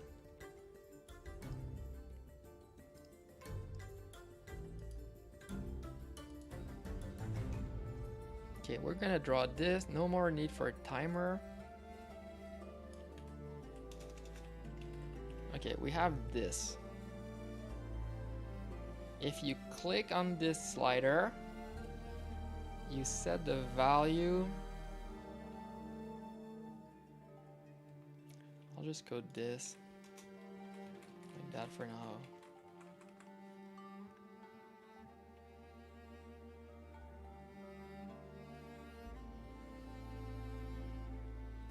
Fill rectangle, this is the background.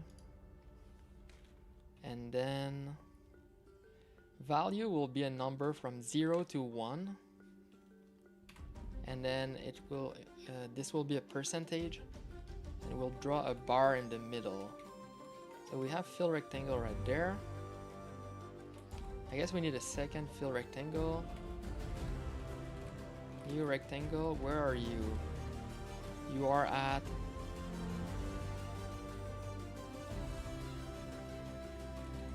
reg.x. How do you map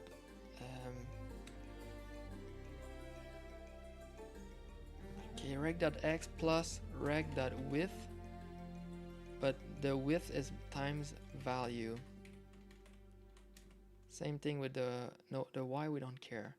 The y is always reg.y, and then width, we can hard code this to like 10. Height should be reg.height. What did I do? 1, 2, 3 reg. Why is it not auto-completing? There's a bug. Where is it? Invalid. That. I went so fast that it broke. 1, 2, 3, 4. It looks good to me, so let's rerun.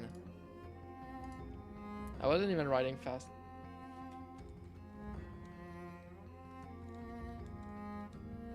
CBD has been shown. Oh yeah, I saw that. But I saw some criticism on the article about how oh, I didn't have time to review it, but those that did it were paid or something to by special interest.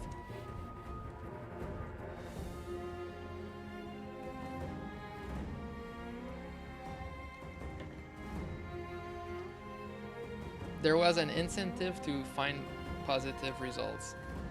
That's what it looked like, but I didn't have time to review it myself to make sure. Oh yeah, there's no bug, perfect. So now we have that. When we click now, input.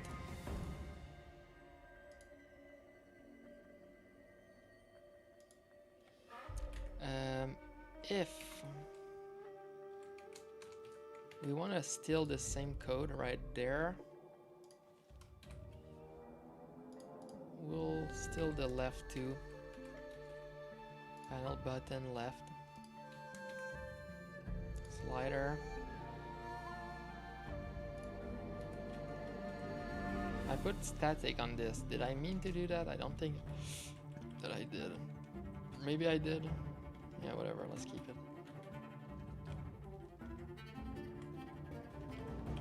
I'll also copy that. Oops, wrong way. Perfect. Now, if you're clicking inside of the rectangle, then we're in my slider, and I press left, then we need to figure out where this is relative. In other words,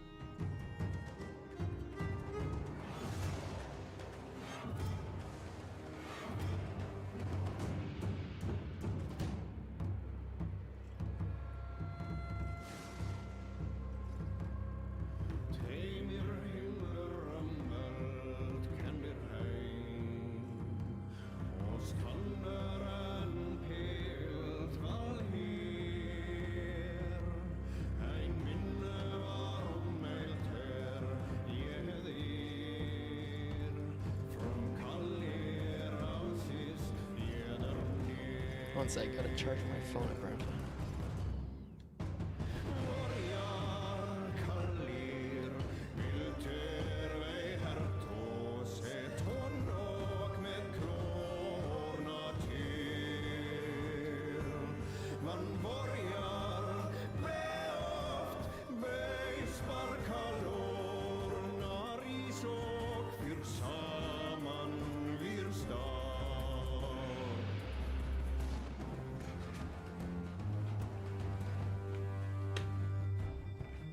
Turn bread into hand sanitizer. Wow, what?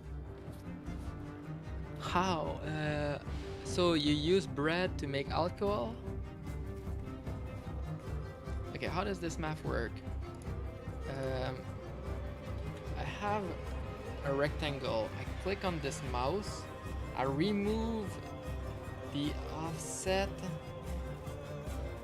I remove the X to bring this into a relative value. And then I divide by my rect.width. But just make sure to do this first. I think that gives me the right value. So this is float, so I can be okay with that. And now here I say, let's do this, private, float, slider, value equals 0f. Okay, and I do UI dot slider. We get access to that super slider. Ref is going to be my ref slider value. That's it. And then here we'll print that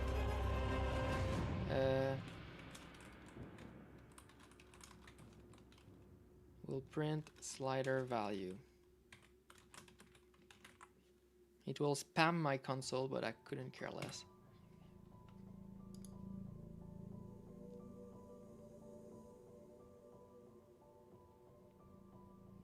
Oh.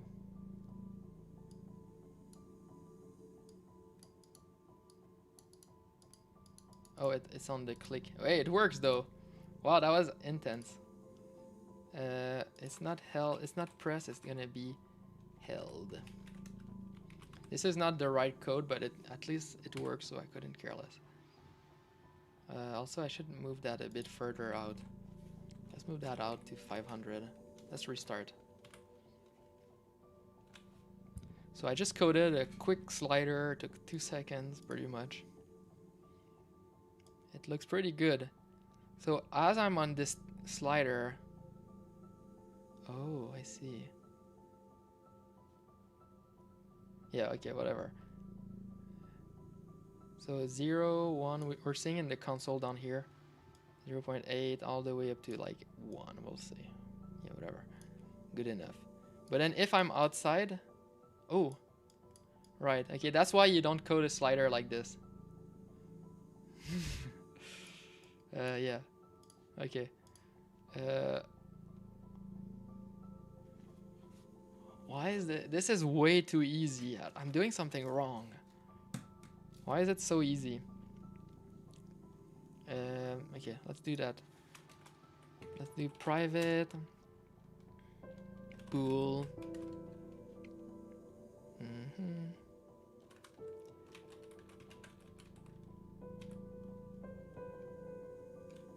Equals false. So let's just copy this 3 times. Oh, okay, never mind. Let's not do that. We'll do if, and this we have a bunch. Okay, left dot pressed. Then we do is dragging equal true. And we do if is dragging and left dot held only. Boop. Then we do that. Else if this is dragging,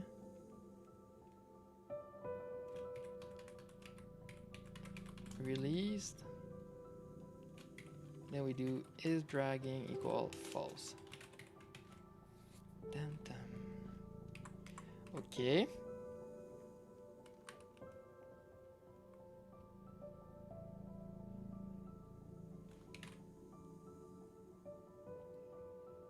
And then that's when we do this. Okay, let's just do this there too. And why not? We'll do it over there. Okay.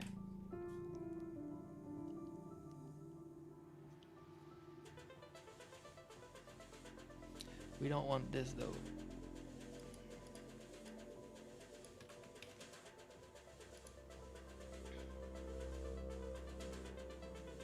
Let's give that a try.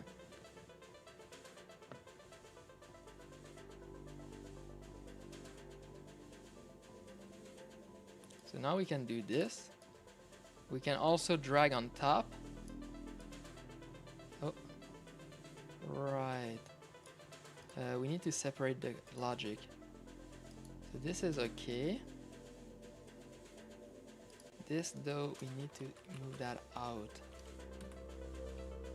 How much is that? 7. Okay. In other words, we only care about this here.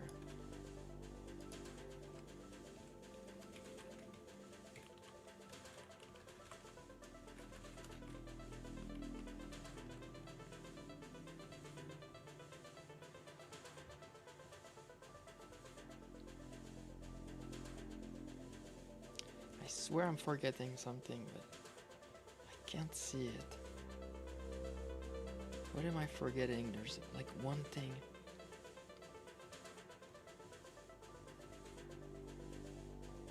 I can't see it. Maybe there's nothing.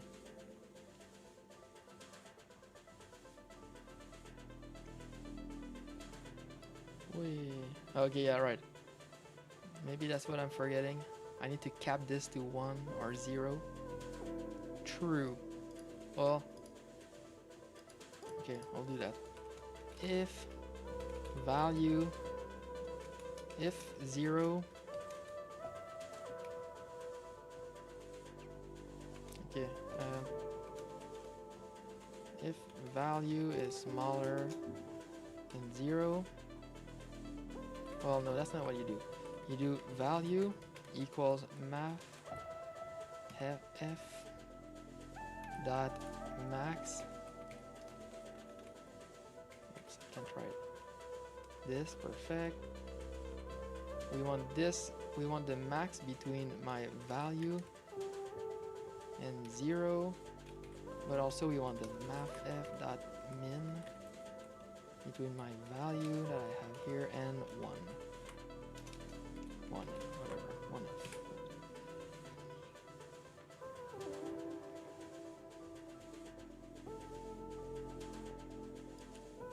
Oh, where is it?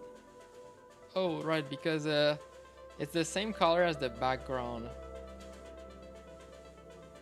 Oh, also, since it's not centered.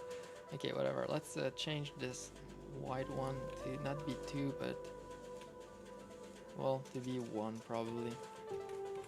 It looked good with transparency, but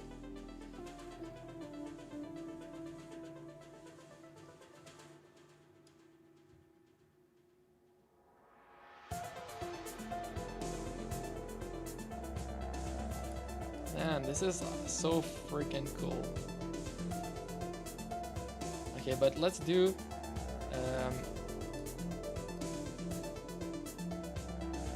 width. Let's do the thickness.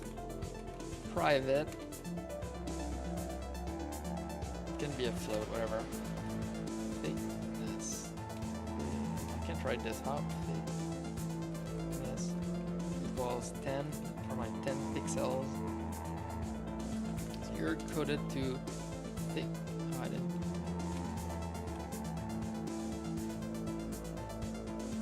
Like that. And now we do width times value, but also we need to make width minus thickness. Like that. Same up there. Divided by width. Well, yeah, we need the parentheses. Minus thickness.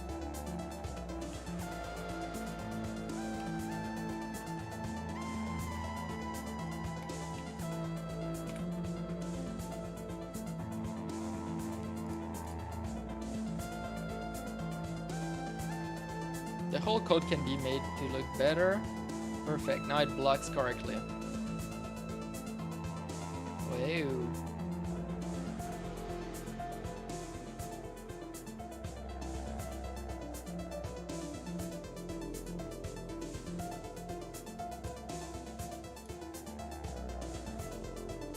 I was watching this dude. Did they today creating a virtual machine with its own bytecode and SM? Wow, who on Twitch?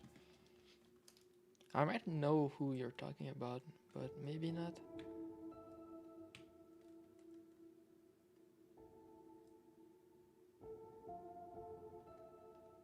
I feel like I've never watched a stream, but I know someone does that.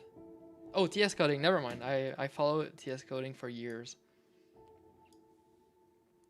Yeah, never mind. I watched his stream the other day where he was working on that, but I had just forgotten.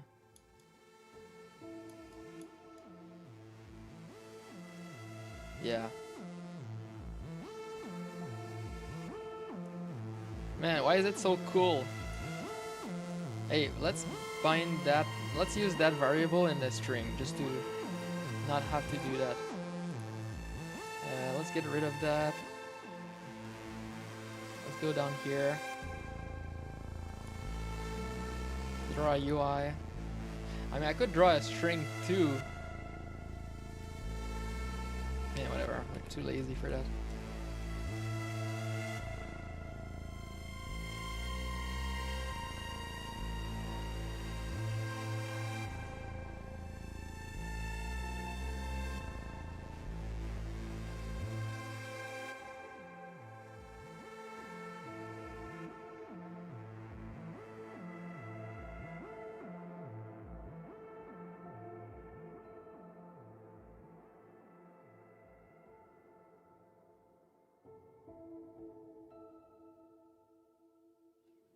New vector, where do we put that?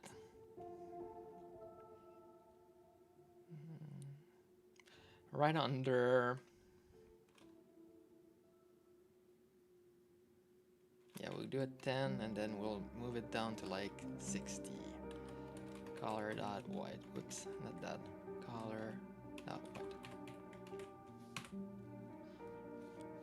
Well, right now I'm the genius. I coded something that somehow works. And I feel it probably shouldn't. Ooh.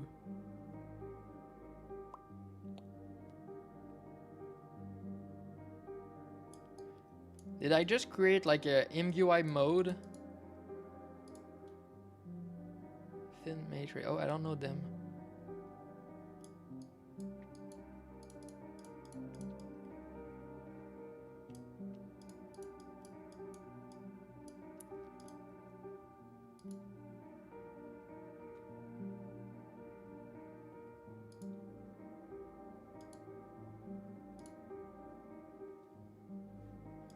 Okay, I think I'm ready to start refactoring this code.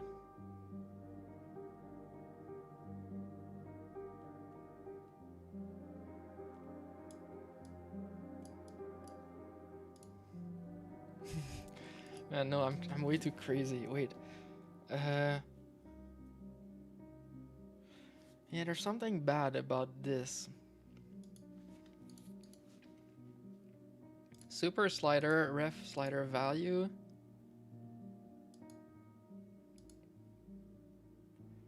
Oh, by the way, we're allowed to go here and say value, right? Yeah, we are. Oh, that's fun.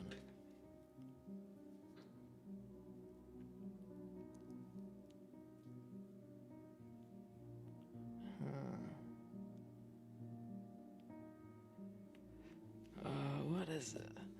Because this says ref, but if I manually edit this doesn't get updated with the new value.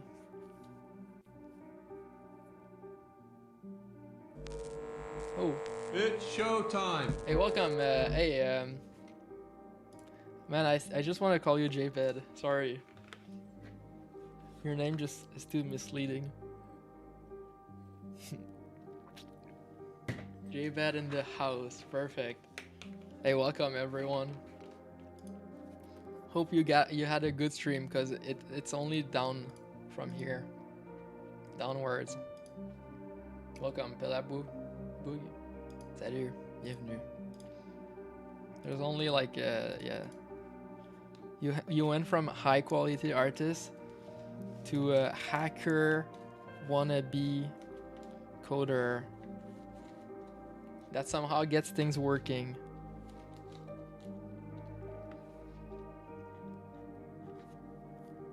Check this.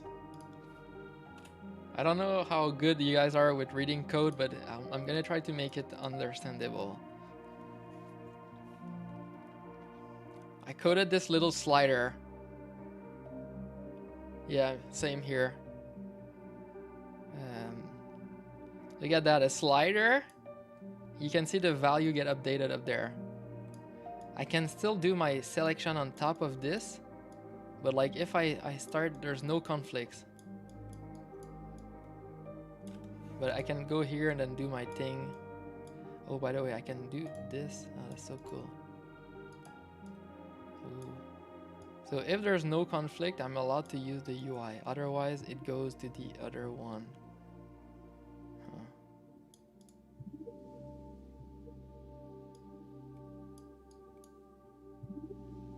C#, nice. Yeah, coding your own engine, it's the best way to learn. And also, yeah, best way to learn. Provided you have the time to spare.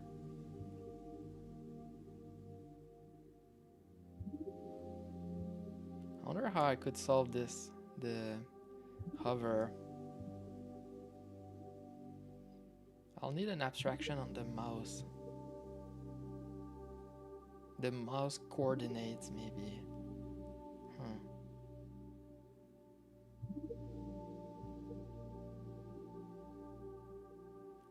Oh, that's so cool, though. Okay, why is it cool? I'll show you. Here's something called ImGUI. It's a way to create UIs without having to do a lot of boilerplate. So if you want something like a hello world text, all you have to do is say ImGUI, give me some text. Here's what you write. If you want like a save button, you say ImGUI, come here and I want a button, call it save. And if you click the button, here we do this, my save function.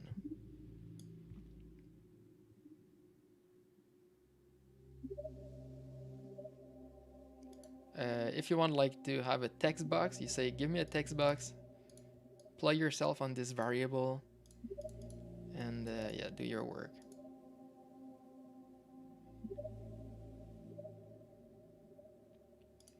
If you want a slider, same thing. You say give me a slider, plug yourself on this, keep it between 0 and 1, and that's it.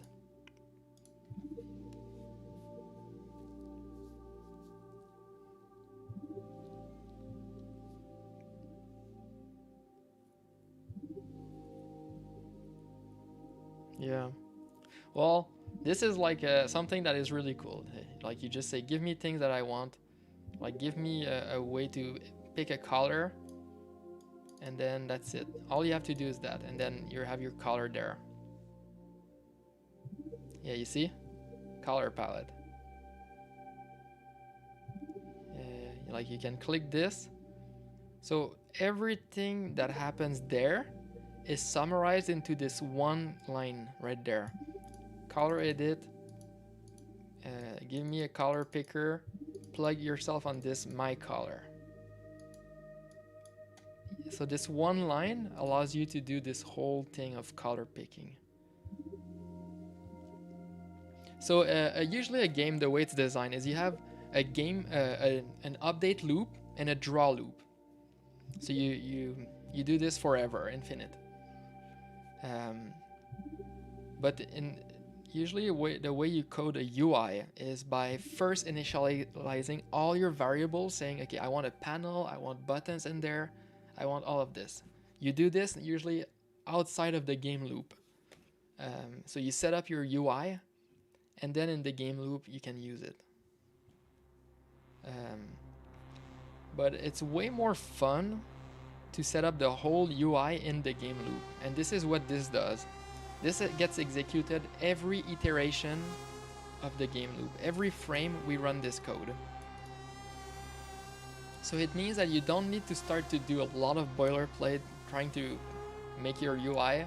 All you have to do is use the UI and somehow it exists. And I managed to code that here. The code is very dirty, but the idea I think works. So I coded this panel button. If it's pressed, you can write this line. I coded this slider, and then you can say plug yourself on this slider, and then also later draw a string, like draw the text in white.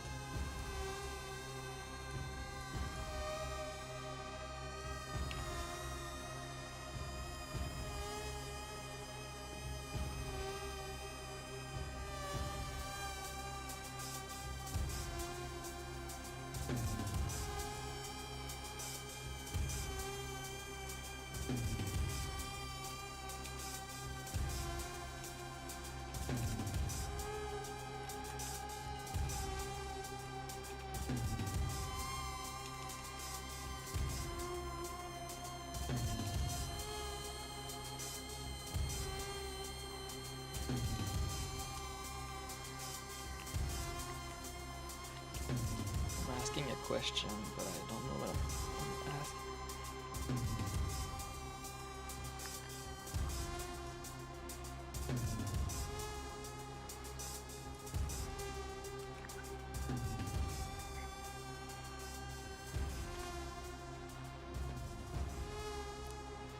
I think I'm supposed to save this, like public float old value. Something like that.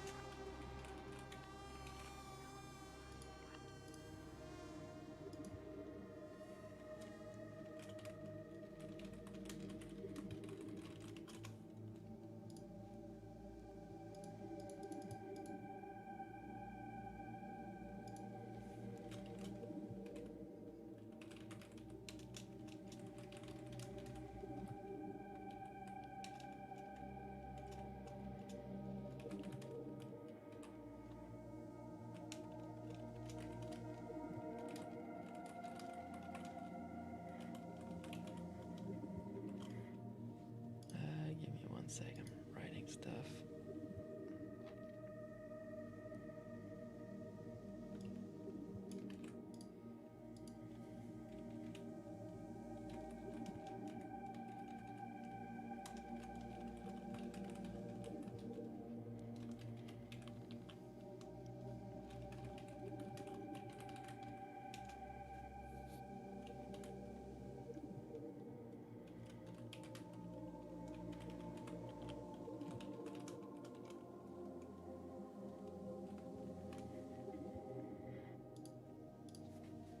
Fitting music. Okay, a lot of water.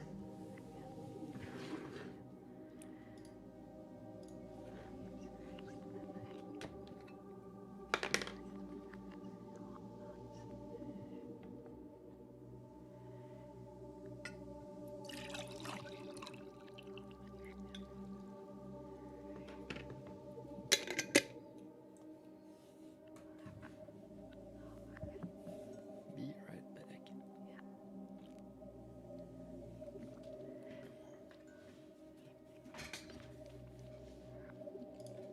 Okay. Let's do this. Old value. Let's say old value equals value. There we go.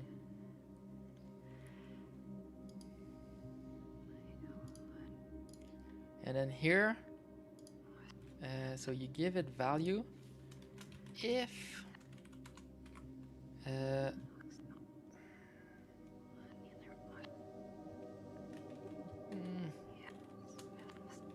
not equal.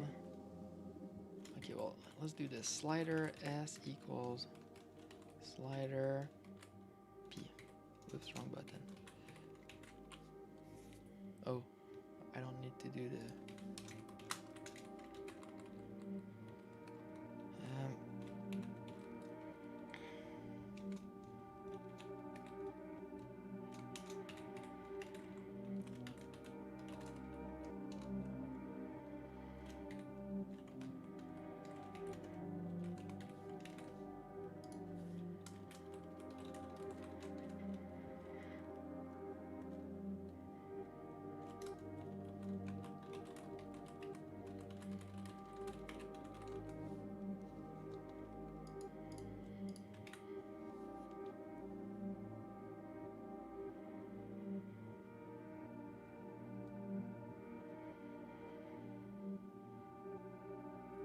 Okay, if slider does not equal s dot old.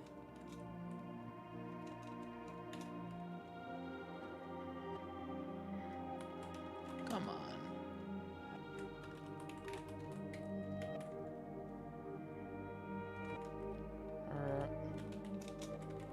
I guess I'll do this. If it equals that, then we can do that. Else s that value equals value.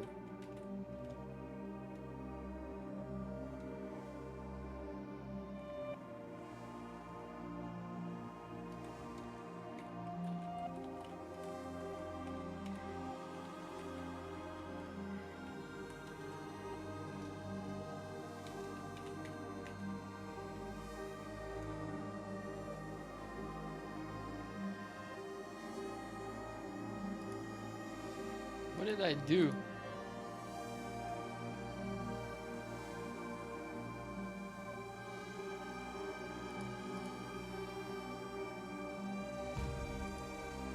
I didn't do anything. I wrote too fast and then it broke VS Code.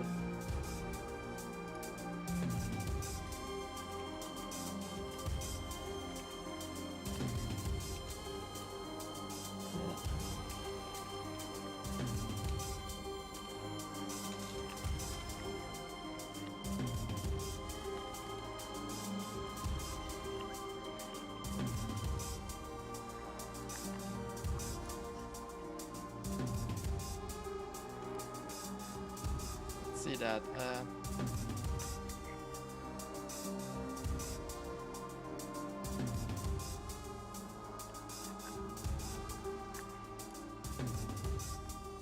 Okay, and every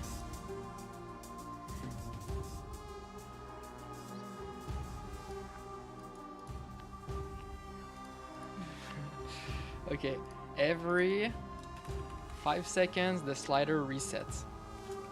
So every 5 seconds.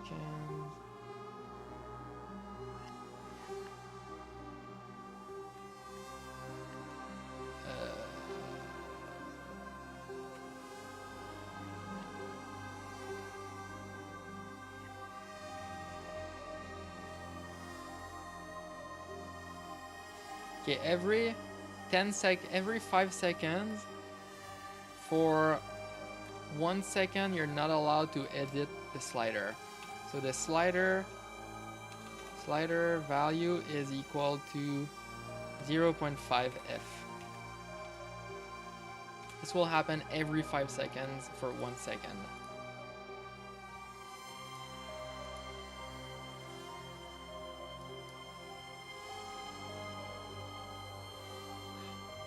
It works. So I can edit it, but if this gets manually Linux, which one? It's fighting with me for 1 second. Wow. Okay. It's time to refactor this.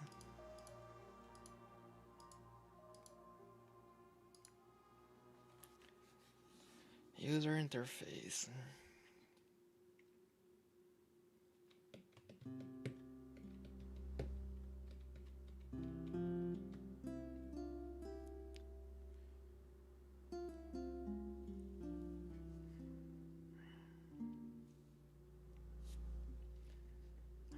tempted to rename my library.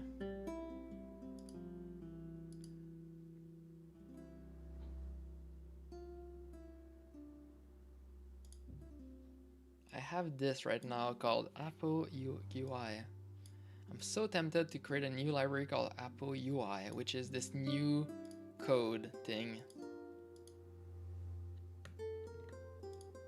And then just mark this as archived.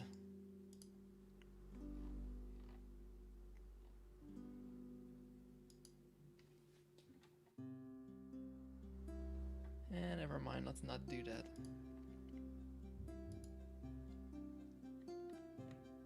I mean, it is a GUI. It's graphic. It's also a UI, so whatever. GUI, whatever.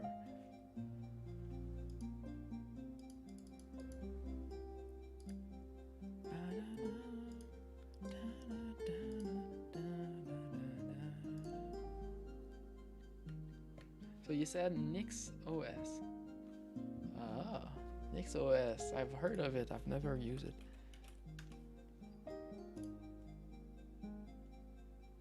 What did you go with for your UI? Oops, I've made the site look not good. Oh, they have... Wait. Whoa, they're using this. I was wondering when I would see someone do that on their site. Reproducible, nice, nice. Just GNOME nice, my favorite. GNOME 3. Minimal Docker images. So everything is no UI, right? But you can do your own thing after. Explore, what is explore? Huh. Getting started.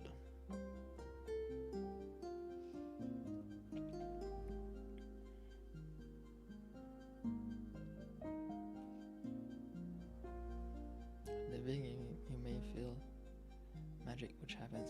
It's hard to grasp. Nice.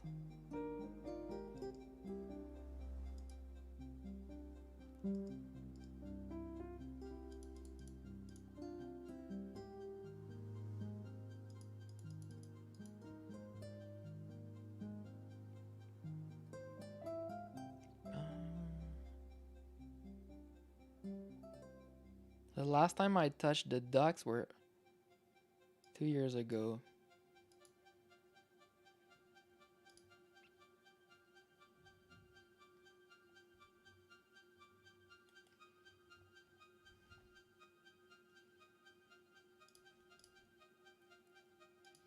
This is super cool.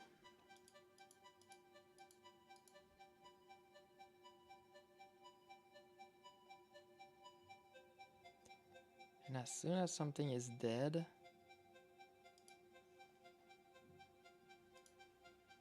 it gets removed. NixOS.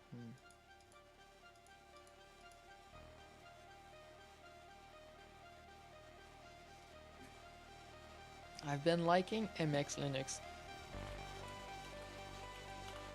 It seemed to have a pretty good community. And it was pretty fast. Covered room.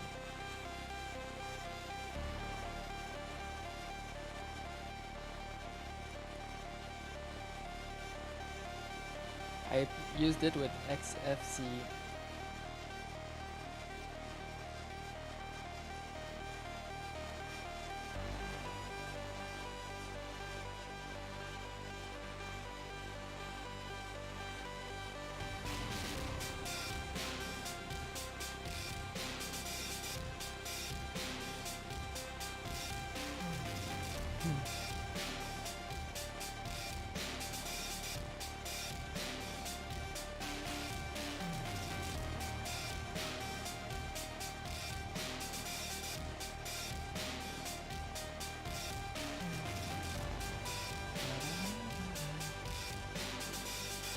Okay, I'm tempted to call it a day here.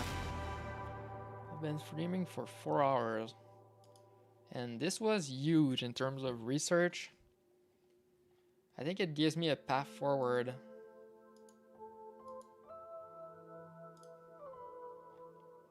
In my UI development.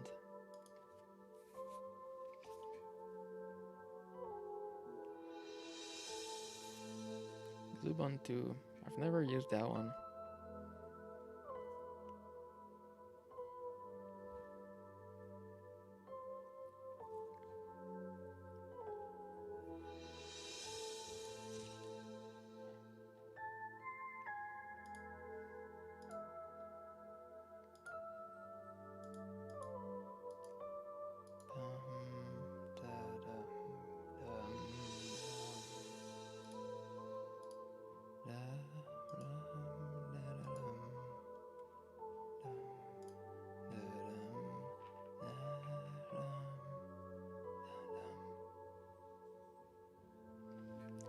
Man, I need to really pay attention to what's going on when I'm editing.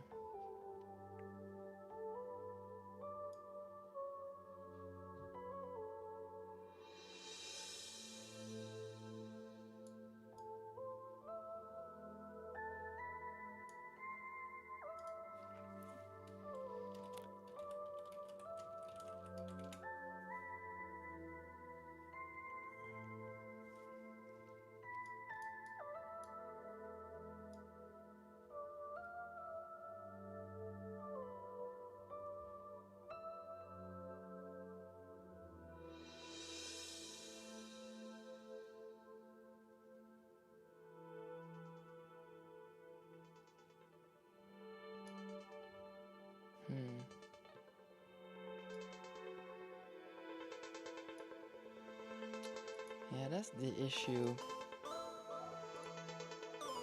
I allow you to edit it manually.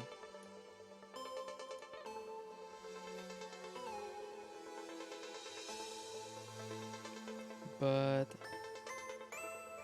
they're still gonna have the update happening here.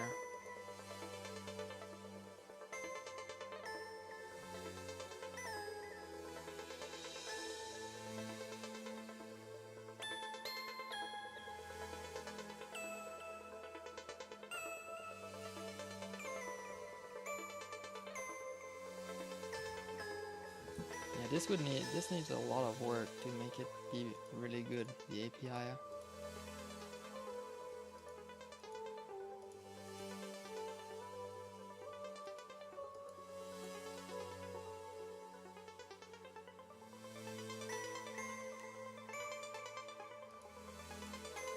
Maybe update needs to be after everything.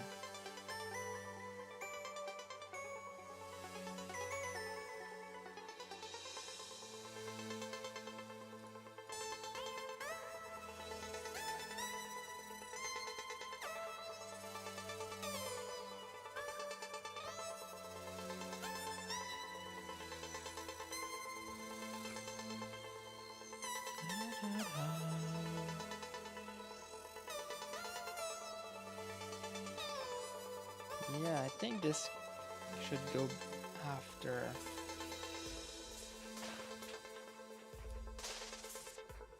Right here. UI update goes up here.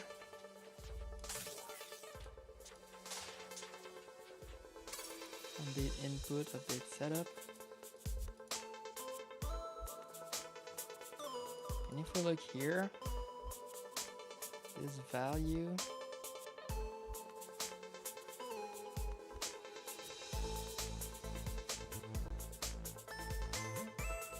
Let's do that public. Float min.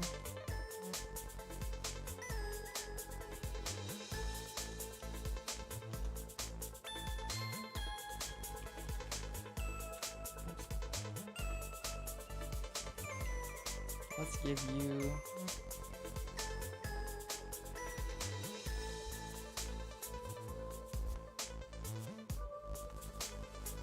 float min, float max.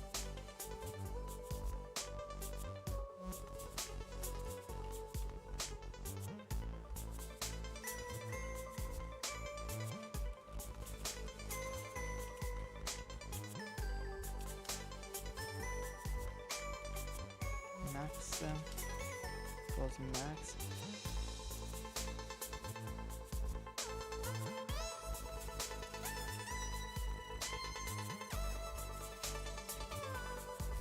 Oh, I broke it.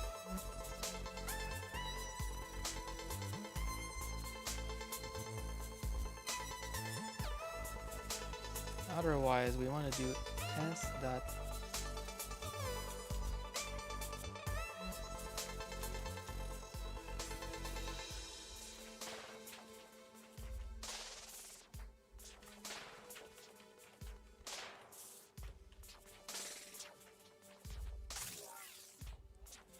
okay. So I'm just writing code to get going, get things working, and then oops, what did I do? Oh right, I forgot to do the most important. Now you have min 0f, 1f. Oh, and let's make sure I use it.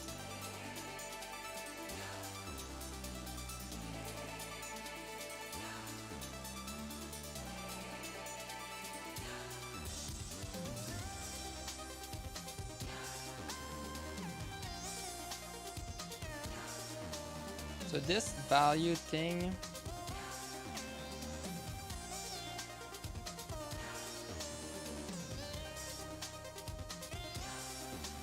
I don't know, percent equals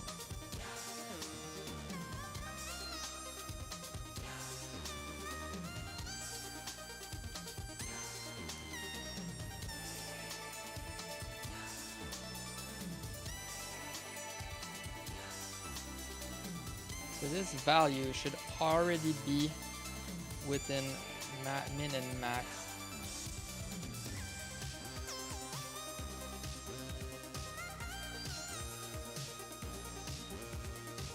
This gives me a percent value.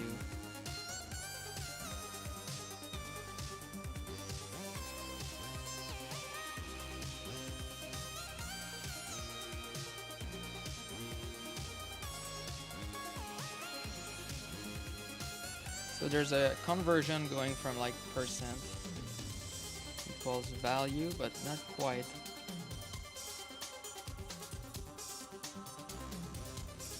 We need to first normalize. So value minus min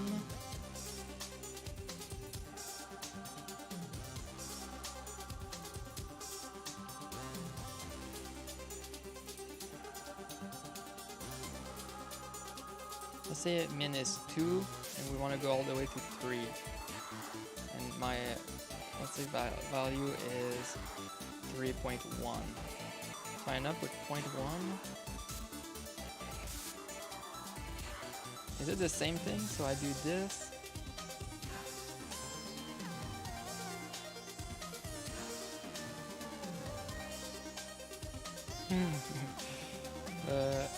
Wait, is that what I'm supposed to do?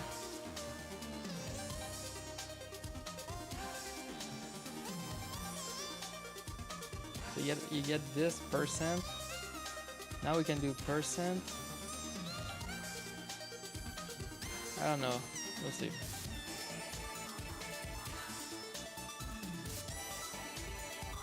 Okay.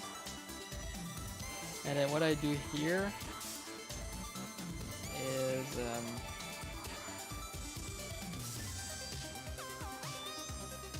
then I need to shift it back. Let's comment that out. Then I do value equals percent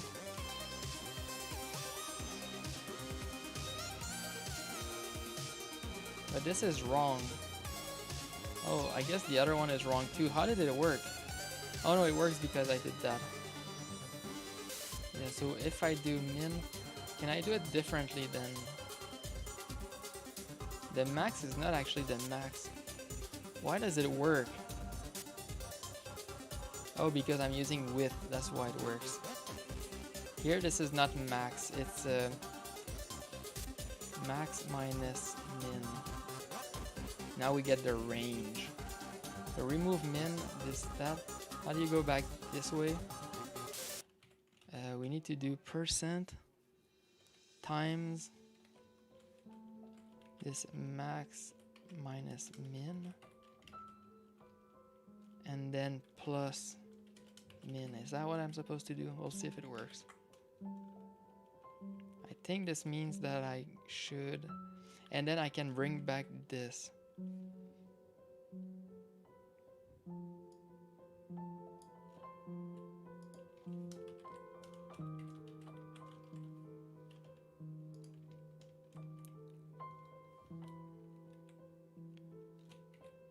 So min between that and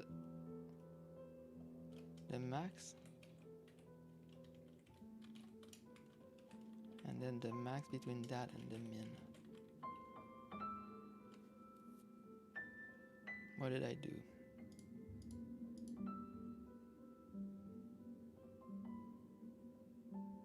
Why?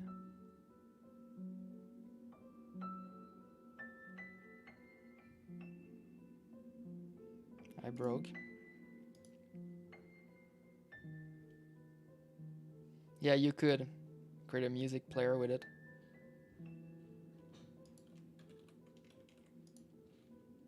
Okay. Wait, what? It's still bro.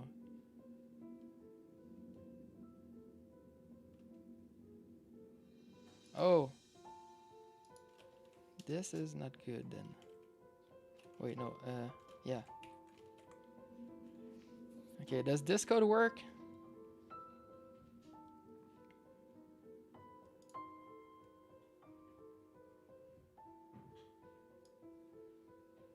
It actually works.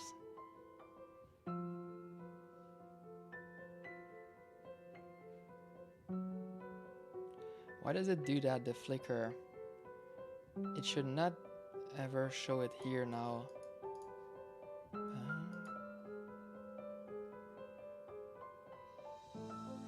Also, just to make sure everything works nicely, let's say my range is from 1 to 2. And when you reset it, it goes to 1.5.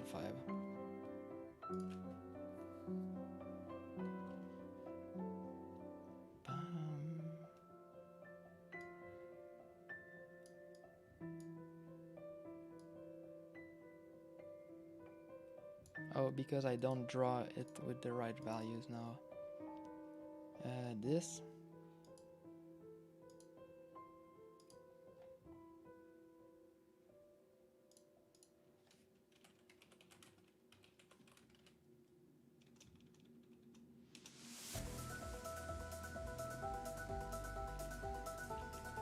Let's just copy that.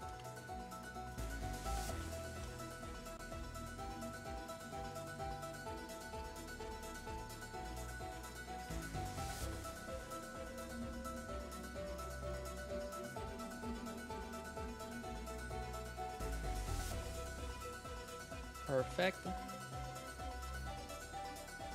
So it goes from 1 to 1.5. Okay, now why does it flicker?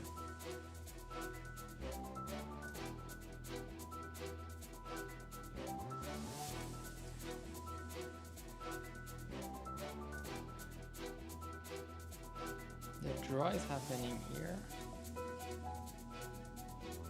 This is happening. But then I tell you, oh, because I never get access to this slider value. Oh, that's annoying. The way to do this would be to do that first.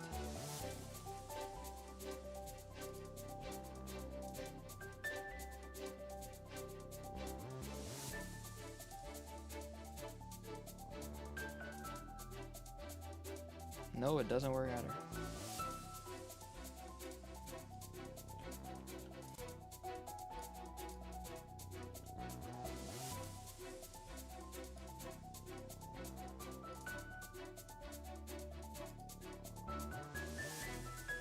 Yeah, there's just a desync.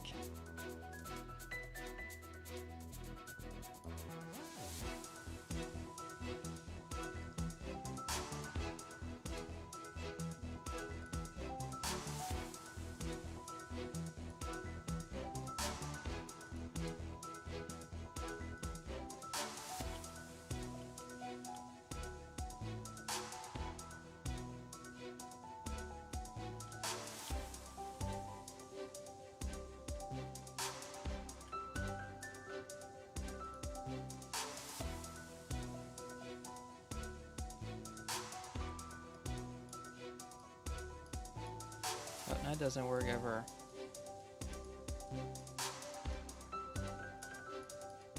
Why? It's stuck on 1.5. What did I do?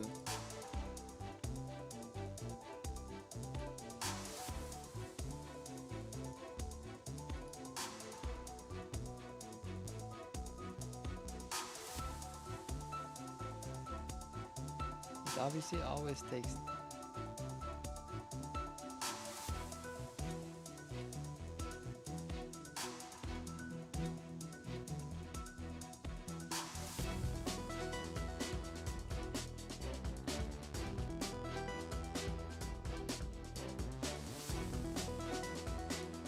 Yeah, maybe I should end the stream.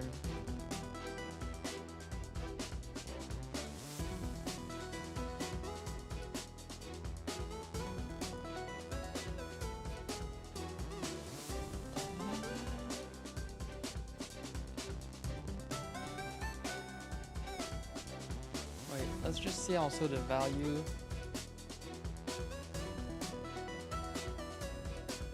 I need to look at the string.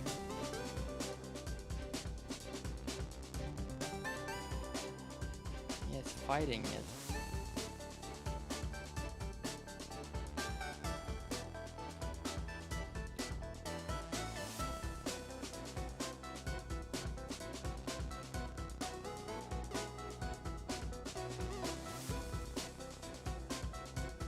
So if this is different, in other words, we already have the slider, min, max, whatever. If this value equals old values, so what I output,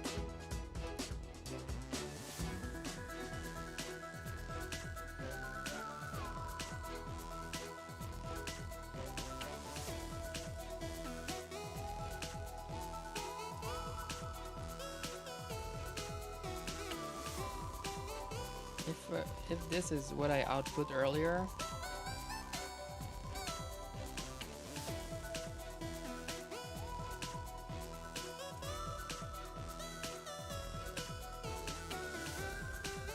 oh yeah, I can't understand anything now. Value was so close from working.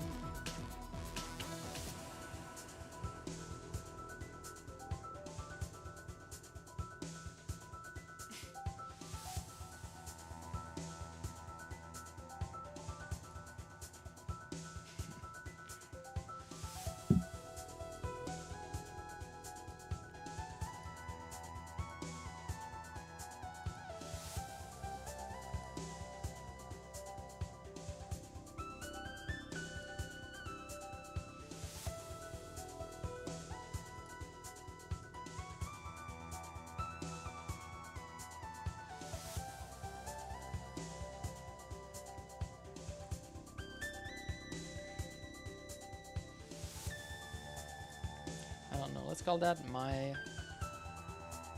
value.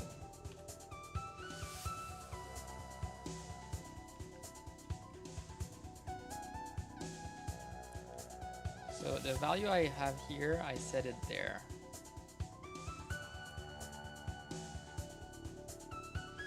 And then eventually this comes out.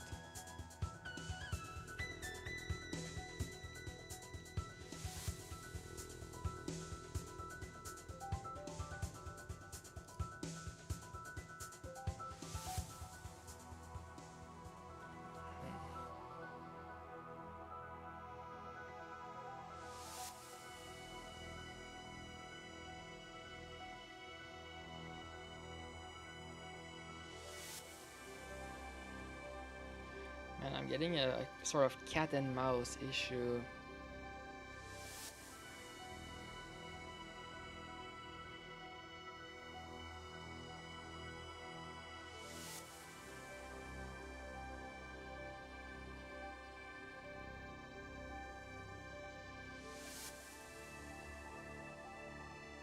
Okay, let's go through the cycle. I go in here. This is new. So you set this value to 1.5 or to 0. Not 0, to 1. Because we initialize it between 1 and 2. Okay, you set this value to 1.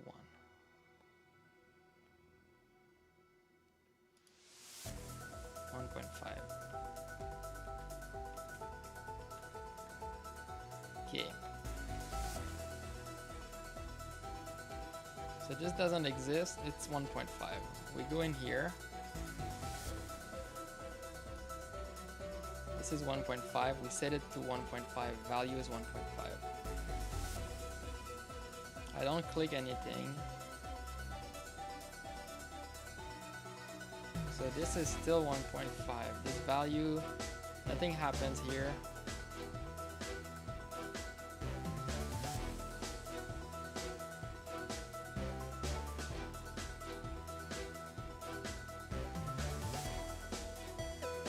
Okay, let's do a bool for fun.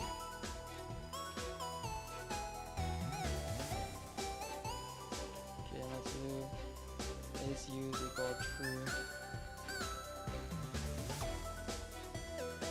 Well, maybe not is used, because we already know based on if we're dragging.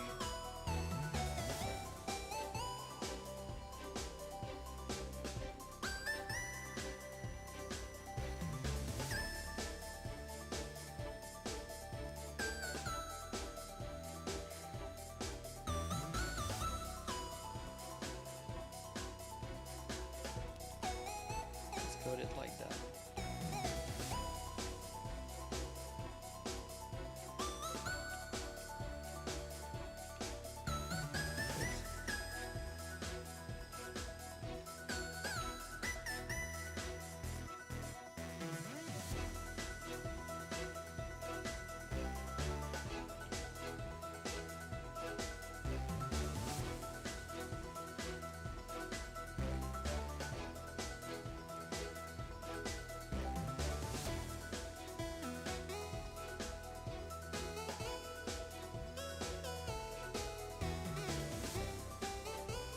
This gets set to true. Right away we go in here, right away we set that. Okay, that's good.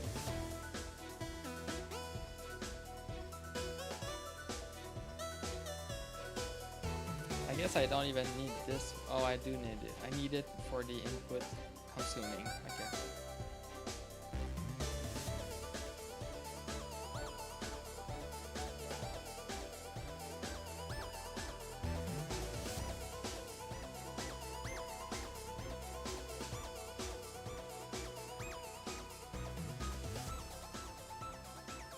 Okay, so we set this to true, whatever, to the value for the first time.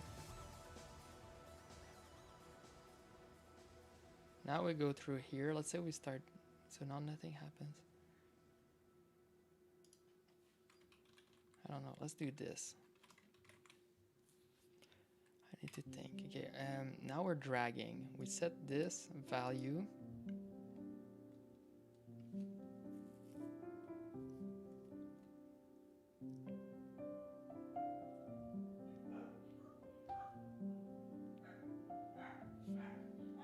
We get this value.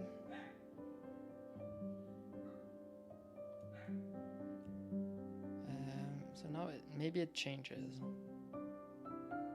If this value changes,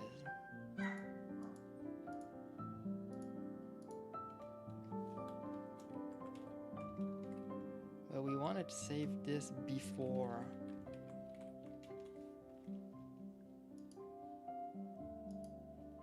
That way we know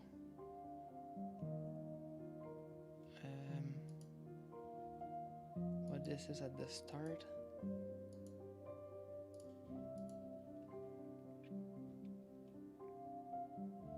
This can be changed.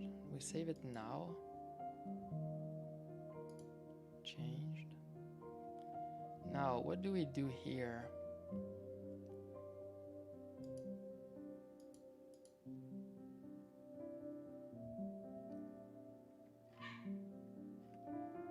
If the value at the start is different than my value.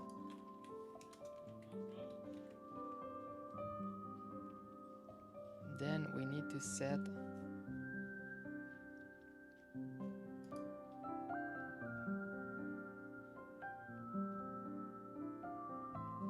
I think we need to do this. Well, okay. Well, I just inverted the this thing. Anyway, if this is not the same, if the value here is not the same as what I had earlier,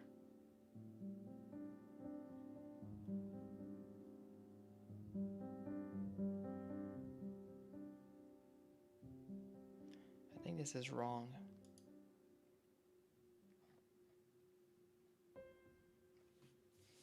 I need a mechanism to know if this was changed.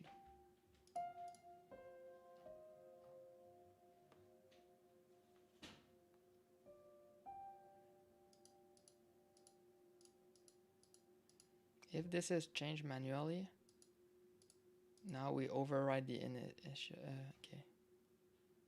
In order to know if this was changed, my value, we don't do this. We do, okay, let's do S, my value equals value. Okay, this should always be the same value as value. If value,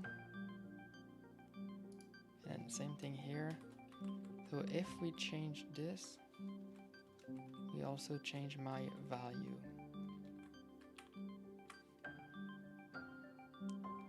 If this does not equal,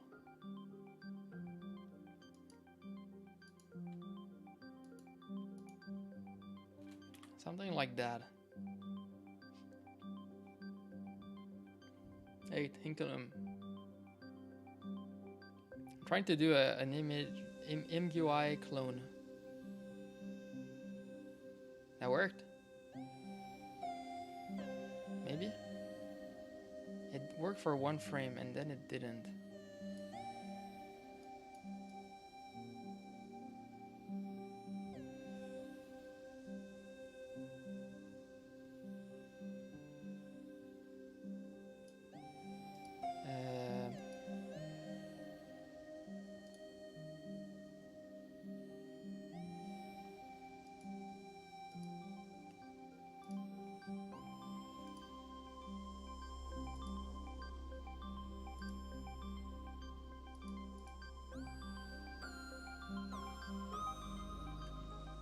Well, my value should always be set.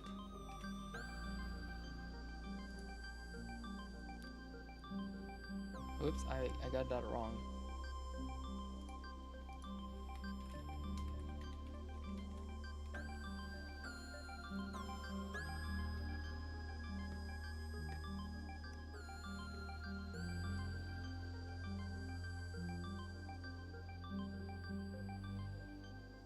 Now it fights.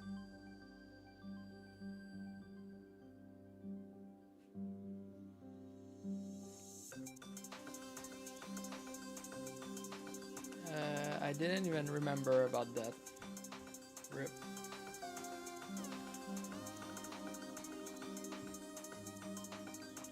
Was that today or is that yesterday?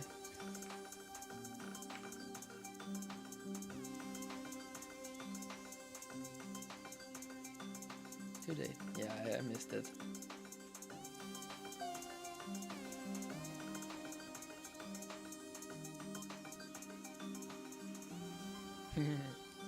Yeah.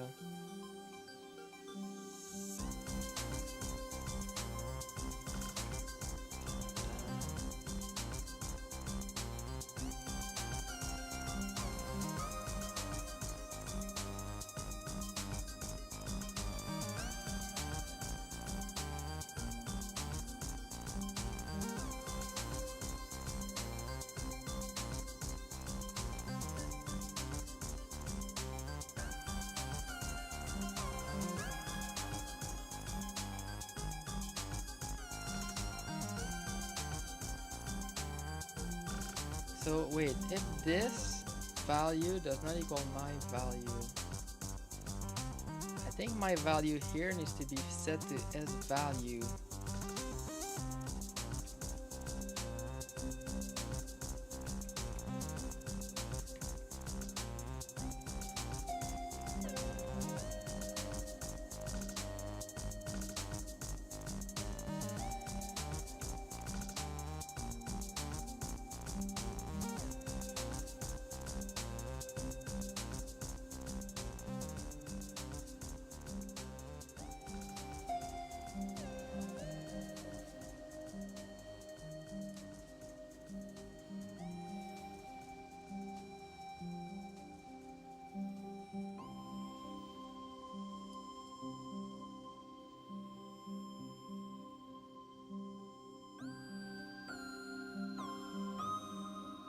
Why am I forced to reclick?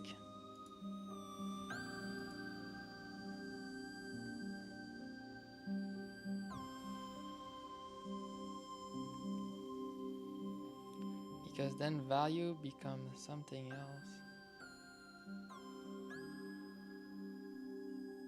Becomes percent.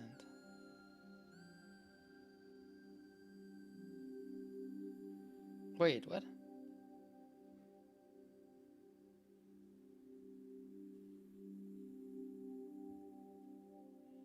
This I don't need.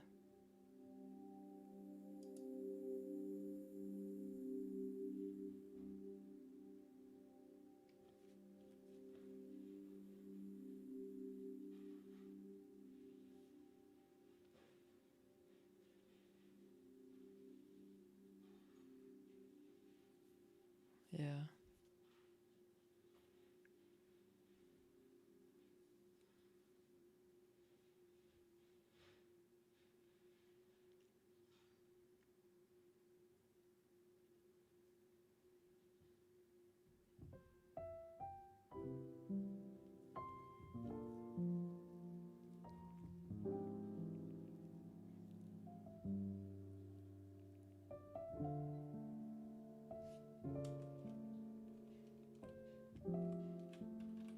Okay, let's just get rid of that for now. I don't remember how to code.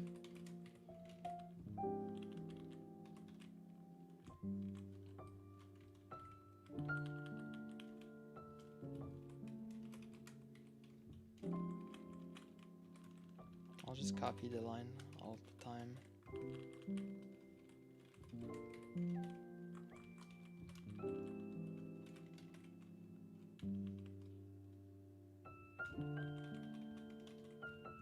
Let's see what happens now. Now I don't save.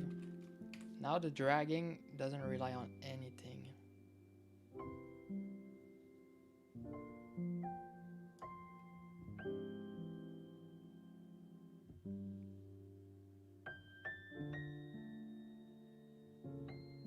Again, it doesn't work. Why?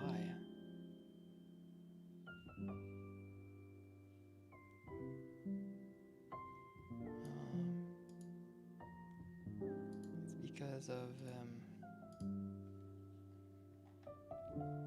so I guess this was a hack.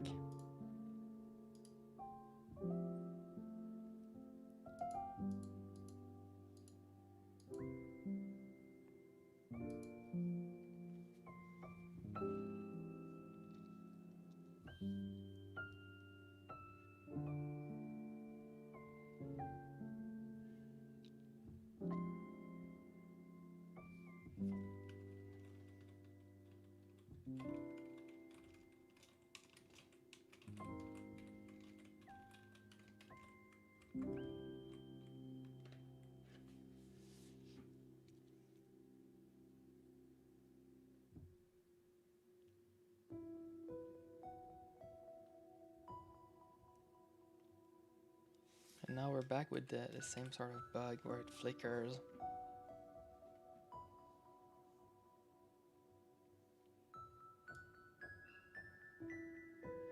How to eliminate the flicker?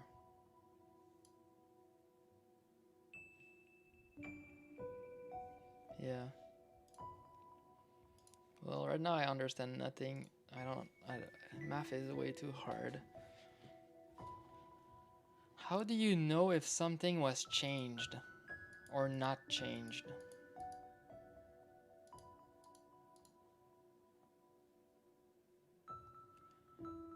I guess it depends on if this is the same value as what I set it as before. In other words,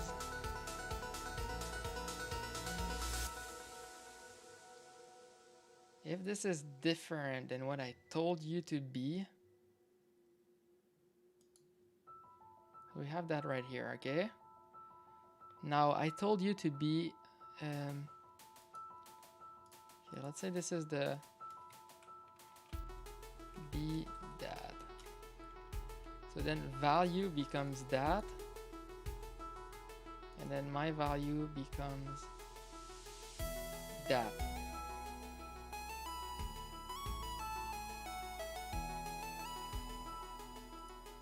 This would be the case for be yourself, something like that. I don't know actually.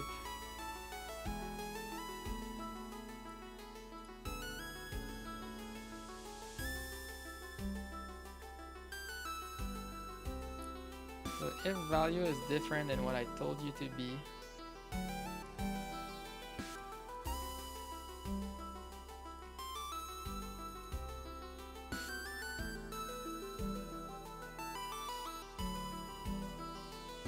so if this is, then it's you telling me what to be. So this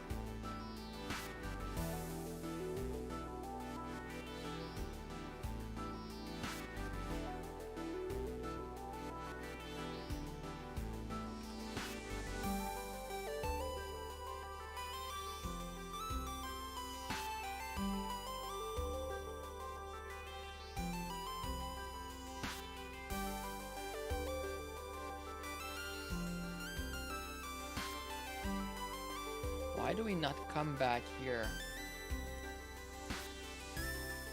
Wait, I can't even change it now.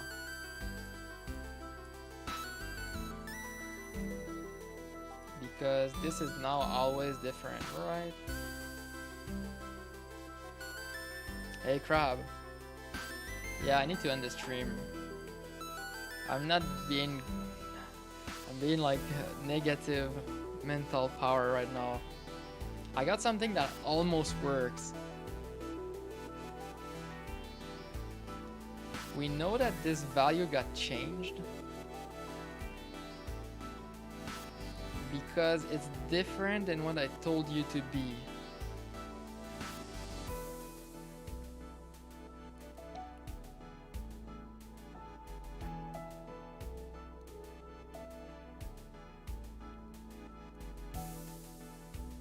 So I set this as a value, and then I memorize that I set it as that value. The next time we come,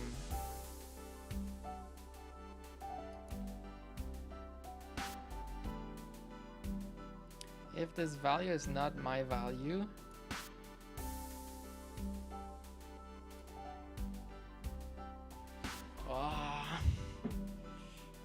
why is it so, it's something so simple, but I can't wrap my mind around it.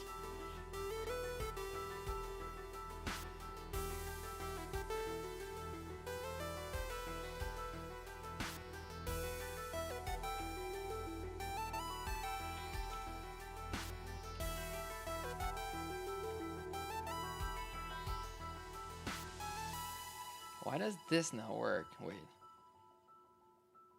So my value, so now I say, okay, I wanted you, okay, I set you as that, so save that. Now, if this is different than what I know I set you as, then set me as what you think you want to be, and then save that as value. I feel like I tried that already.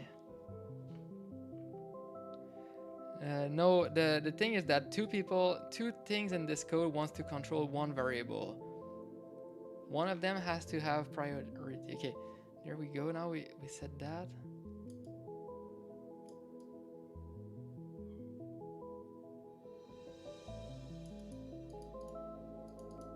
Why does clicking mean make something happen?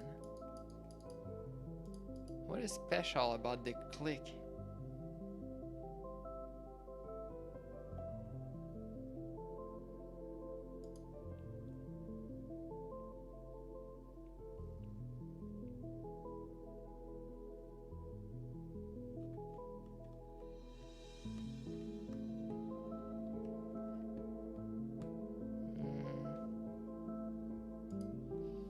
Okay, we'll do this.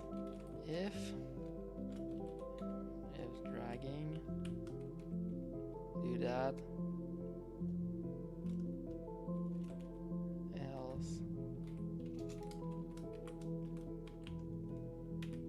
do that. You're gonna become red.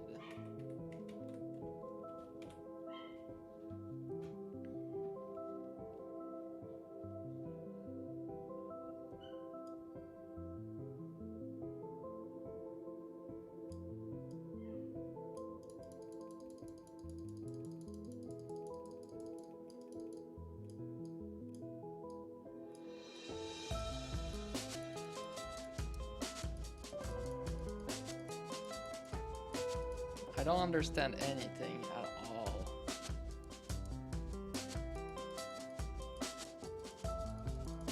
You see how like I drag?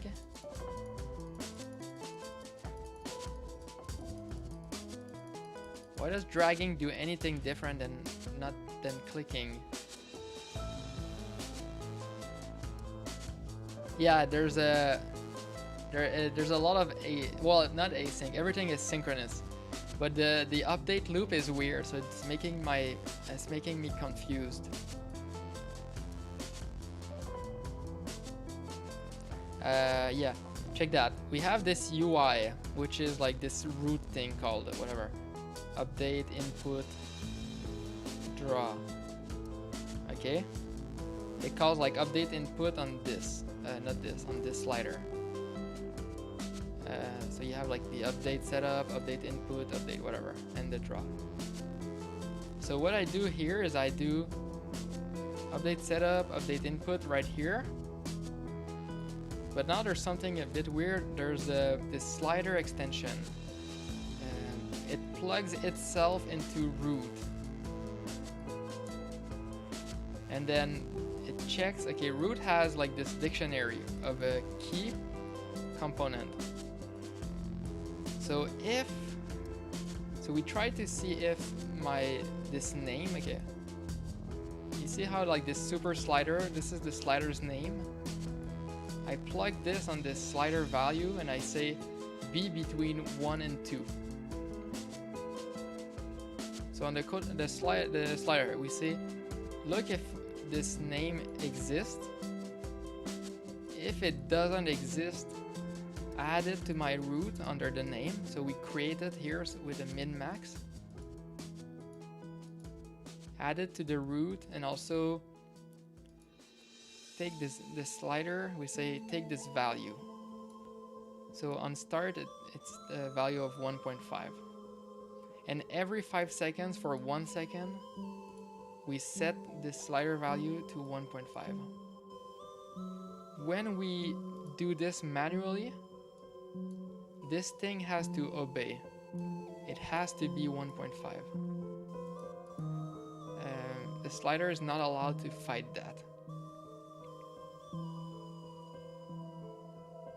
But outside of this 1 second, every 5 seconds, we can set the slider to whatever we want. Anyway, so now, okay, so if this, you try to get the value and you found a value, in other words, we end up here, and we say, okay, give me the slider, set the min-max to whatever. But what is the code here to determine if I did this, if I change the value myself,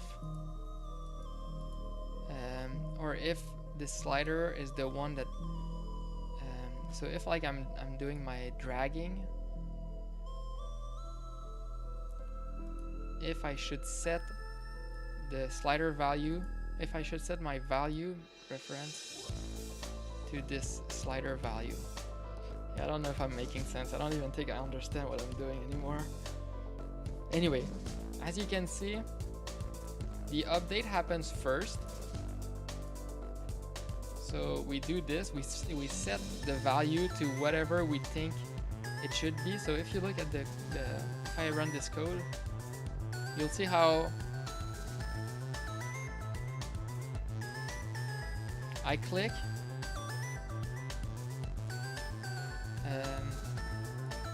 So when I click, I can move the slider around. You can see here the value that the slider has. And it resets, that's good. But why when... Wait, what?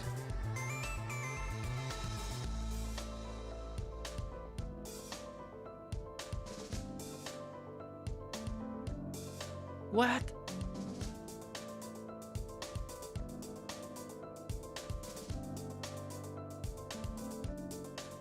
Sometimes I'm allowed to edit it.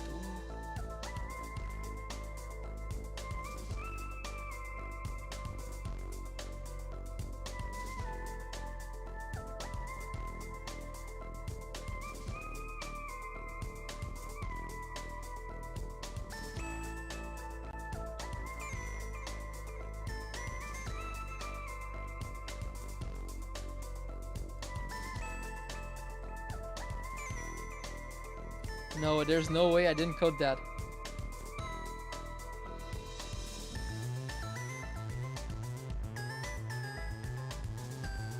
Wait, maybe you're right.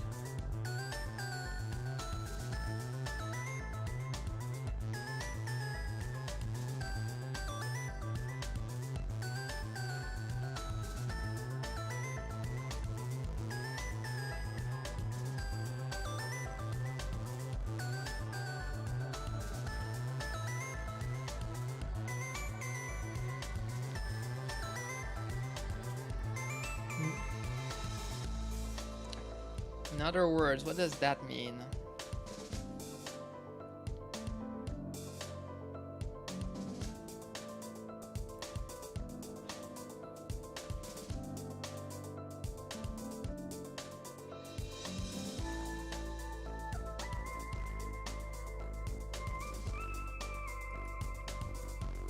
This. So I'm setting it to 1.5. If I make my value be 1.5, it becomes equal and then I get back the control.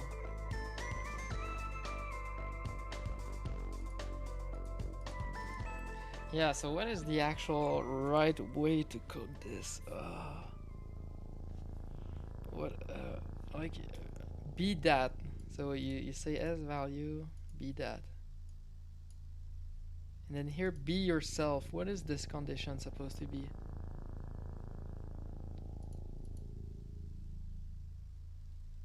Yeah, doing immediate UI, it changes everything.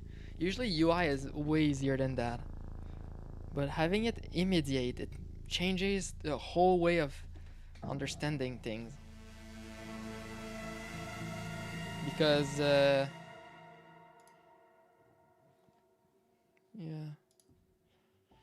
Be yourself. What's the condition here? If the value is different than when I set it.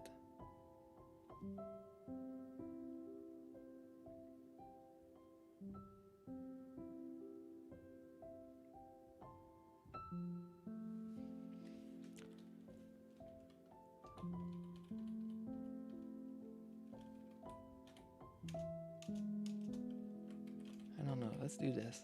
But then if I do this,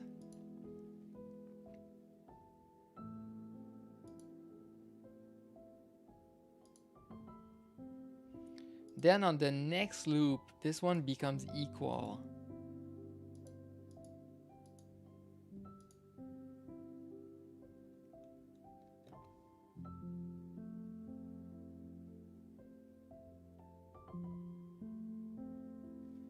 Yeah, maybe I'm not just understanding what I'm doing. I guess that's... why do I have two parts? Isn't there like two Ks? The problem is that here, this update input happens first. So this is like it's in the magical world. It does whatever it wants. It tries to set the value. Normally, this value. So then normally we set this value to this S value.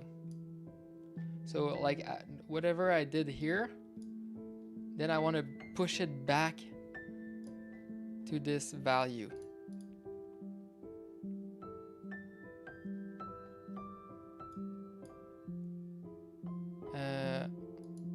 But if this is changed from outside,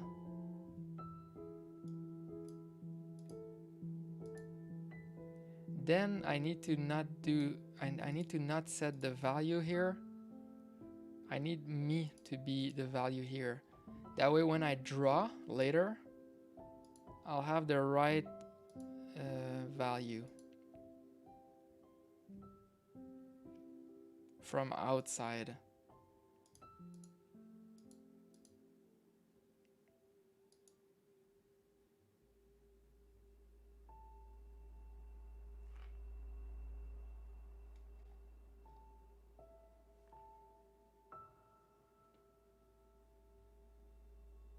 So if the slider already exists and the value got changed, how do you know it got changed? Isn't it like S my value? If value does not equal my value,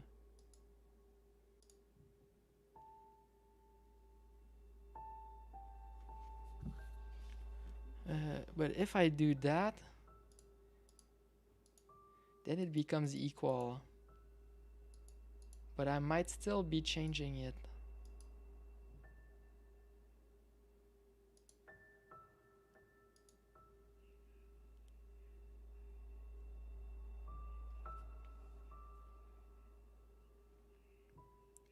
Also, if you're no longer changing the value, how do you know when this stops changing? This is no longer hard-coded. Oh, wait. Yeah, maybe this is the issue. I can discover when the value is not what I set it as. Here.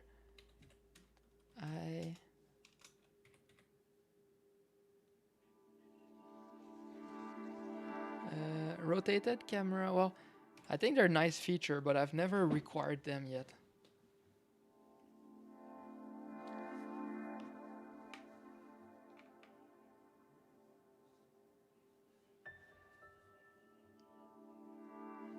And I don't have a use case yet for rotated stuff.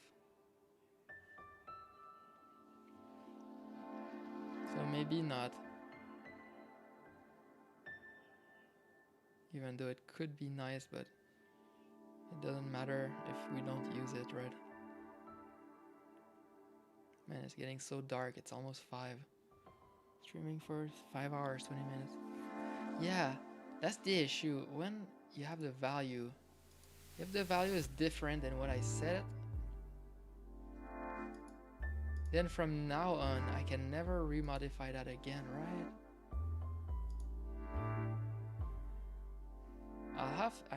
I think I need to try ImGUI for real. And then try to mess it up in the same way. Does it somehow figure it out?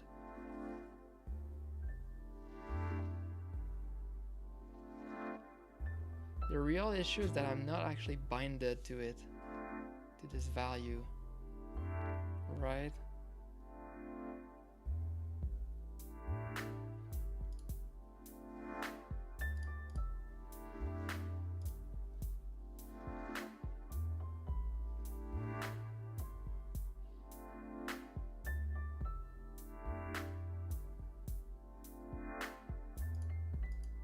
Yeah, but that state is not here.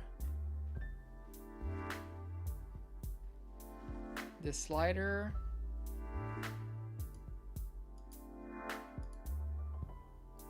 here lives in its own perfect world. But what happens if I edit this value that it's bound to? outside. The issue is that I have a ref.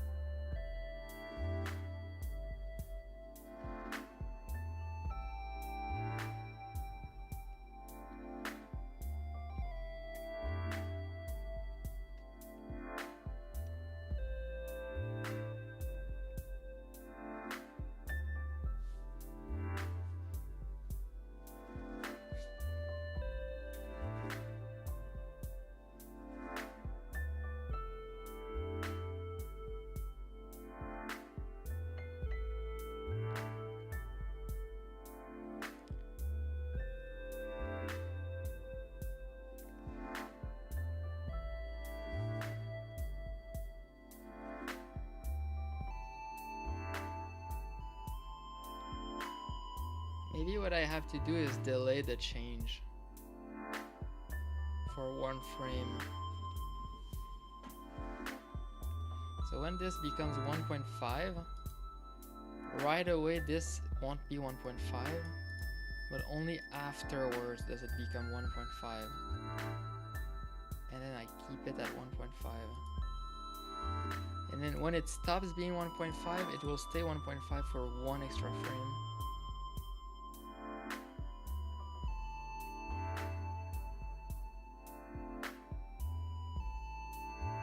Yeah, but I have a fake ref. In here, it's no longer a ref, it's just my value here. Let's call this delayed value. Delayed value. Something like that. Okay.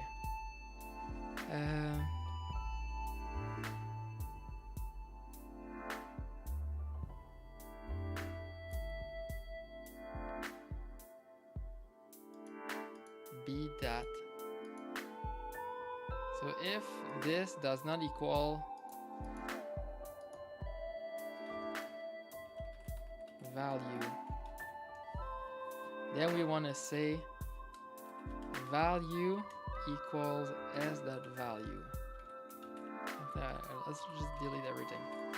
But then we do the delayed value equals s dot value.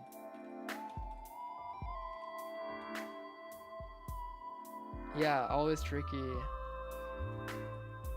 Wait, I wrote this wrong. Okay.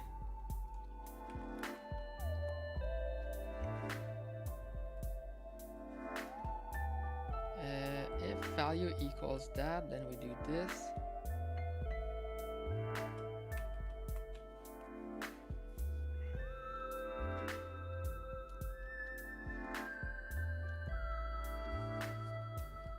We do value equals s dot delayed value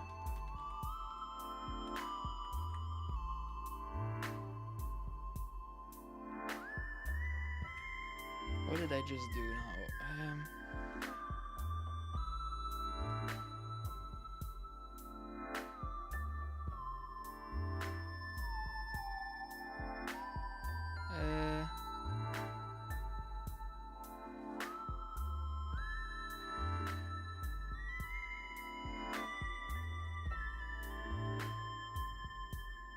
You want to become famous? That's good.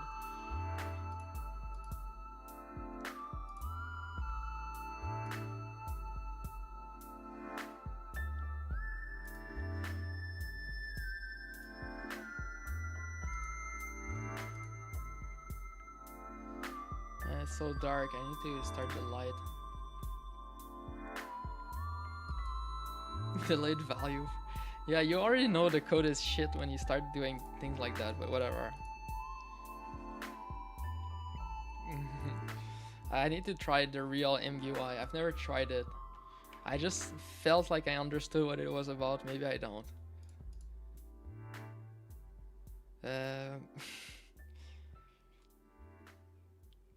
So here you said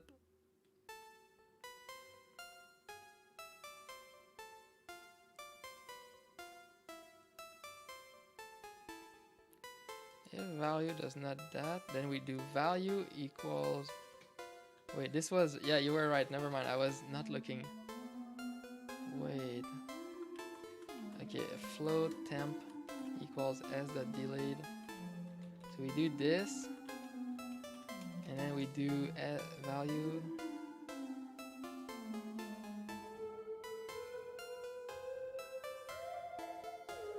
So delayed value s dot value equals temp. Something like that. Who knows?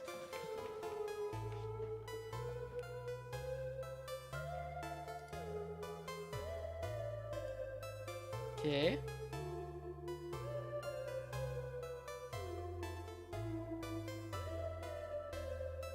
It just never works. Yeah, this is not good. I don't even know why it does that. Why it doesn't even look like it does anything. Wait.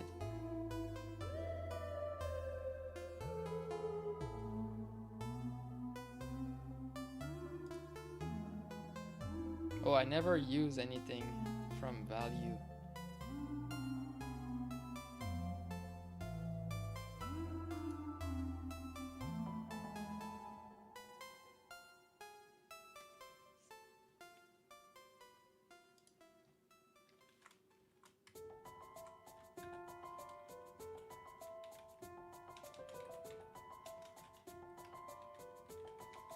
Okay, let's clean that up.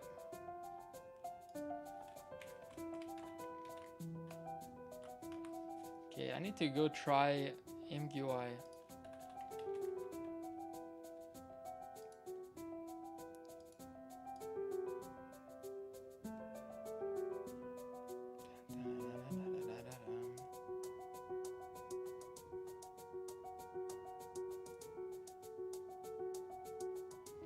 Is there a quick project I can try?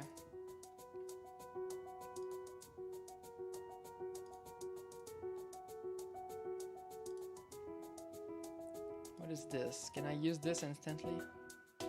Updated 2 days ago.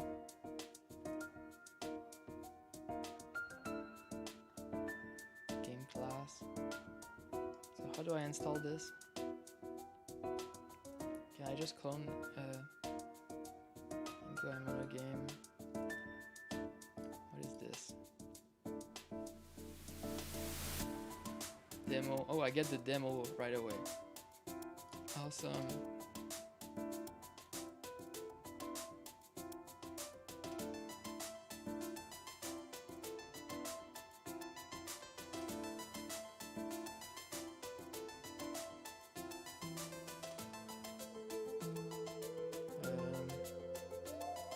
Code.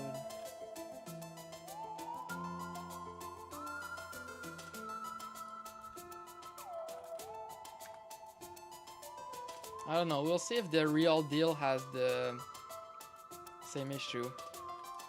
It obviously doesn't, but how does it manage to do what it does?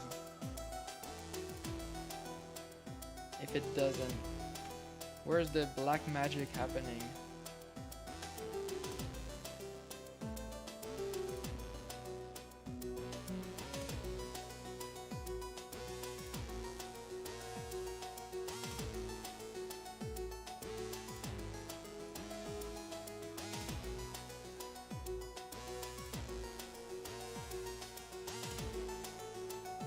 Can I just press F5 and VS Code is netcore? Nice.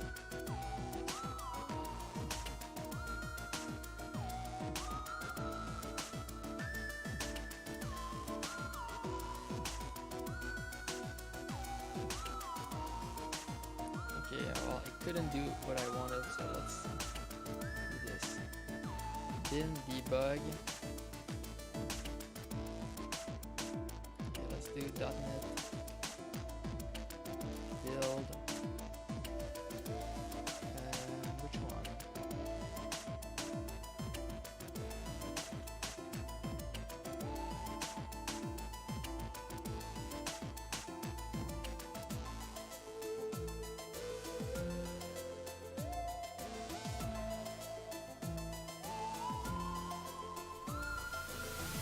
now we have the bin thing.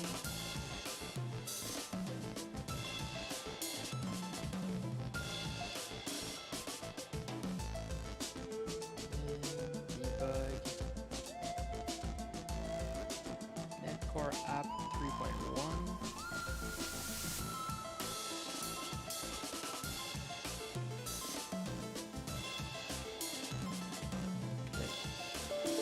Oh, could not find what build.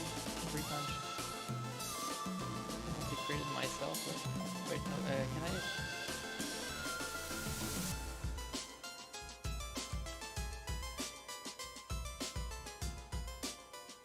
Is that good enough?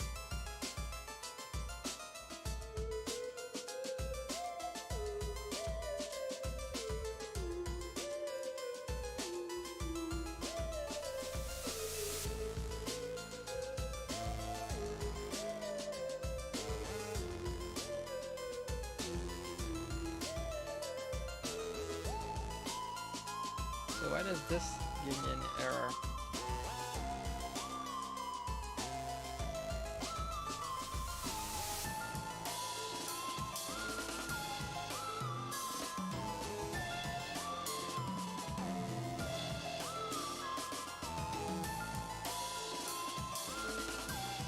Okay, I'll have to look at my usual thing. So task.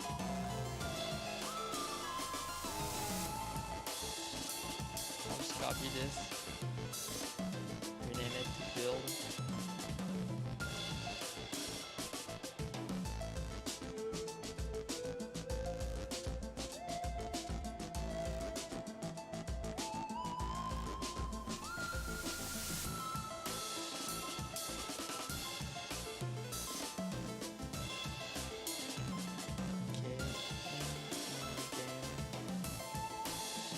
Does that work? Still doesn't, so what did I do wrong? This I don't care about.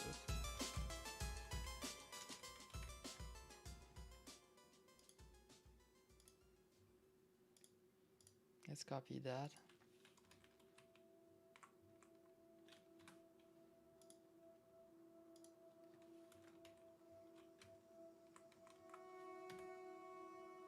Okay.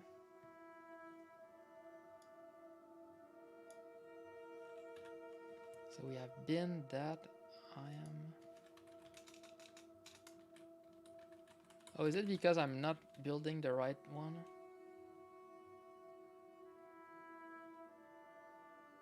I know there's a sample project, but maybe this is wrong. It's a library, yeah, okay, that makes sense.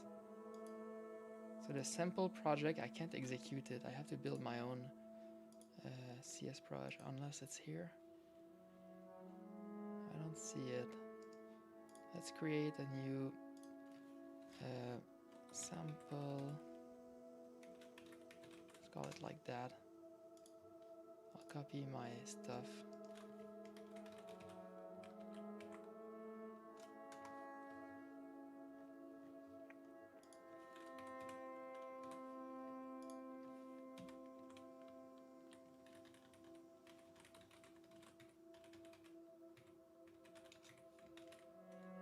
Okay. Get rid of everything pretty much.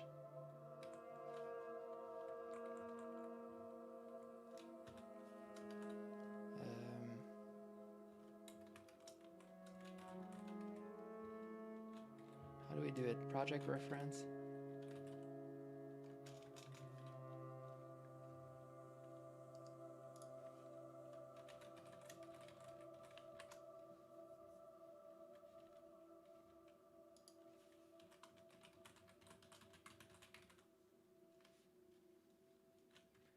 And I helped someone with that just the other day, so let's see if I can find my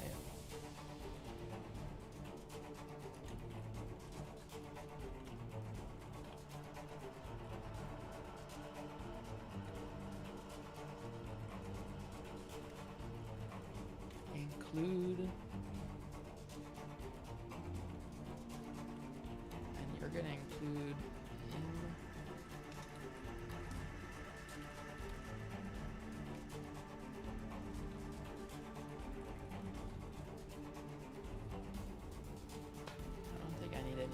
so let's keep it like that.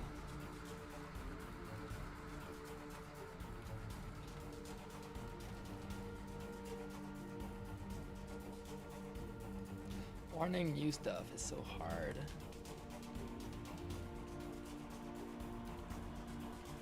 Keep that.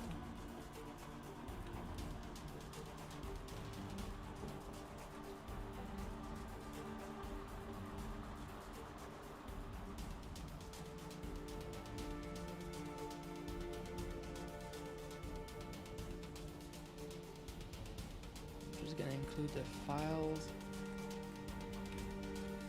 from here. Just need to proofread. No need for that. Build content, no need for that. And then is there content here? Yeah. I hope I didn't just not see it. Yeah, there's a not there again. Okay, give me that.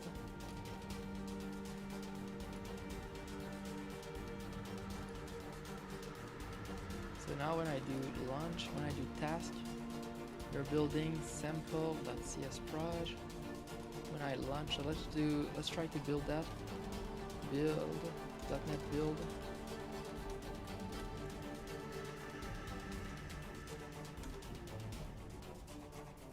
I messed it up.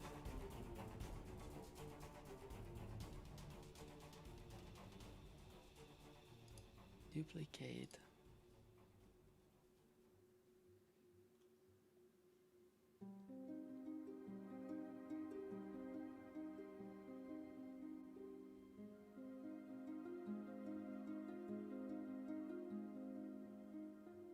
Oh, by default, okay, so I don't need this.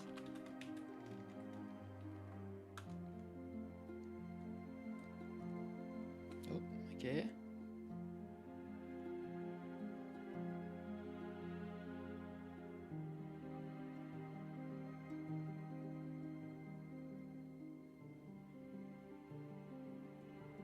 UI render.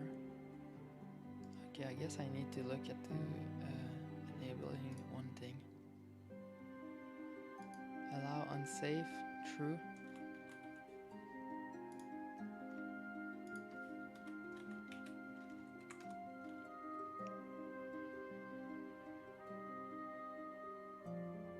Okay, I somehow got a build.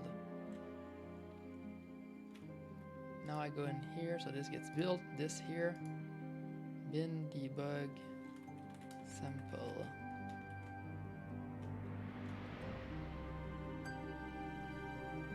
Let's try that. Oops.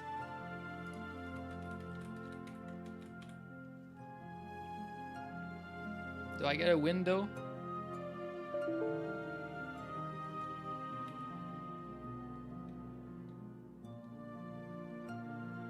Bin debug netcore app 3.1. So what did you not find?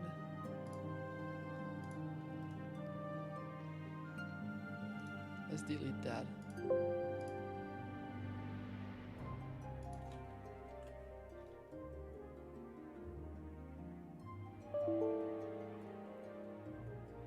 Oh, did I do that? Oops.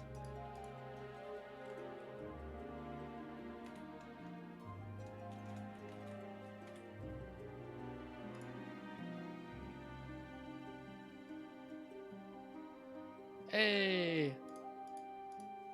Okay, I got a window. This is in UI.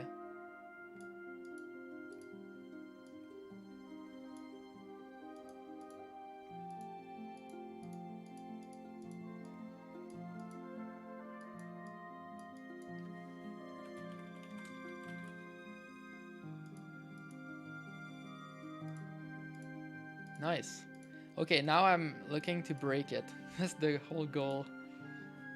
If it can be broken, or if it's better than my code. Well, it obviously is, but whatever. Like, it's not even close, but let's try to break it. What did you do here? MUI component.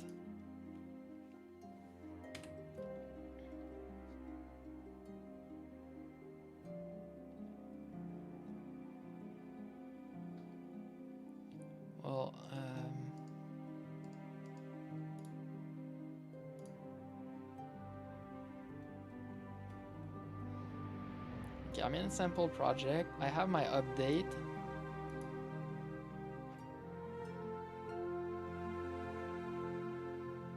Initialize.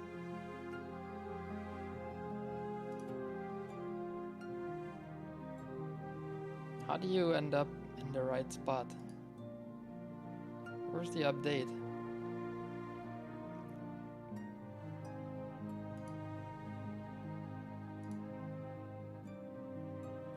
UI demo. Oh.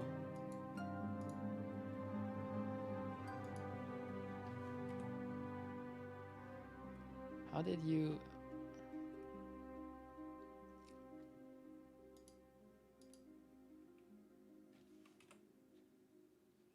UI.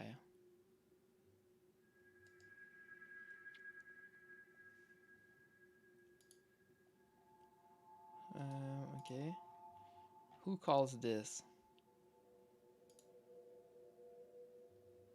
How the component there? Where's the update?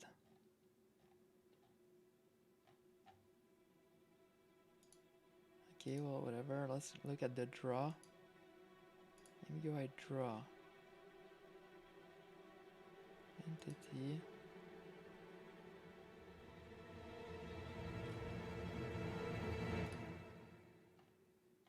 I feel like this is cheating, but let's put a breakpoint here. Let's see if...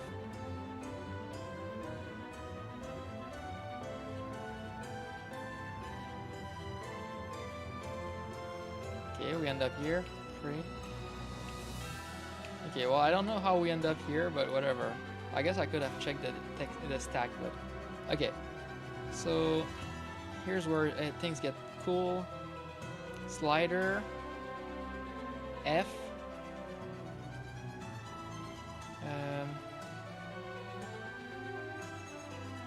Let's do something like this. Private fun equal int fun equals 0. Okay, UI. You'll have fun plus plus. Also, I'll check if my frames are capped or uncapped. They're default. Perfect.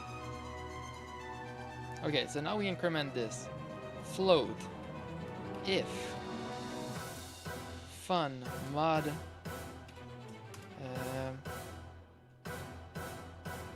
160. 60 times 5. And I can't math. 300. If that is smaller or equal to 1 second, it's 60. Then I want my F equals 0.5 F.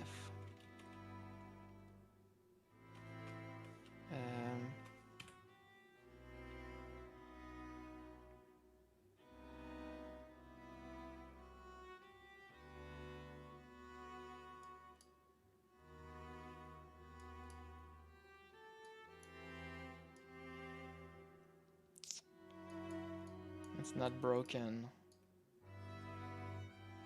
Wait. It is broken. If I'm playing with this,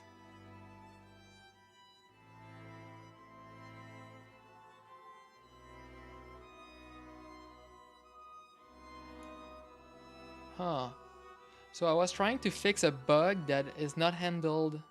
That was not actually a bug, they just don't care. If right now I'm editing, so this works only if I'm not currently playing with this, which was what I had earlier. And then I thought, well, maybe if the user is trying to set it to a value, I should listen. But those guys are like saying no. If you're trying to use this slider and you're moving things, then the MUI wins, always. Well, that's good enough for me, if they do that.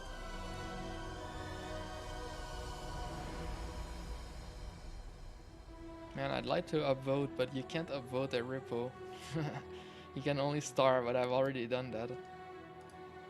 This saved me so much time. I should have tried that from the start. What is this? Oh, MX Linux.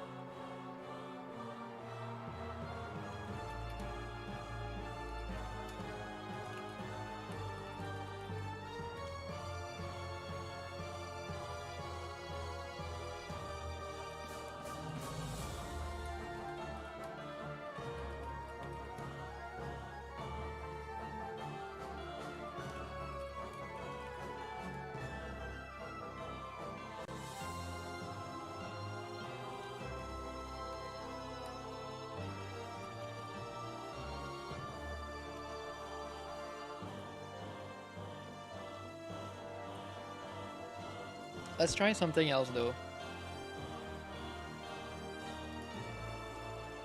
If you do this after, what happens?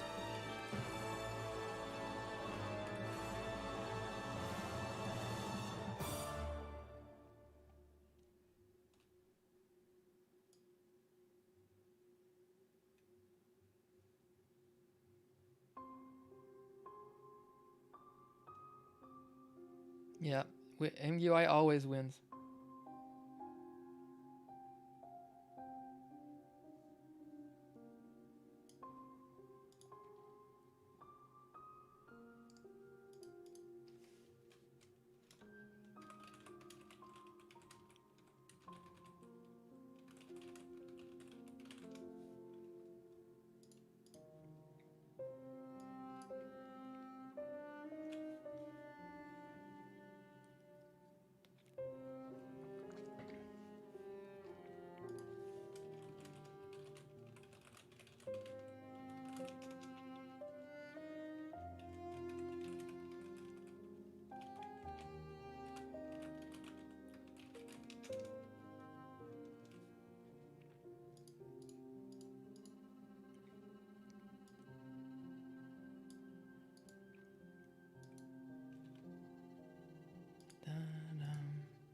Awesome. Well, now I have a setup with MUI so that I can test random stuff. Okay, I should end the stream here. Thanks for watching, everyone. And hey, almost all the code I wrote today is unusable, but it's starting to plant the seed of something that could become something.